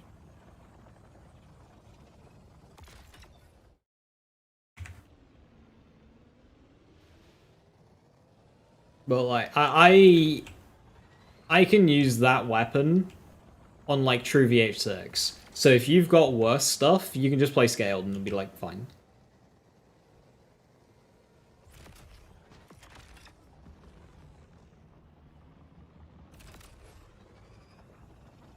You just dump money? Yep, you just keep pushing whatever button it is to tip 1,000 at a time. You just keep doing that. It's quite slow, annoyingly, because of the animation. I don't know if there's an animation skip. I don't think there is, because just how it's set up.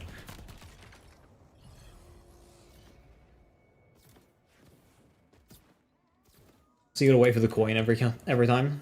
But yeah, just feed her money. Just give her the tier 3 subs.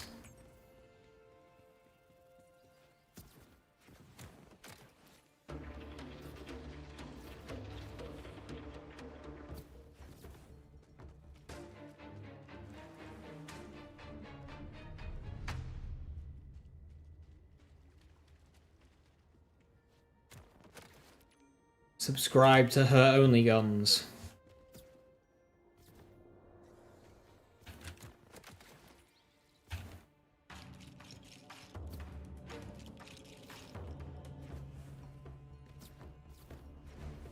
Card DPS. Cold Shoulder I think is better with Ripper because it's a semi-automatic gun. In terms of Sweet Embrace, just like element combos that you're after and just high stats. If you get a COV mag, it essentially doubles the mag size, so keep that in mind.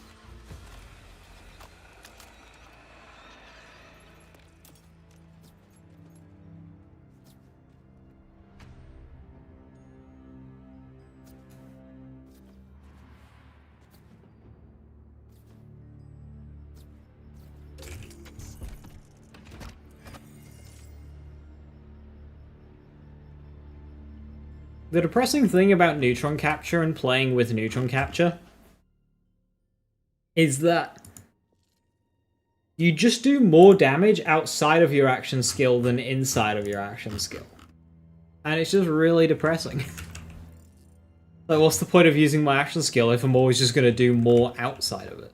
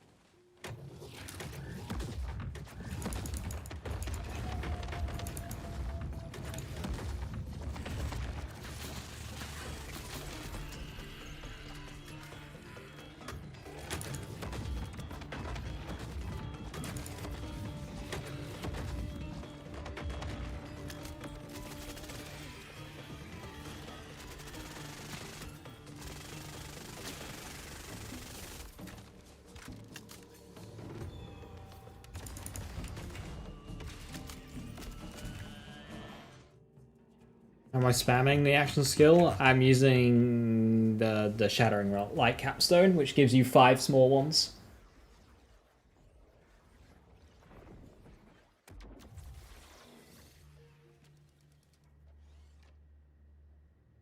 Now I understand I definitely want to get Bronzer for, but I want to get the best character. Which ones are the best character for should I play if I get the game? Yes for a question. Blimey. Character, yes. Best Roth, Harlow, Amon, Vex. Fun, yes. I think I spoke your language.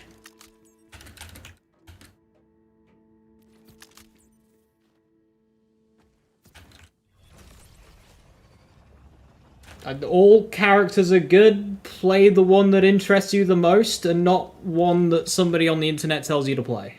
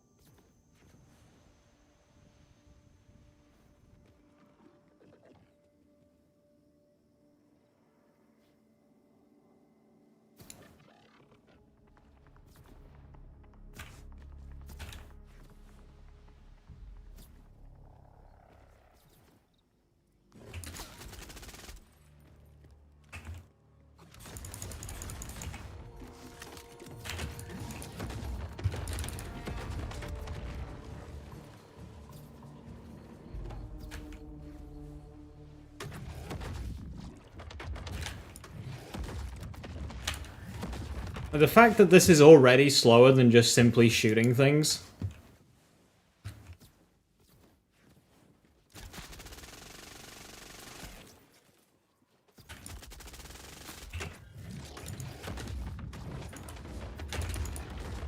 And we're on UVH1. Bye! Full damage? Whoa! No full damage. Is it a Vault Hunter?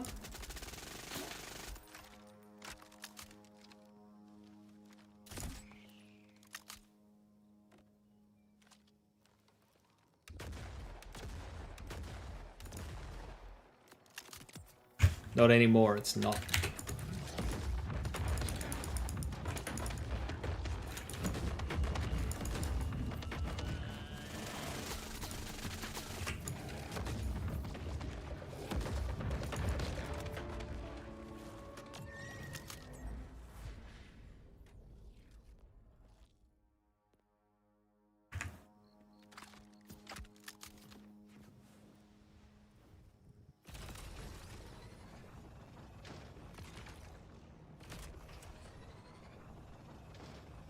Anyone's got the best voice lines? I really like Vex's. She's savage as fuck.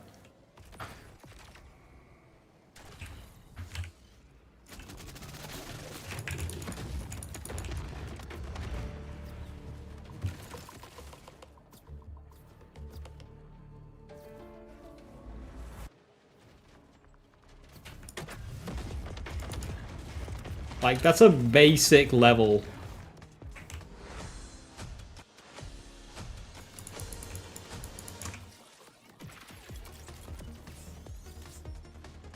Order troop there. That should be killing in one shot.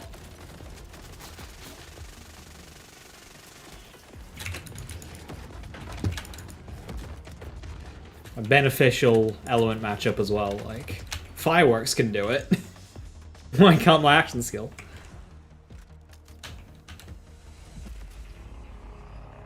Whipper and Street Embrace any good? I wasn't impressed with how it affected the stats. I don't think it's something that's needed.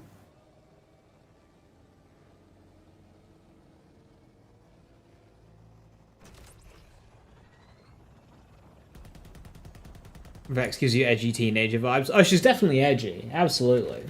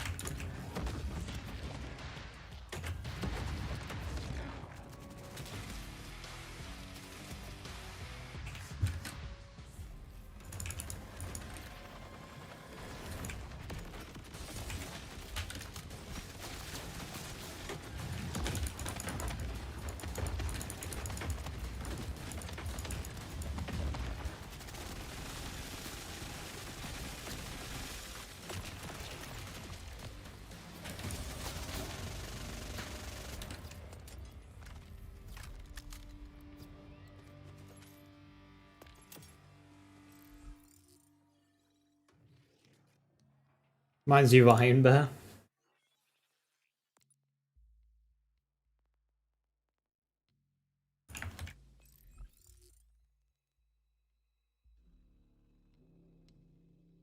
It is time to rush the gate.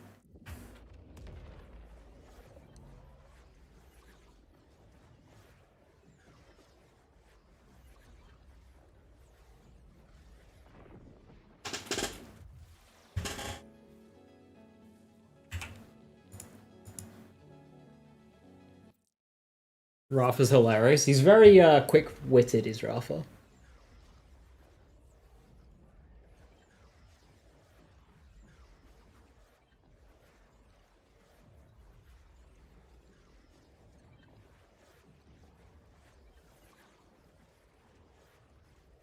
Vex is just straight out aggressive sometimes. You can tell she has very little patience.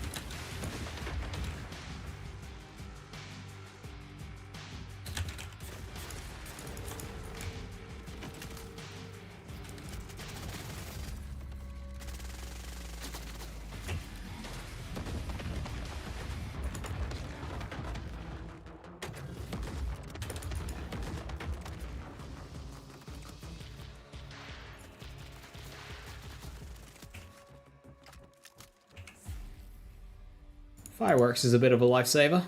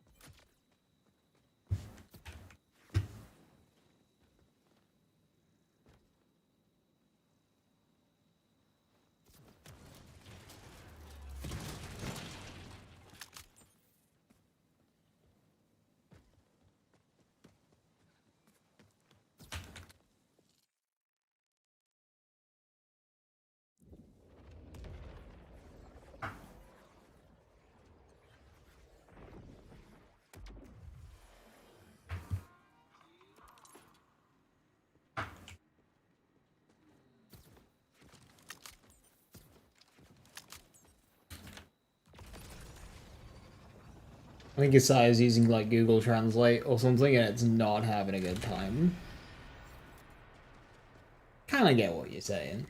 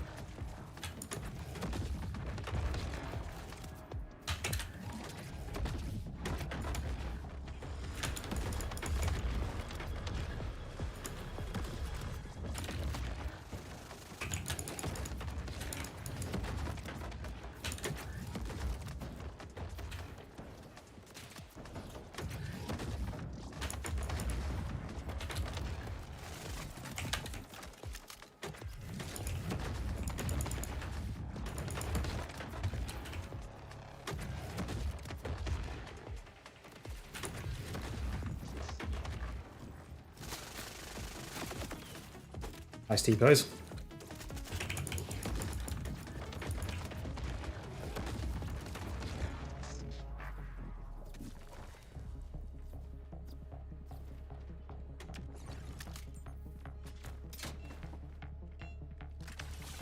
I need to roll second for being cold shoulder because the shinies themselves were what's added to the pool. It's done a little bit different to normal shinies. So you can get shiny duplicates with Moxie.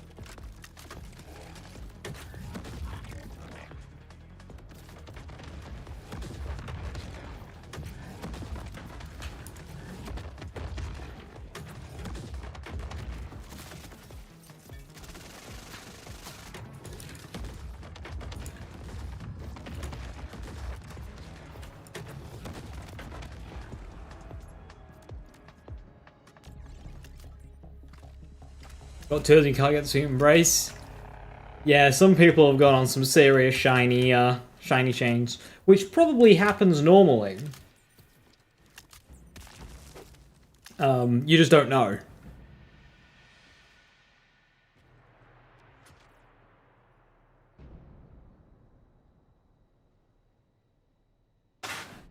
Yeah, you're using the Google voice. Yeah, I figured as much.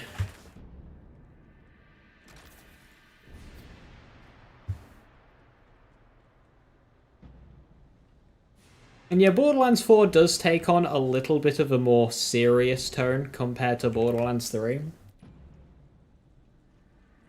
It's still very much Borderlands, though. There's plenty of silly.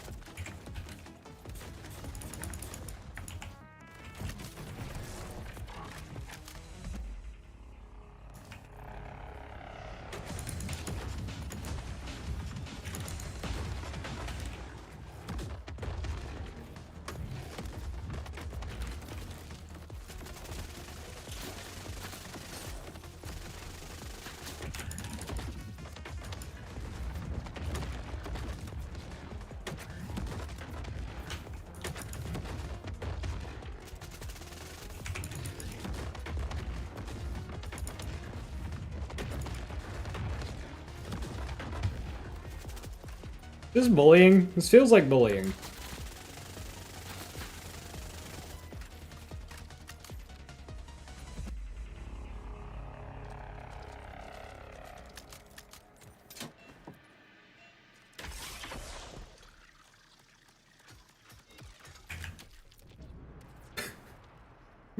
Why was that damaging me?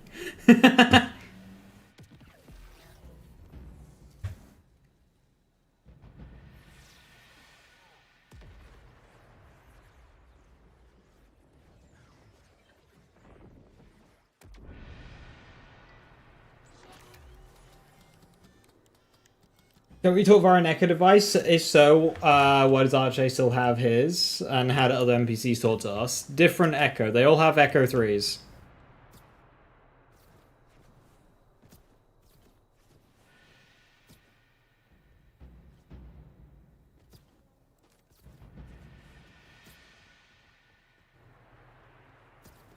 That's not stated anywhere, I'm just...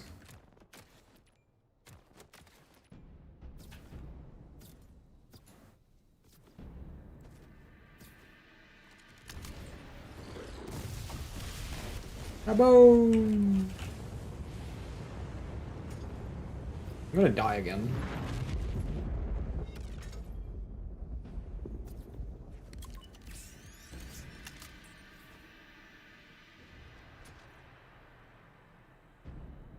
Being in the phase, he had a backup Echo 3.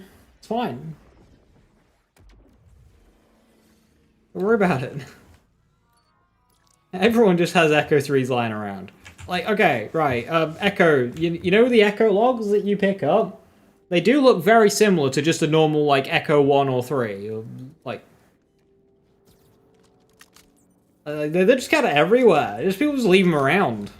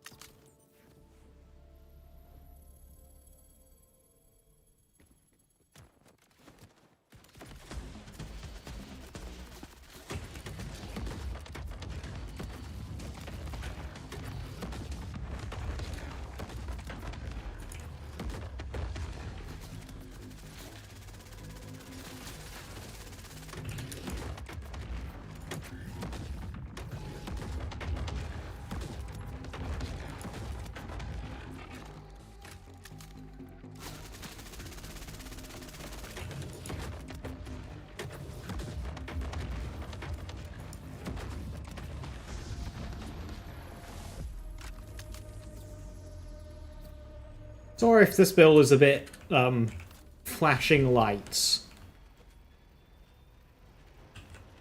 Or shattering light, I should say.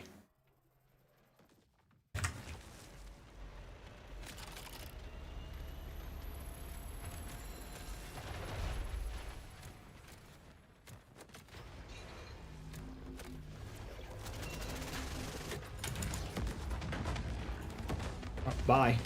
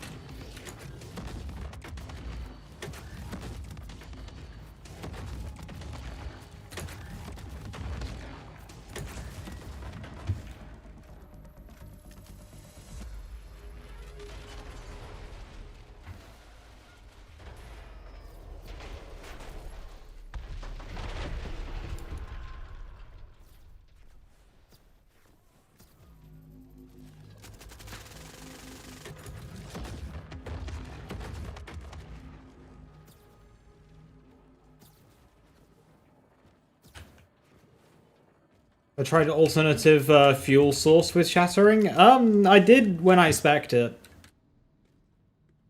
Didn't seem to do much at the time. Right now I'm using armor, so I'm guessing it doesn't work with that. Doesn't seem to drain any when I do it with armor. That's the problem with fireworks, is things that rely on shields just stopped working. And fireworks is very good.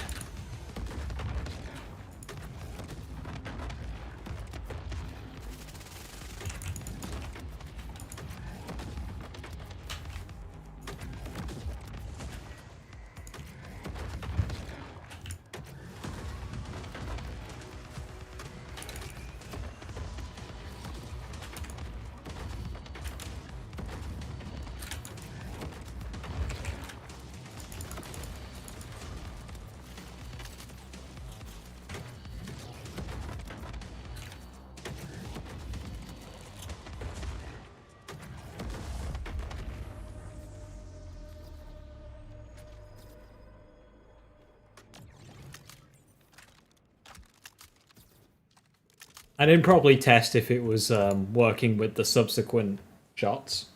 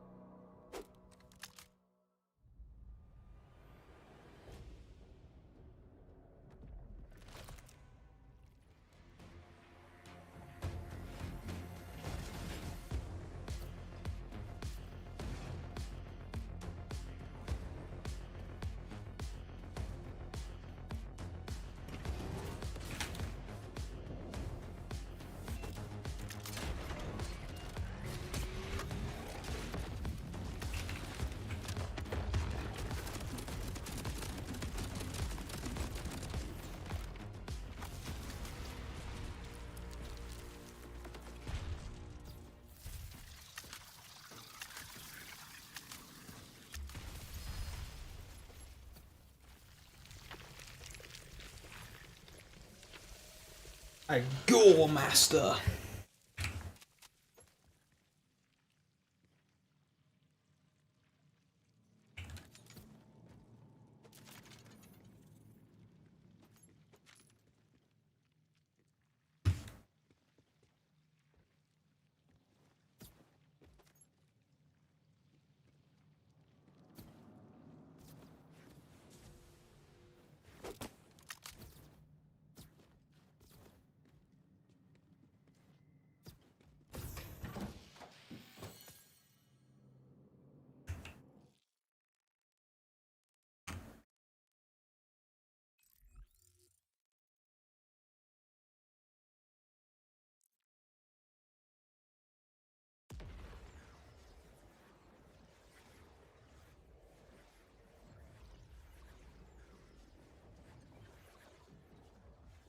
I've had very little high caliber drop, but I don't see myself being able to get high cal 3 in time for the Lictor mission.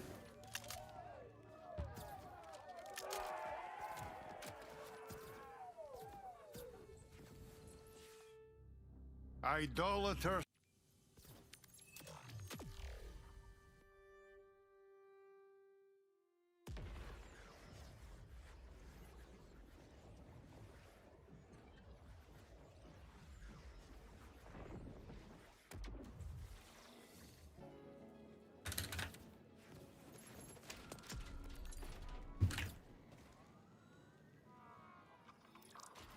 My backpack? You mean my vault? I'll have plenty in my vault. If I want to, like, pull out of there, but...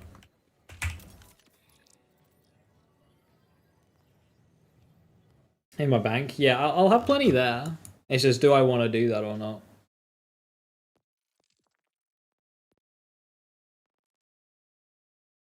Shadow Pelt, Rock and Roller, Core Observer, and Frank.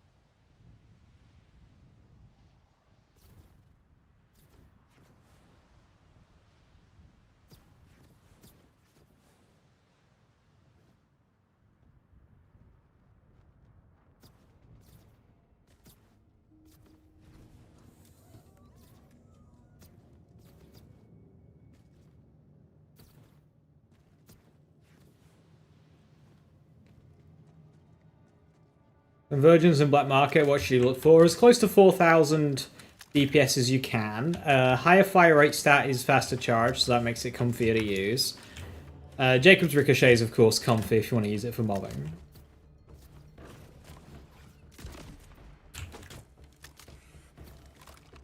Yeah, it's up to 3,000 DPS elemental, up to 4,000 DPS kinetic. Might go a tad over on either. Just like, that's kind of the region you're aiming for.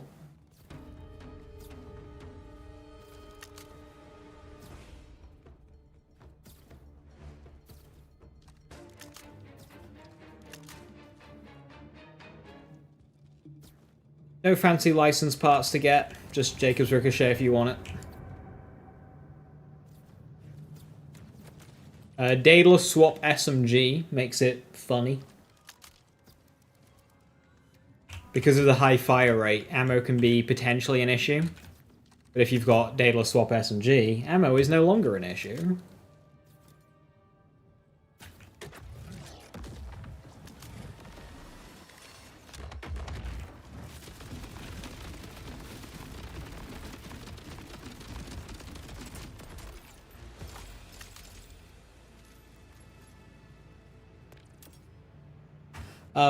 Beam Tosser.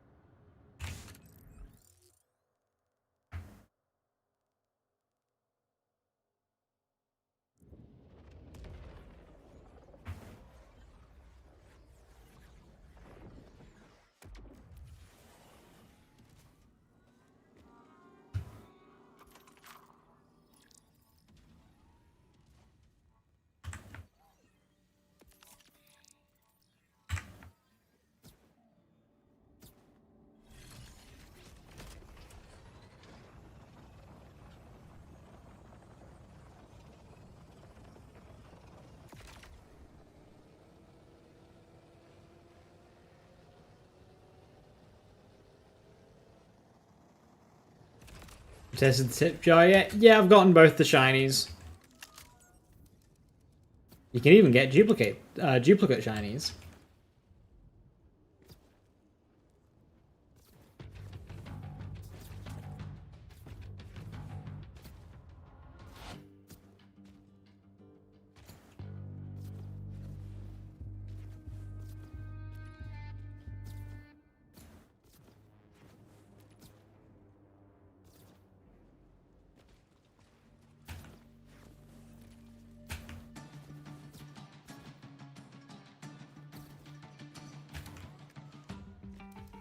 How long did it take me? About an hour.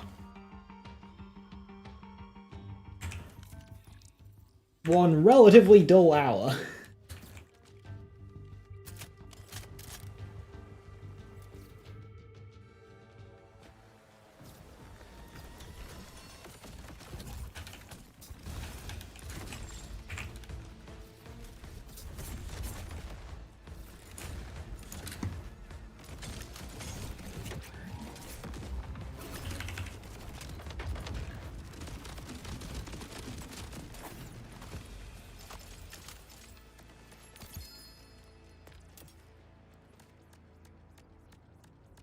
TK's wave.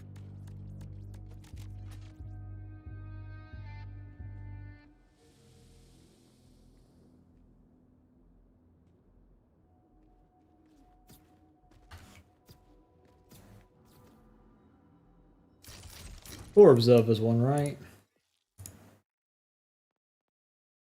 Yeah.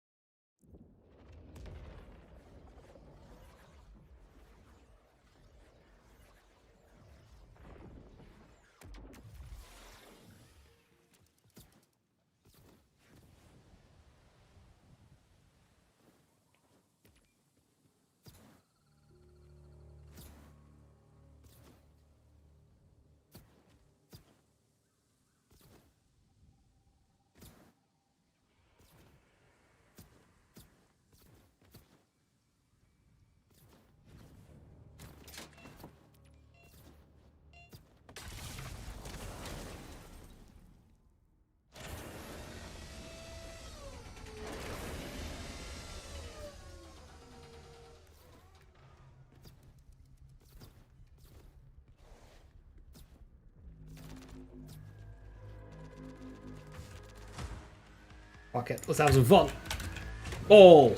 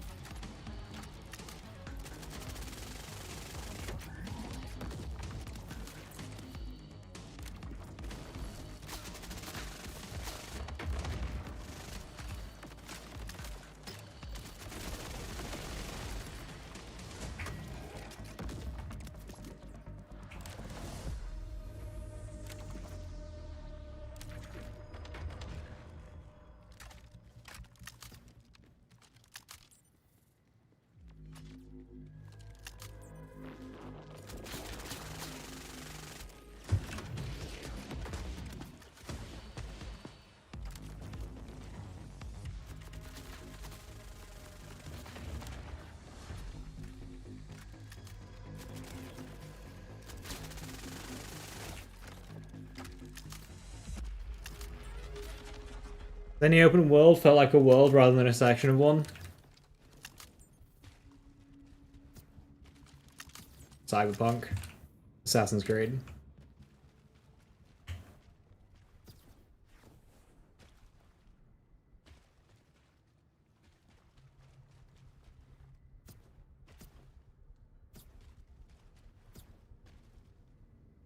Help, I got turned around.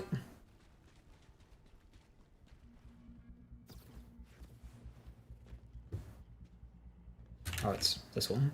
Or...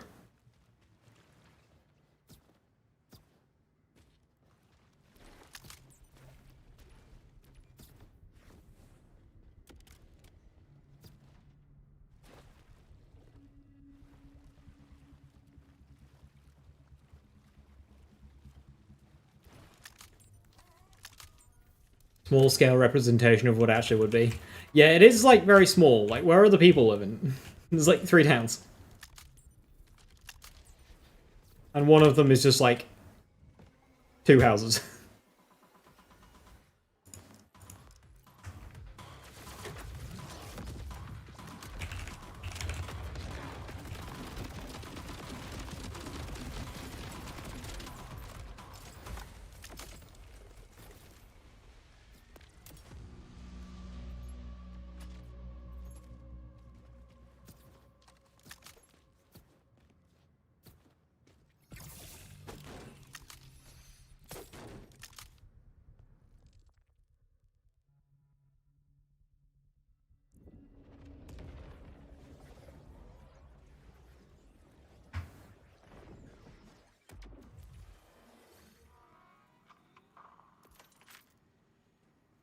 Yeah, there's very little to indicate that there's like people actually living in this area of Kairos. They keep saying, oh, the people of Kairos, the people of Kairos. What people of Kairos? There's nobody fucking here.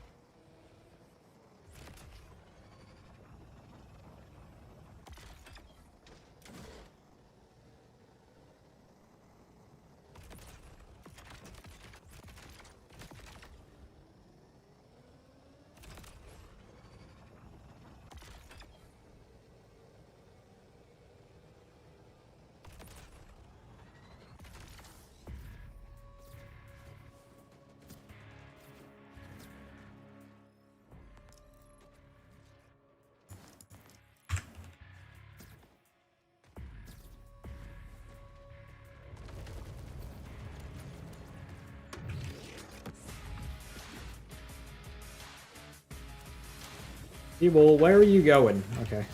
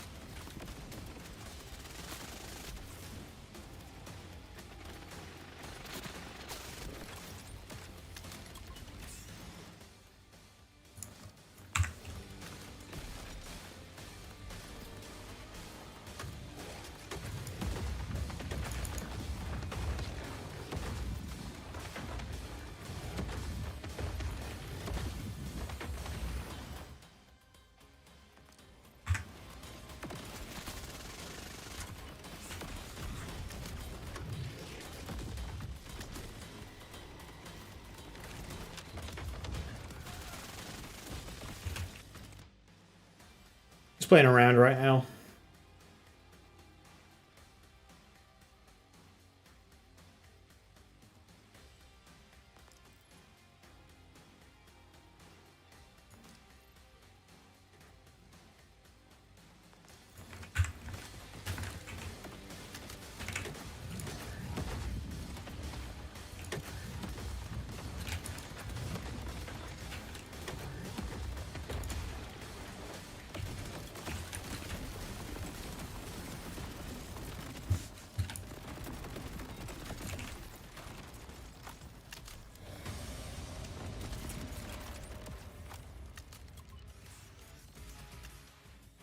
trying to see if some combo did something versus bosses, but doesn't really seem like it.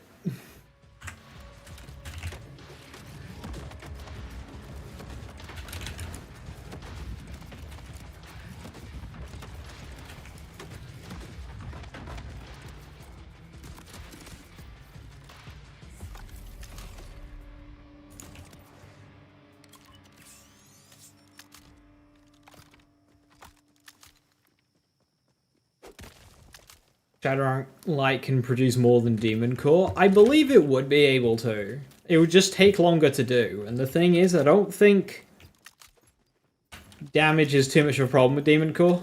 The main issue is time.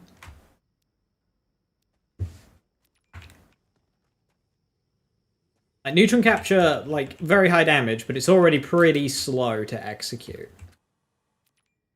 Shattering Light... It could be good, I think, if there's, like, enemies spread out. Like, Shattering the Light would probably be more consistent. El Patch? Well, the patch is next week.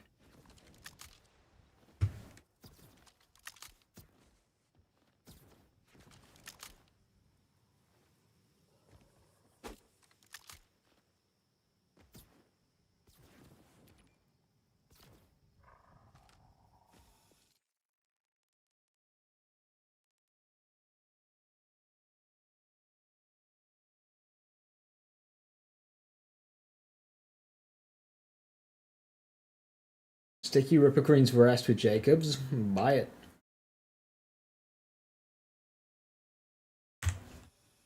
Get it bought.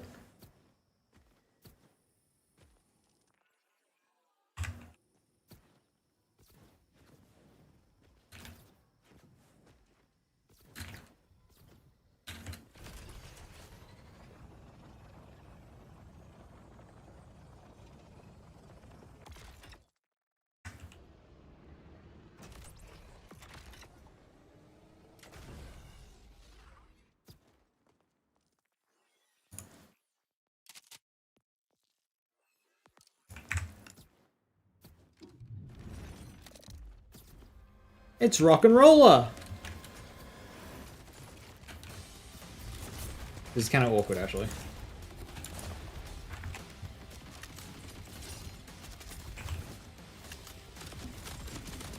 There we go.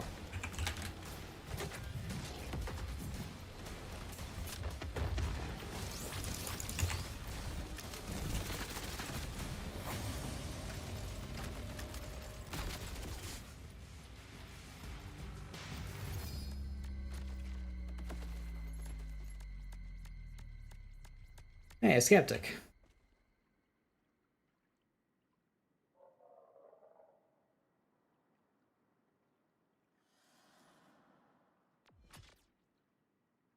It's a tad better. SMG damage. What's mine? Gun damage. Yeah, that's not worth it.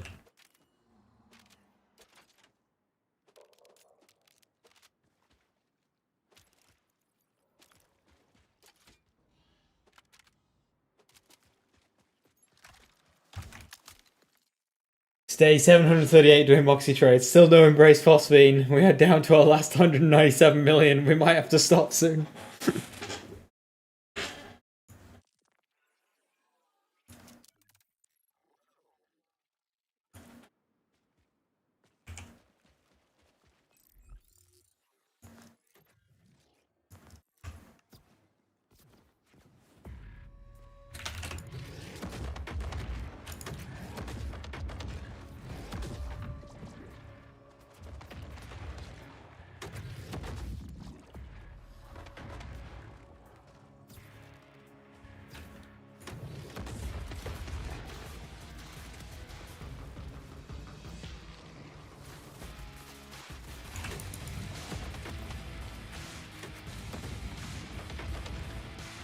Why does it keep leaving enemies on, like, no health?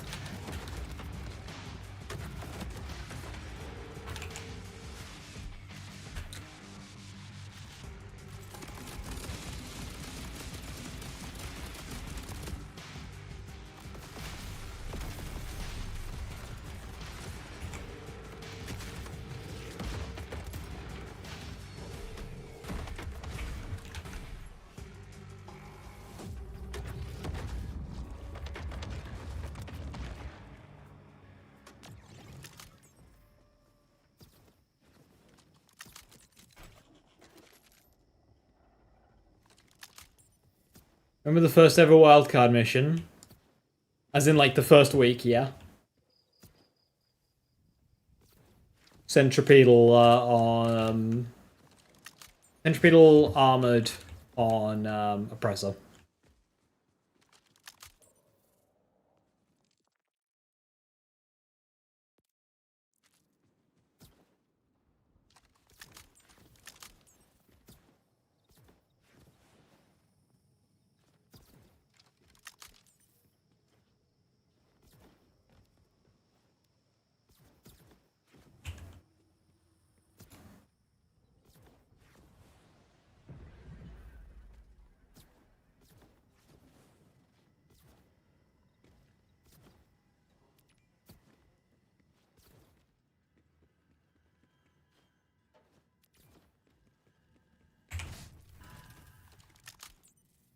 Crit chance is equal to enemy max HP.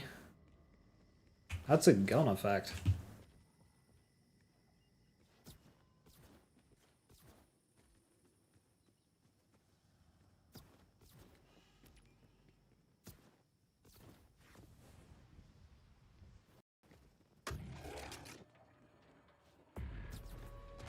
Hi, toilet.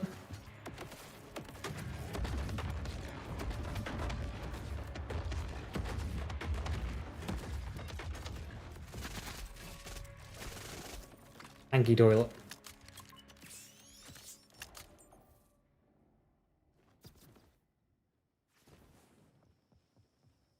Okay. We've still got this toilet.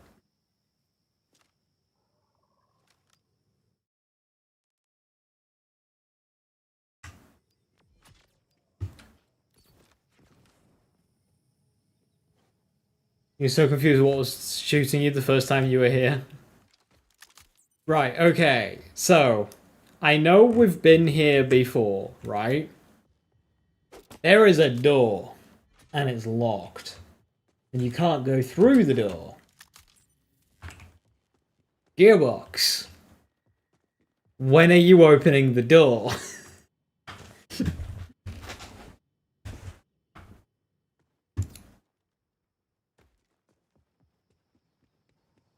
Right, that's there.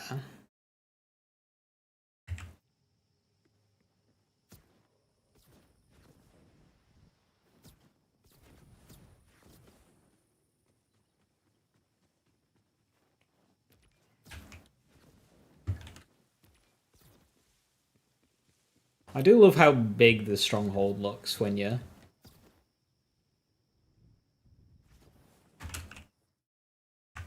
not in the Stronghold.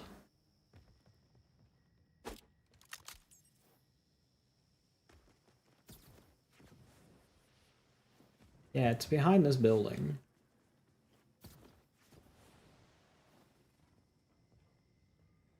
I know there's a side mission around here, but I can't remember if the side mission takes you into that building or not. Seems to be no way to, like, look inside, so probably not.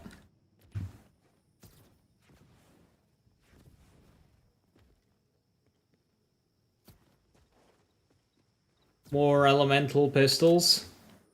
That mission does take you inside. Interesting. Oh yeah, you can go in there. Can I climb through the window? I can. Aha! We found the door! Damn it.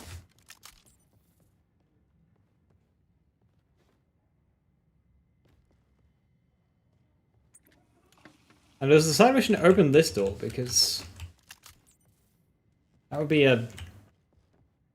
Yeah, so we found the other side of the door. Goes to here, but... Pretty.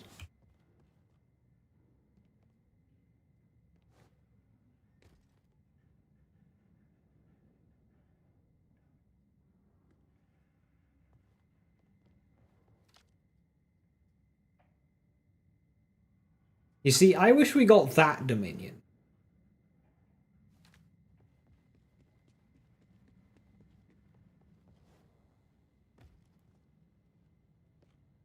Good view from the window.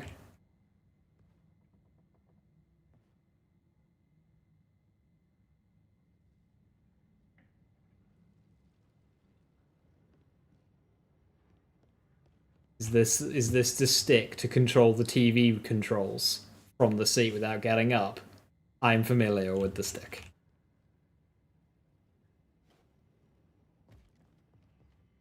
You need to have a long stick by your chair so you can close doors, push buttons.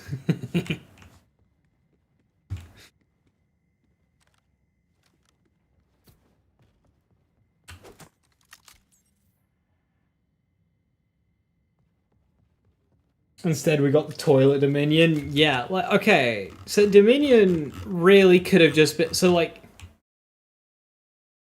all of Dominion just looks the same.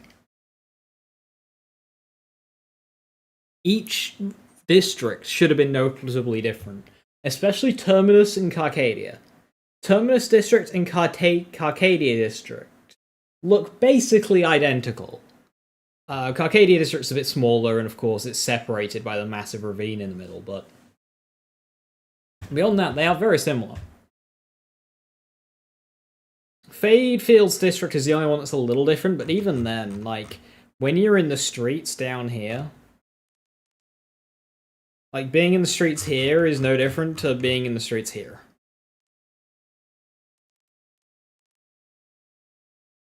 They should have been noticeably different.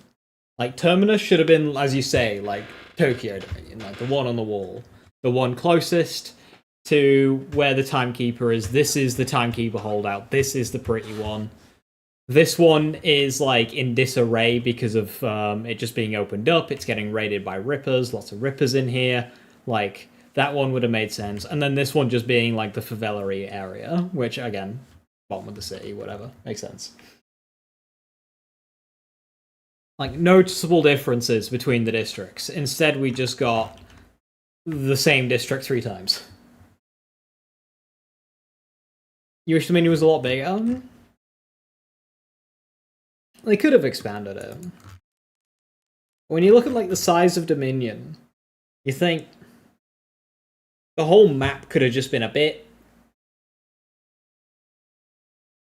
bigger / more dense.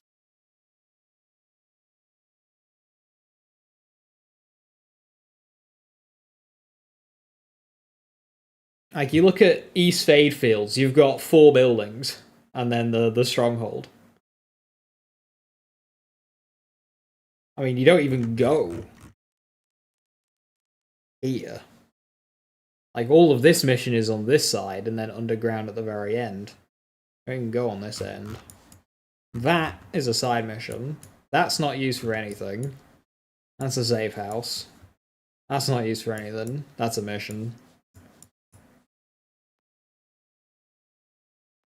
That's a side mission down here. But yeah, they could have... See, the Dominion side missions were good. A lot of the Dominion side missions open doors. Like, you can go into this facility up here. There's another side mission that takes you into this facility up here. You've, of course, got the Dome building. The side missions in Dominion are pretty good because they open up areas. Like, new places.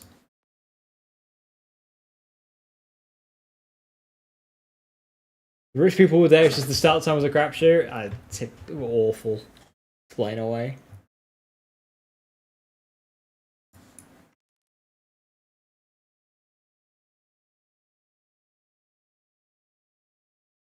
Just allowed them to use the same assets from Carcadia inside of Dominion.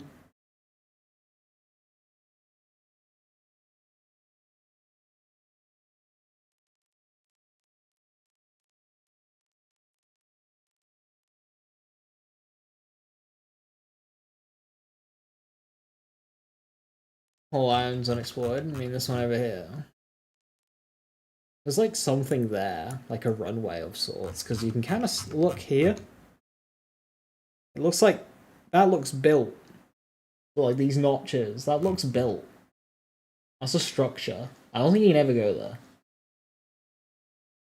Now that structure is obviously taking you over here. It's almost like this would have been like a silo and it would have taken you across. You do go here? I know you go into these caves. But do you go all the way up over onto this?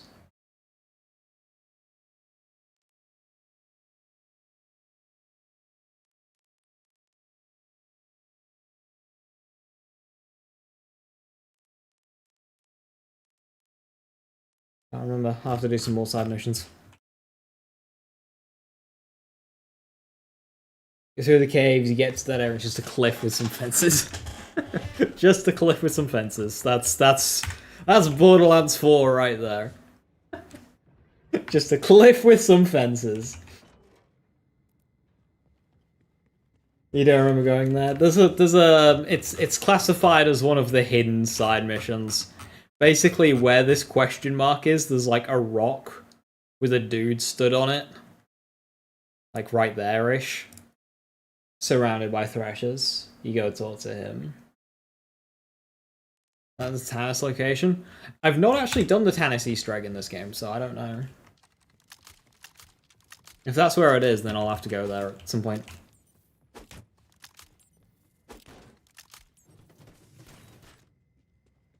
Anyway, with that, I'm gonna call it there. Tomorrow, I'll be live a little bit later than normal, because I am working, hooray, sad, till 5 as well, not my normal end at 4, so I'll be live a little bit later tomorrow. Oh, there's a chest there. Hooray for useless red chests! That was a purple, at least. And we will continue with Harlow.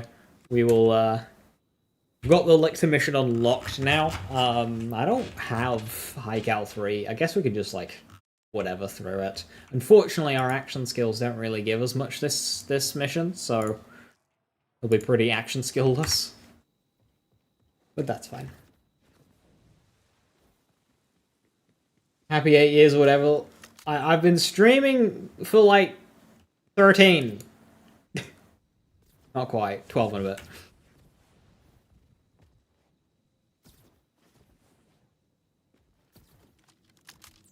Six for partner then. But yes. Thank you very much. Have a wonderful rest of your evening. Stay safe. Stay awesome. And I'll catch you tomorrow. Bye-bye.